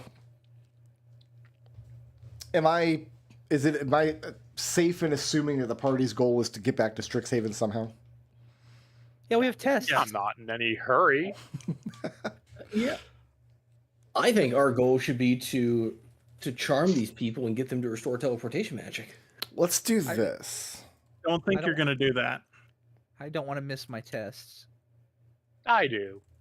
I mean, I don't want you to miss your tests. I want me to miss my tests. I want to be very clear about there's no ill will here. It would make me every time you say that, Leo says it'll make me sad if you get expelled. I'm gonna Yeah, but you expel. don't even I'll go just to take a half- remedial test. Yeah, but you So- don't even go to half the classes anyway. Exactly. They Correct. won't even notice. World lore question for you. Oh, we already took that class. Okay, so is travel to this area common from people in the main Francisco areas, or is this like not a lot of people get out here? Is there cultural exchange? Like, how cut off are these people from the rest of Francisco? Far more cut off now than it would have been a couple of generations ago. To travel here geographically, you'd have to go through the haunted wood on the other side of Velumore, and then through a lot of unsettled terrain. So they don't get a lot of tourists or visitors, I'm guessing. Correct. There would be a small amount of trade back and forth, but you're talking people. You have to brave this big, evil, haunted wood to get to the Republic. The Republic and the Kingdom of Velus are not on great terms and have not been for a couple of decades. Okay, so we could work to restore those ties. You are appointing yourself Ferniscan diplomat? Sure, he's a noble. Let's get a round of afternoon actions. Everybody kind of has... how would everybody like to spend the remainder of this afternoon? Library. Genevieve wants to go to a library. Yeah, that'll calm her down. Actually. Do you want to go find a library out in the city? Do you want to try to make contact with somebody that has like an impressive book collection? Would you like to visit the palace and look at the public library there? How would you like to go about this? I mean, if that's allowed and there's like a public access in the palace, she'd do that. I guess this might be like a taking the research action almost. We're not doing we're not doing downtime actions. But Oh, I thought you were calling for the. no, these are just after. How are you spending your afternoon here? Okay. So the Kellmeyer royal family does have a legendarily massive collection of books and tomes, some amount of which is made available as a public service. And this collection is kept within the palace walls. So that's where Genevieve is headed? Yeah, that'll calm her down. Okay, who else has an afternoon action? Is I've there got an any? afternoon action. What's Go for Geppo it. like to do? All right, so I have the disguise self spell. Yep. I like to disguise myself as Alistar and get in trouble for exploring some of the restricted areas, but specifically get Alistar. What the hell? So you're going to go to one of the 'Cause I'm restricted pretty areas. stealthy, but I could intentionally fail. Are you going to get caught on purpose? Yeah, once I'm done my exploration, I spend like an hour. I've got an hour on the spell, so I'll spend an hour, actually being stealthy, sneaking around one of these restricted sites, and then, when the spell's going to wear off pretty soon, I'll just mess up. Okay, so there are 4 different restrictive sites. 2 of them are mines, these 2 southern ones. Mhm. One of them is Yep. the one that you came through, and the other is some sort Yep. of construction site that you can't get a straight answer on what's being built there. Nobody seems Oh to yeah, know that's it. that you sneak in there. Yep, I'm going to sneak in there. I'm going to cast Disguise Self, look like Alistair, because I don't have to sound like Alistair because he doesn't speak the language. So it's a perfect crime. Alistair is in some ways very public while this is going on, Yeah. where he's seen So- by everybody. Do you want to get caught on purpose, or do you want to wait until you've investigated first? Well, let's see what happens for the first 40 minutes of exploration when I'm actually trying to be stealthy. Well, I'm going to assume that you have no trouble getting in because you've got a climb speed. You can go. They've got these wooden palisades that are guarded, but you could climb the stone wall and go around. There's other ways you can do. So why don't you just give me a stealth check, and I'll make a note of that. You got it. Way better. That's a stealth of. I don't know. Okay, I don't have any d4s. That's only a 29, I'm afraid. 29. Red's All right. disappointed in you. Alistair, where would you like to go? Real Alistair, I mean, not fake Alistair. Well, real Alistair was going to go look for these nobles. You can try to search them out and find out where they went. Yeah. Yeah, go ahead. and But give me- now I kind of want to go sit in a bar and just talk to a bartender all day. Well, you got to pick one. I'm going to assume you don't Go know to- what Geppa's doing, unless Geppa has told Yeah, you. no. He's- Give I was me planning on it. give me an investigation check. You could either go with intelligence or charisma for this, because you can ask around.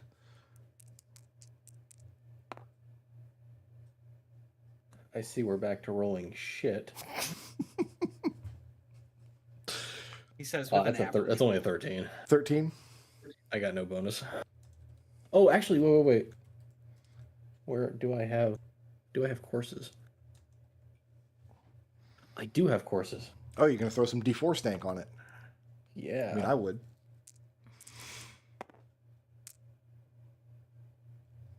It's gonna be a 20. Okay.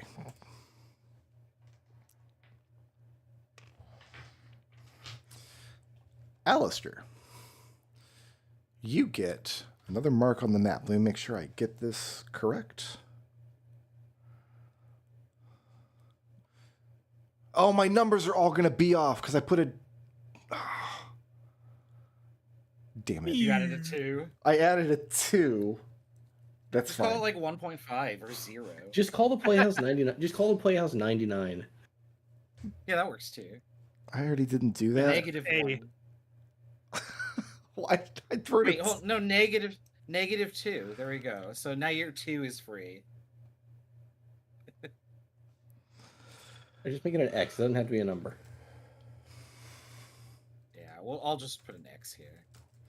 Or I'll just- Alistair, you managed to pick up their trail, and they were seen going to a place called the Red Tail Inn, which is in this block here. Which does strike you as very suspicious, because they have rooms at this hostel. Why would they also need to go to this Red Tail Inn? Surreptitiously, you discover that they are meeting a young woman there. I say young. She's older than them, therefore older than you. She's by maybe a few years. But she's wearing very ostentatious, flowing green skirts and a green veil over her face. And you can't tell what they're speaking about unless you decide to get in closer, but if you do that, you risk getting spotted. While you're thinking about if you want to do that, we'll find out what Hugo's doing this afternoon. Hugo's just probably what he's probably doing is he's probably, I would say he kind of just gets distracted and wanders off toward the west end of the city, just looking for points of interest. So you want to go wandering through Richie Rich neighborhood over here? Yeah, that's just seems to be what he likes to do. Give me a... What would Hugo's reaction be if you witness like somebody's purse getting snatched? He would call it out. Well, how? What would he do? He'd say, "Hey, stop, thief!" Do you just shout? Yeah.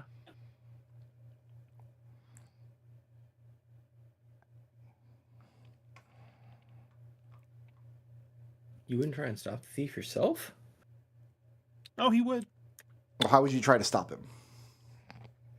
Tackle him, shoulder check him. Yeah, there's the Hugo answer I'm looking for. Give me a Yeah. intimidation check, please. Well, I do this at advantage because of my runic engravings. Ridiculous.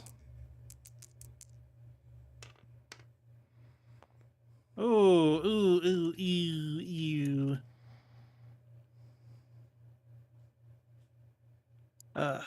That's only a 7 Only a 7. What would Leo Because- like to do this afternoon? because I rolled a turbo butt poopy.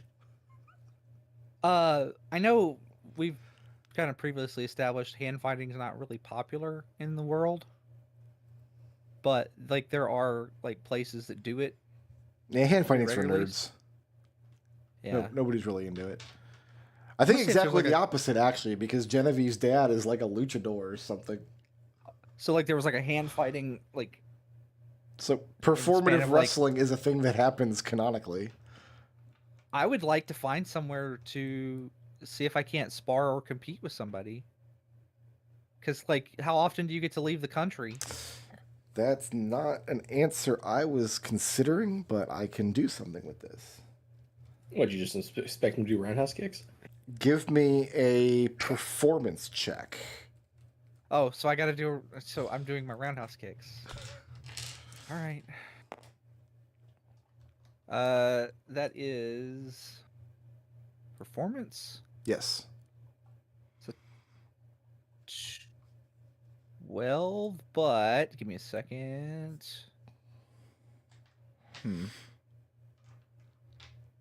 I don't have any performance thing, just acrobatics. So how did Can I make an acrobatics check? It's a performance check. 12. Okay.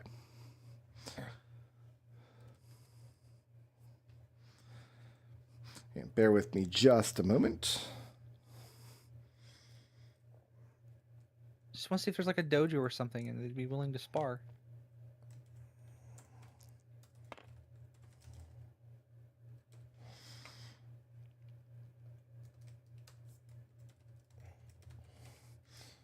Okay. I think I understand what I'm going to do here. Geppa. Yeah. On a scale of 1 to 10, how much risk would you like to assume trying to For figure out... L-Star 10.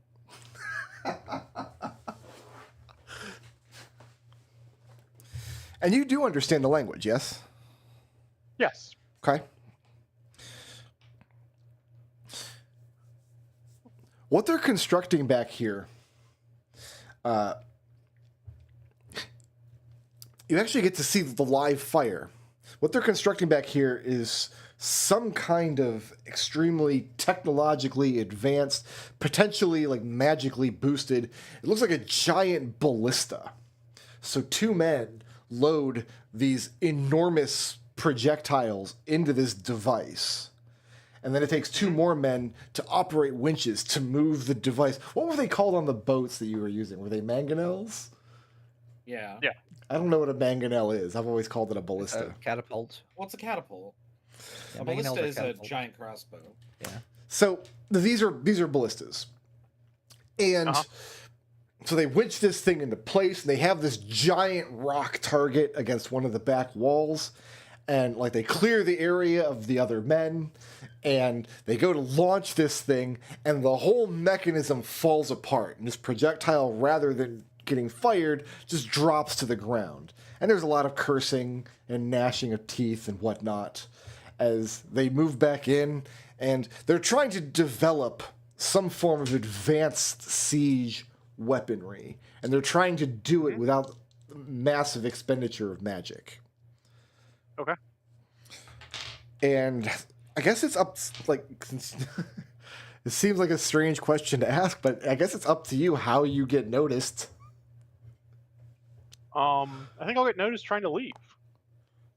But I'll try and get noticed in a place where there's only one guard. Okay.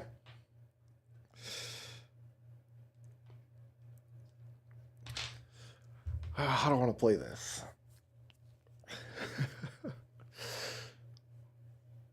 Give me a...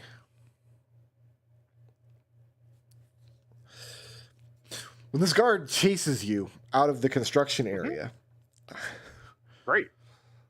what do I'm you gonna intend to do with Lead him? him back into some place a little bit out of the way where no one else is around.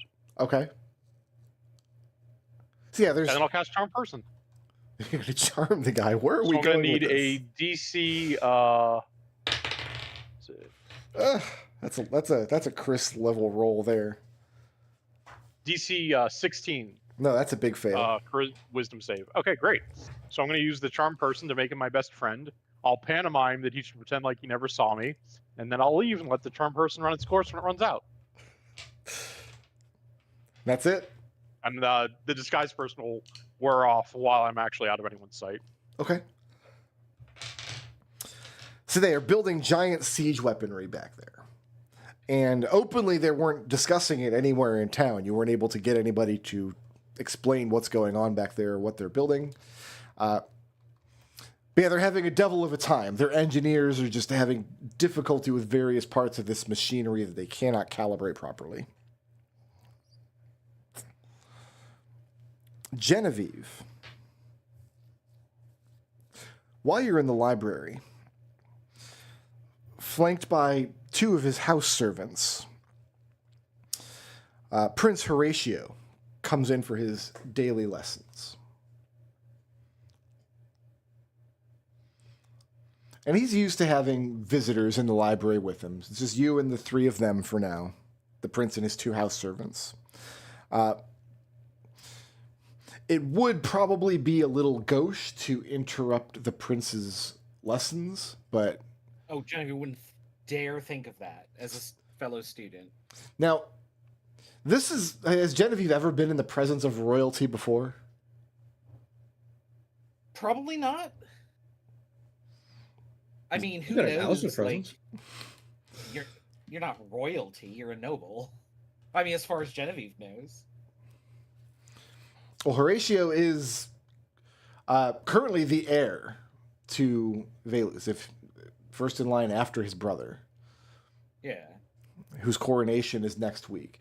And She would know how to act because she's read about it, but she hasn't done it in practice, if that's the question. so what does she do, if anything? Whatever she has studied for how to act in front of a noble for dummies. The book that she has checked out many times. I don't know. Like, I'm asking to make a roll here. Well, in this, there would not be any expectation of you here. Like, if you just kept your head down in a book. She would act normal and she would not interrupt. Okay. She'd just keep doing what she's doing, which is reading about teleportation, maybe. I don't know. So you're in there trying to study about teleportation magic? Yeah, she wants to know the history of all of this and why. Like, I think that, like, most of this was explained, but, like, just for clarity, for her, like, is teleportation magic forbidden? Is it just disallowed? Can people do it in secret? Like, is the secret lost? Like, these are all questions that she wants to, like, put in her journal. So the first time we ran a campaign in this world, we established that various types of magic were bound to different houses in the world. So you had what was called house magic. So, like, the Veritas family had certain spells they were kind of in charge of, and they knew how it worked better than anyone else. The bonds on that kind of magic are slowly unraveling over time, especially with the end of the Unification War, and many magical secrets were turned on their head. But teleportation magic has also always been the purview of the Kingdom of Velus, going back hundreds and hundreds of years to before the founding of the Etherean Church. So they've always had the means to kind of restrict its use if necessary. It's just a matter of whatever artifacts they have that were like working as like a teleportation engine behind the scenes, it's just a matter of shutting it off, which is exactly what they did. So I guess the question that Genevieve would want to answer, and we may have already just answered this, is there a way to subvert all this so that she could do experiments on teleportation on her own?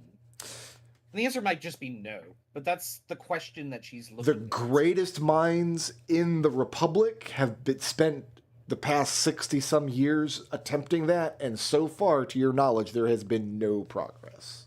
The greatest minds are not PC characters in a D&D game, though.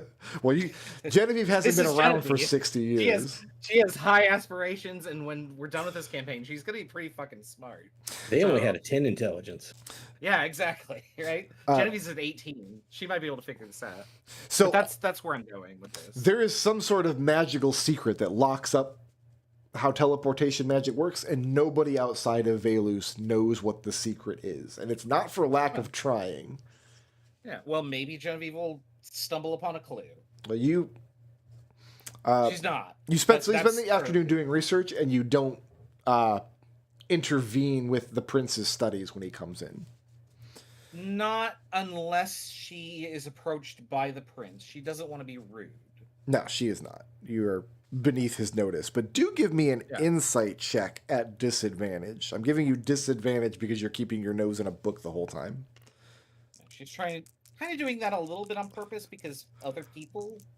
Well, there's nobody else here. It's just you and the prince's...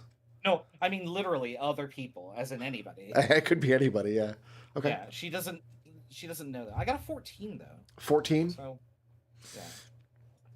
The prince seems sullen and distracted, but whether that's because he has some reason to be, or whether it's just because he's an 8-year-old boy being made to sit at his lessons, Genevieve does not know.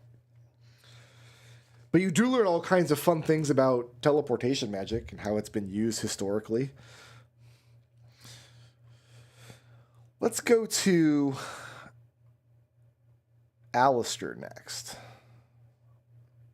Yeah. Were you making yourself known to the Heelys when they're sitting at lunch with this mysterious stranger? No, because Alistair is going to do something a little more sinister. Is he going to dress up like Geppa?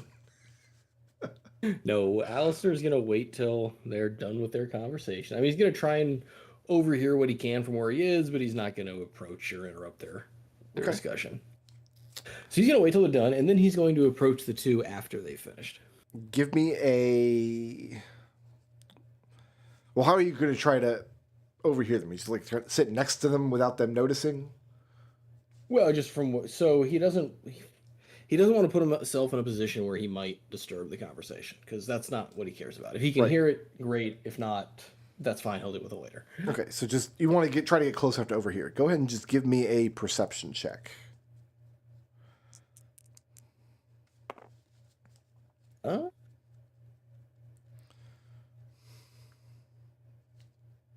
It's a 16. The bits of conversation you're able to overhear are that the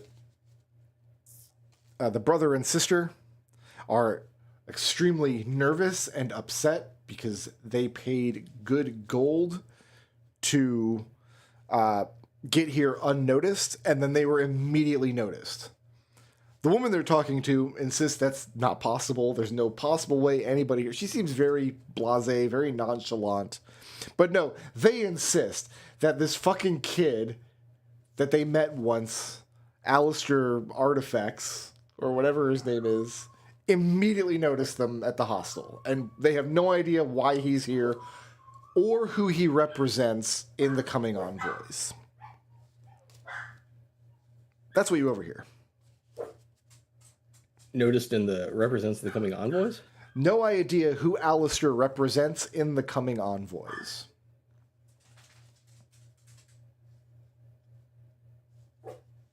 Okay, so yeah, they are here to try and get something. Of course they are. Of course. And then you want to confront them afterwards? Yeah, so after she leaves, Alistair's gonna walk up and sit down next to him. So what do you do when you confront them?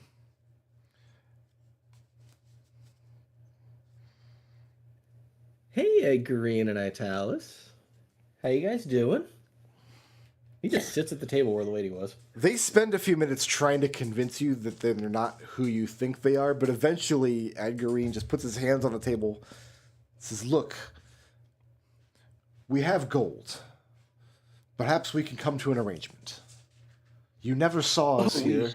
We don't need to have any conversations about it. What will it take to buy your silence?" I am so glad we're of the same mindset. But here's the deal. I want to know what the two of you are doing because it would be a real shame if the authorities found out you were here to try and assassinate the prince to restore teleportation magic. So you gotta tell me everything, and then they hear that. To which they both let out a sigh of relief and begin laughing, like a great weight has been lifted off of them. If that's the ridiculous story you'd like to pass around, I suppose there's no harm. Oh, don't worry, that's not the only story I can pass around. I mean, it would be a shame if all the other envoys found out what you're really up to, right? At which they exchange glances again, but they seem less threatened by the moment. Give me an insight check. I have to let the dog out of the room. She is clawing at the floor like a crazy woman. That's an 18 when you're back. An 18. As this conversation goes on, you realize you don't know why they're here, so you don't really have an effective way to threaten them. Without understanding what they're doing here,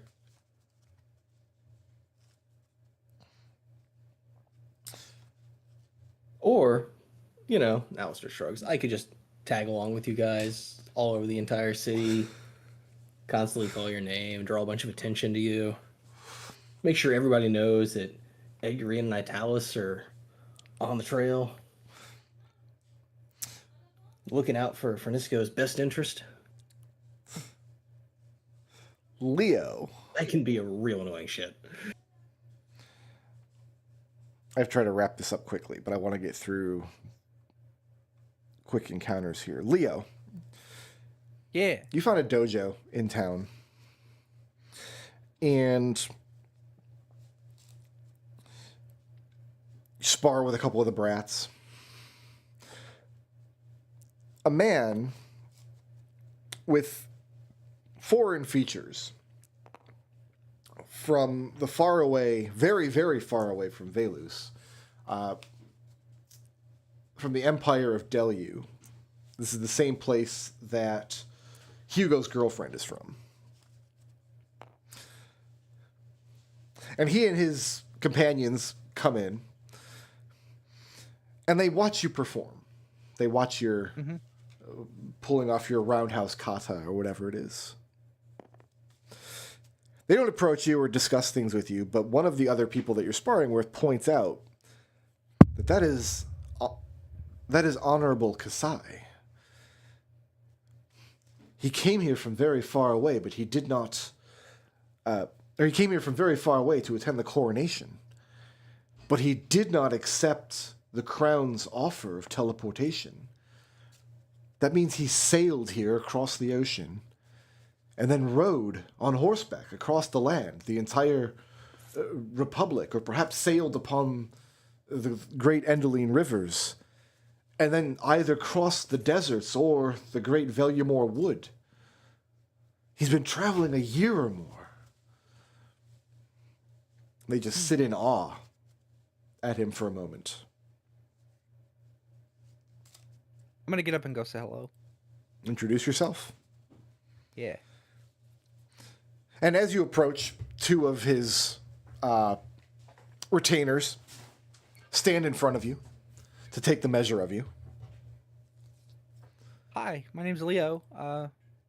Somebody, the other people over there told me that you were from the same place as an acquaintance of mine. She's known as is it the Elegant Sumai Brickroad or just Elegant Sumai? Her name is Elegant Sumai. Yeah, we Elegant Sumai. At the mention of Sumai, the two retainers have no idea what you're talking about because, well, I guess what language are you speaking in? Velusian? Well, I'll try both. And I'll speak. For Niskin. If he doesn't understand for Niskin, then Okay. I'll try Velusian. At the mention of Sumai, the man holds his hand up and waves his retainers away. And he bids you take one step forward. Sure. He says, I have had the great honor to dine with Elegant Sumai's parents. I sat at her father's right hand. He requested that I serve him tea, and I did so. It was one of the great honors of my life. Hmm. And you are her... An acquaintance. One of my friends is her mentor at Strixhaven. And he gives you a single nod. And he says, this is good.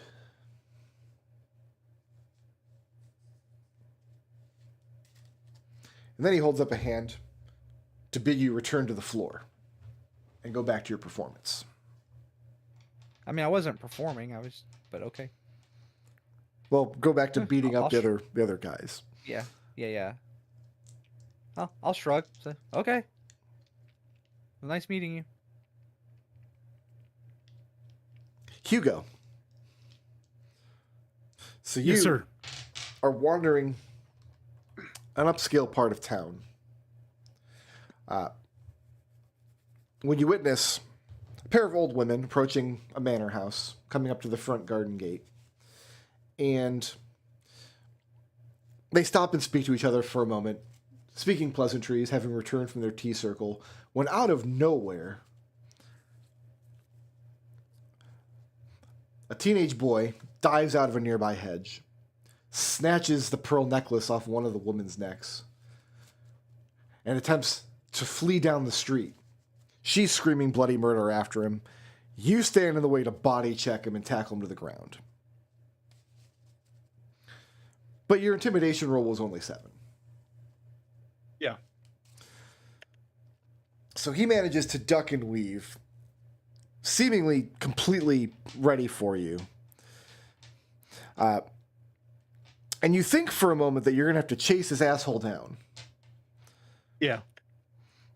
He doesn't seem like he's afraid of you at all.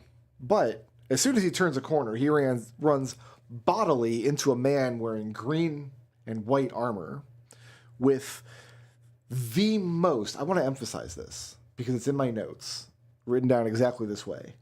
The most fantastic mustache you've ever seen. Impressive. And he crashes into this knight wearing this white and green tabard. And the guy looks him up and down and then lifts the boy up off the ground bodily. And then looks to you coming around the corner. I don't suppose this lout bought these pearls from a jeweler. No, sir. He stole from that woman over there. He makes a disapproving noise in the bowels of his throat.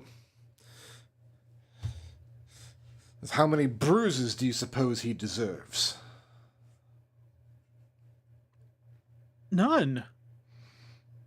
And in my Horrid. father's hall, behavior like that, a boy ought to be spanked.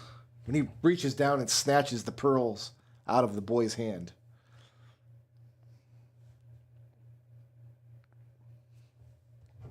Now he looks terrified.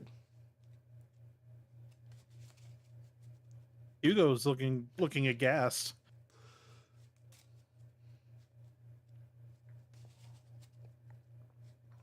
So what do you do? Look, I agree that, theft is a horrible thing, but he's just a child, is he not? He's a teenager. He's As- probably 14, 15 years old. Definitely knows not to steal from people. Has he done this before? The man doesn't know. He just watched it happen. The child, if you ask them if he's done this before, the kid insists that he's not, but he's clearly lying.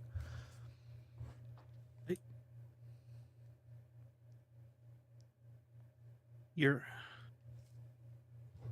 just looks really distressed, and he says that what he needs is proper leadership, a good, strong father figure to set him on the right course. Would you not agree? Where is your father anyway, kid? He died of a pox when he was young, and you're absolutely right. I never had no father.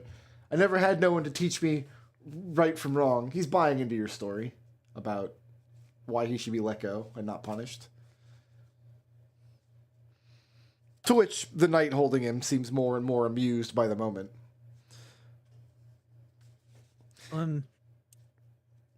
So you were advocating on the kid's behalf. Yeah. About this time, the women coming up behind you, they're completely out of breath, having run down the street. The knight leans forward, and I believe these are yours, milady, and hands the necklace back over.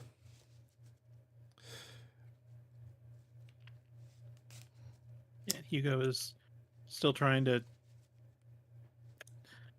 The idea is Hugo wants to convince this guy to,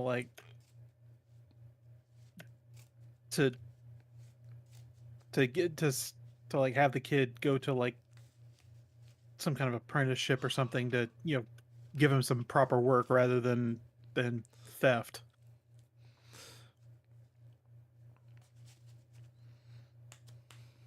Idle hands and all that. Idle hands, yes. Perhaps for the time being, we turn him over to the palace guards. I mean, certainly. He sets the kid down. It's your land, your laws, I suppose. Oh, these are not my lands.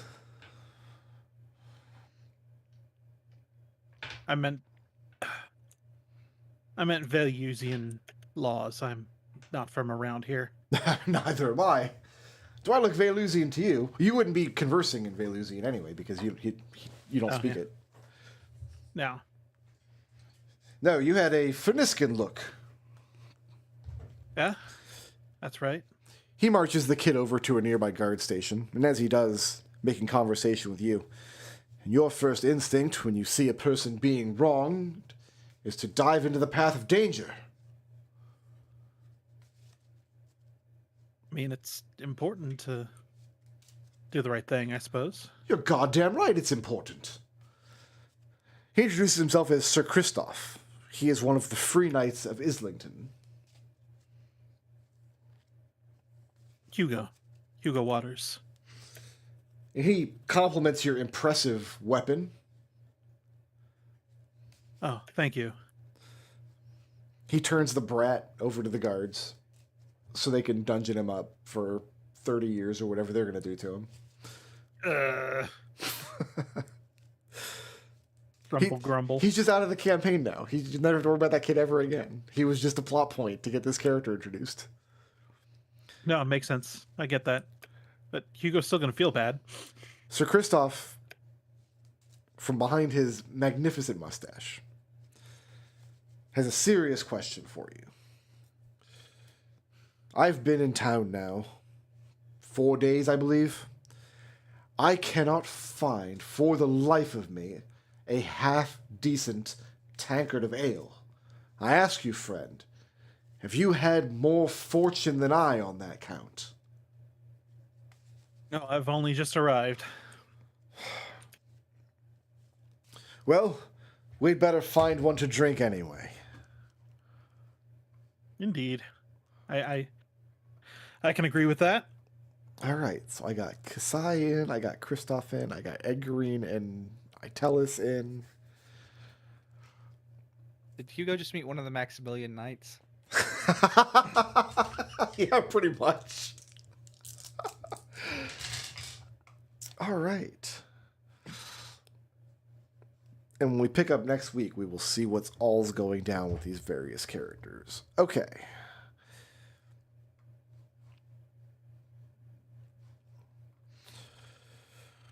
I guess we'll do blips really, really quick then, because it is in my nature, I guess, to go over time when I haven't played in 3 weeks. Mm-hmm. Okay, so I'm going to step away for 1 minute and go and greet my wife who just got home. And you guys can think about how you want to allot some blips today. I'll be right back. Who was the most creative? Geppa. For being a disguising asshole? deciding to ruin your life. I guess this is payback, the karmic balance for I support this behavior. the escape room, I guess.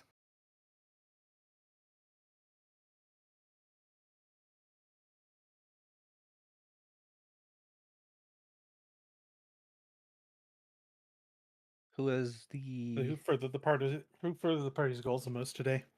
I want wrote- to take that I for the wrote down- tapestries. Oh, I thought that was Yeah. Leo. I was gonna give it to Leo. for I finding did some everything tap- but look behind the tapestries. What? I wrote down that you did that. Was I just No. wrong?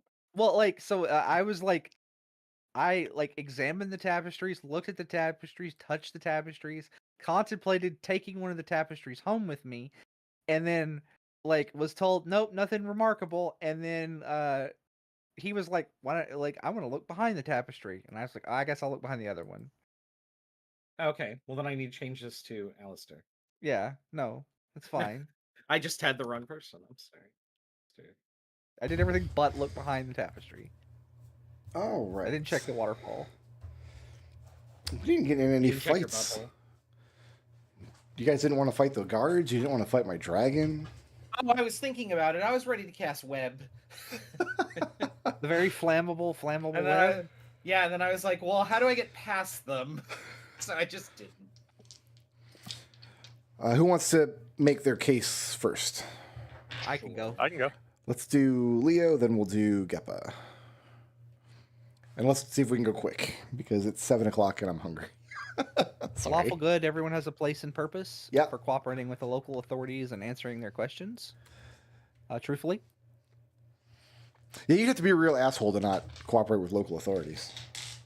right? I mean, like, when have the local authorities ever steered me wrong? What else you got? My ideal, I might fail, but I'll never give up. Just trying again to make friends with the dragon after the fire breath. Yeah, that was not going to go well for you. And my flaw, only one of us can be the best, and it's clearly me. For getting fixated on catching a rock and being mad it didn't hit my AC. I legitimately did get mad about that. I was like, I'm going to catch it. Wait, no, it missed. Frick. Geppa, what you have for me? So I've got my alignment, chaotic neutral. Why shouldn't I do what I want when I can? For we cause good trouble and fix bad trouble. Very good. And I've got my flaw. When I'm bored, watch out, and I'm easily bored for the entire shenanigans with getting Alistair into trouble. Okay. That's it. And who's next? I can go. I can go. I'll do Genevieve, then Alistair. Alignment can't get everything as an explanation. I bet I can figure it out. For figuring out the meaning of the summoning circle in a side chamber. Good. Ideal, what would Eugenia Veritas do for doing research on teleportation magic in order to just clear her head? Okay. And then flaw, well, this wasn't what was supposed to be on the exam, for keeping her armor on to protect herself from re-emerging anxieties around strangers while in a strange land. And what does Alistair have for me? Chaotic good. Good deeds own reward for going with the guards and encouraging Turbina to do the same. Okay. Ideal, glass is always half full. After Genevieve broke the lever, it's okay, just cast Mending on it. Okay. Law, I just wanted to help. I mean, wanting to help the dragon. Maybe it was stuck. And what does Hugo have for me? I have my alignment, neutral good. Just be excellent to your fellow man for advocating for rehabilitation for the urchin instead of beating him. I mean, it's the only thing an urchin understands.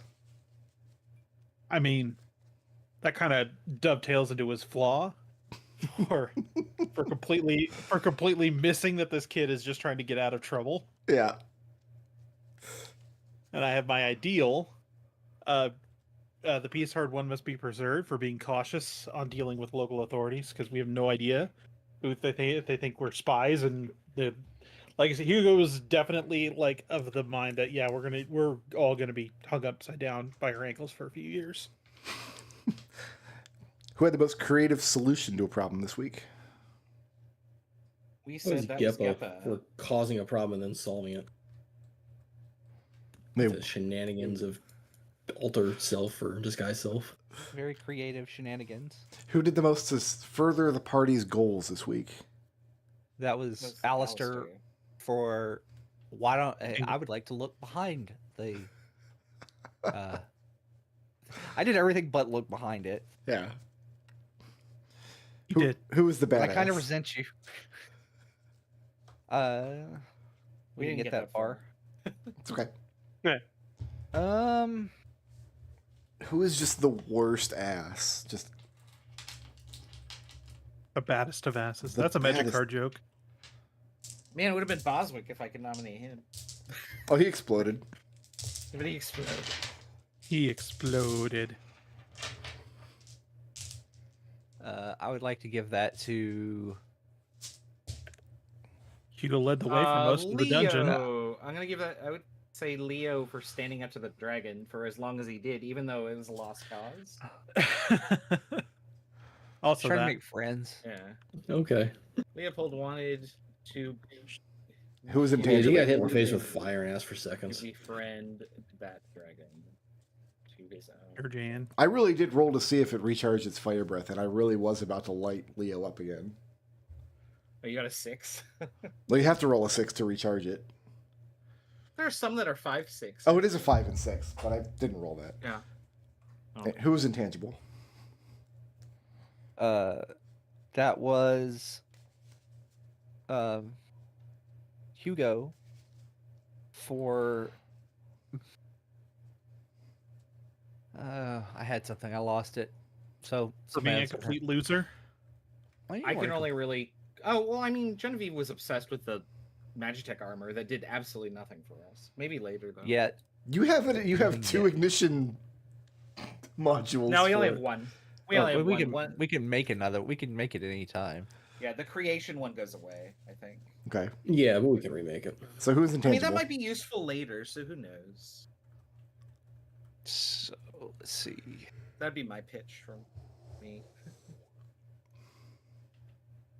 Hugo was mean, a total wiener and tried to be the cool stop the kid from stealing things and beefed it.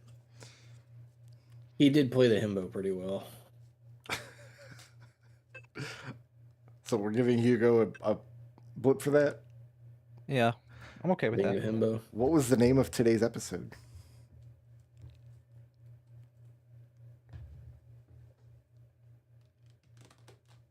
I don't know. Lost children.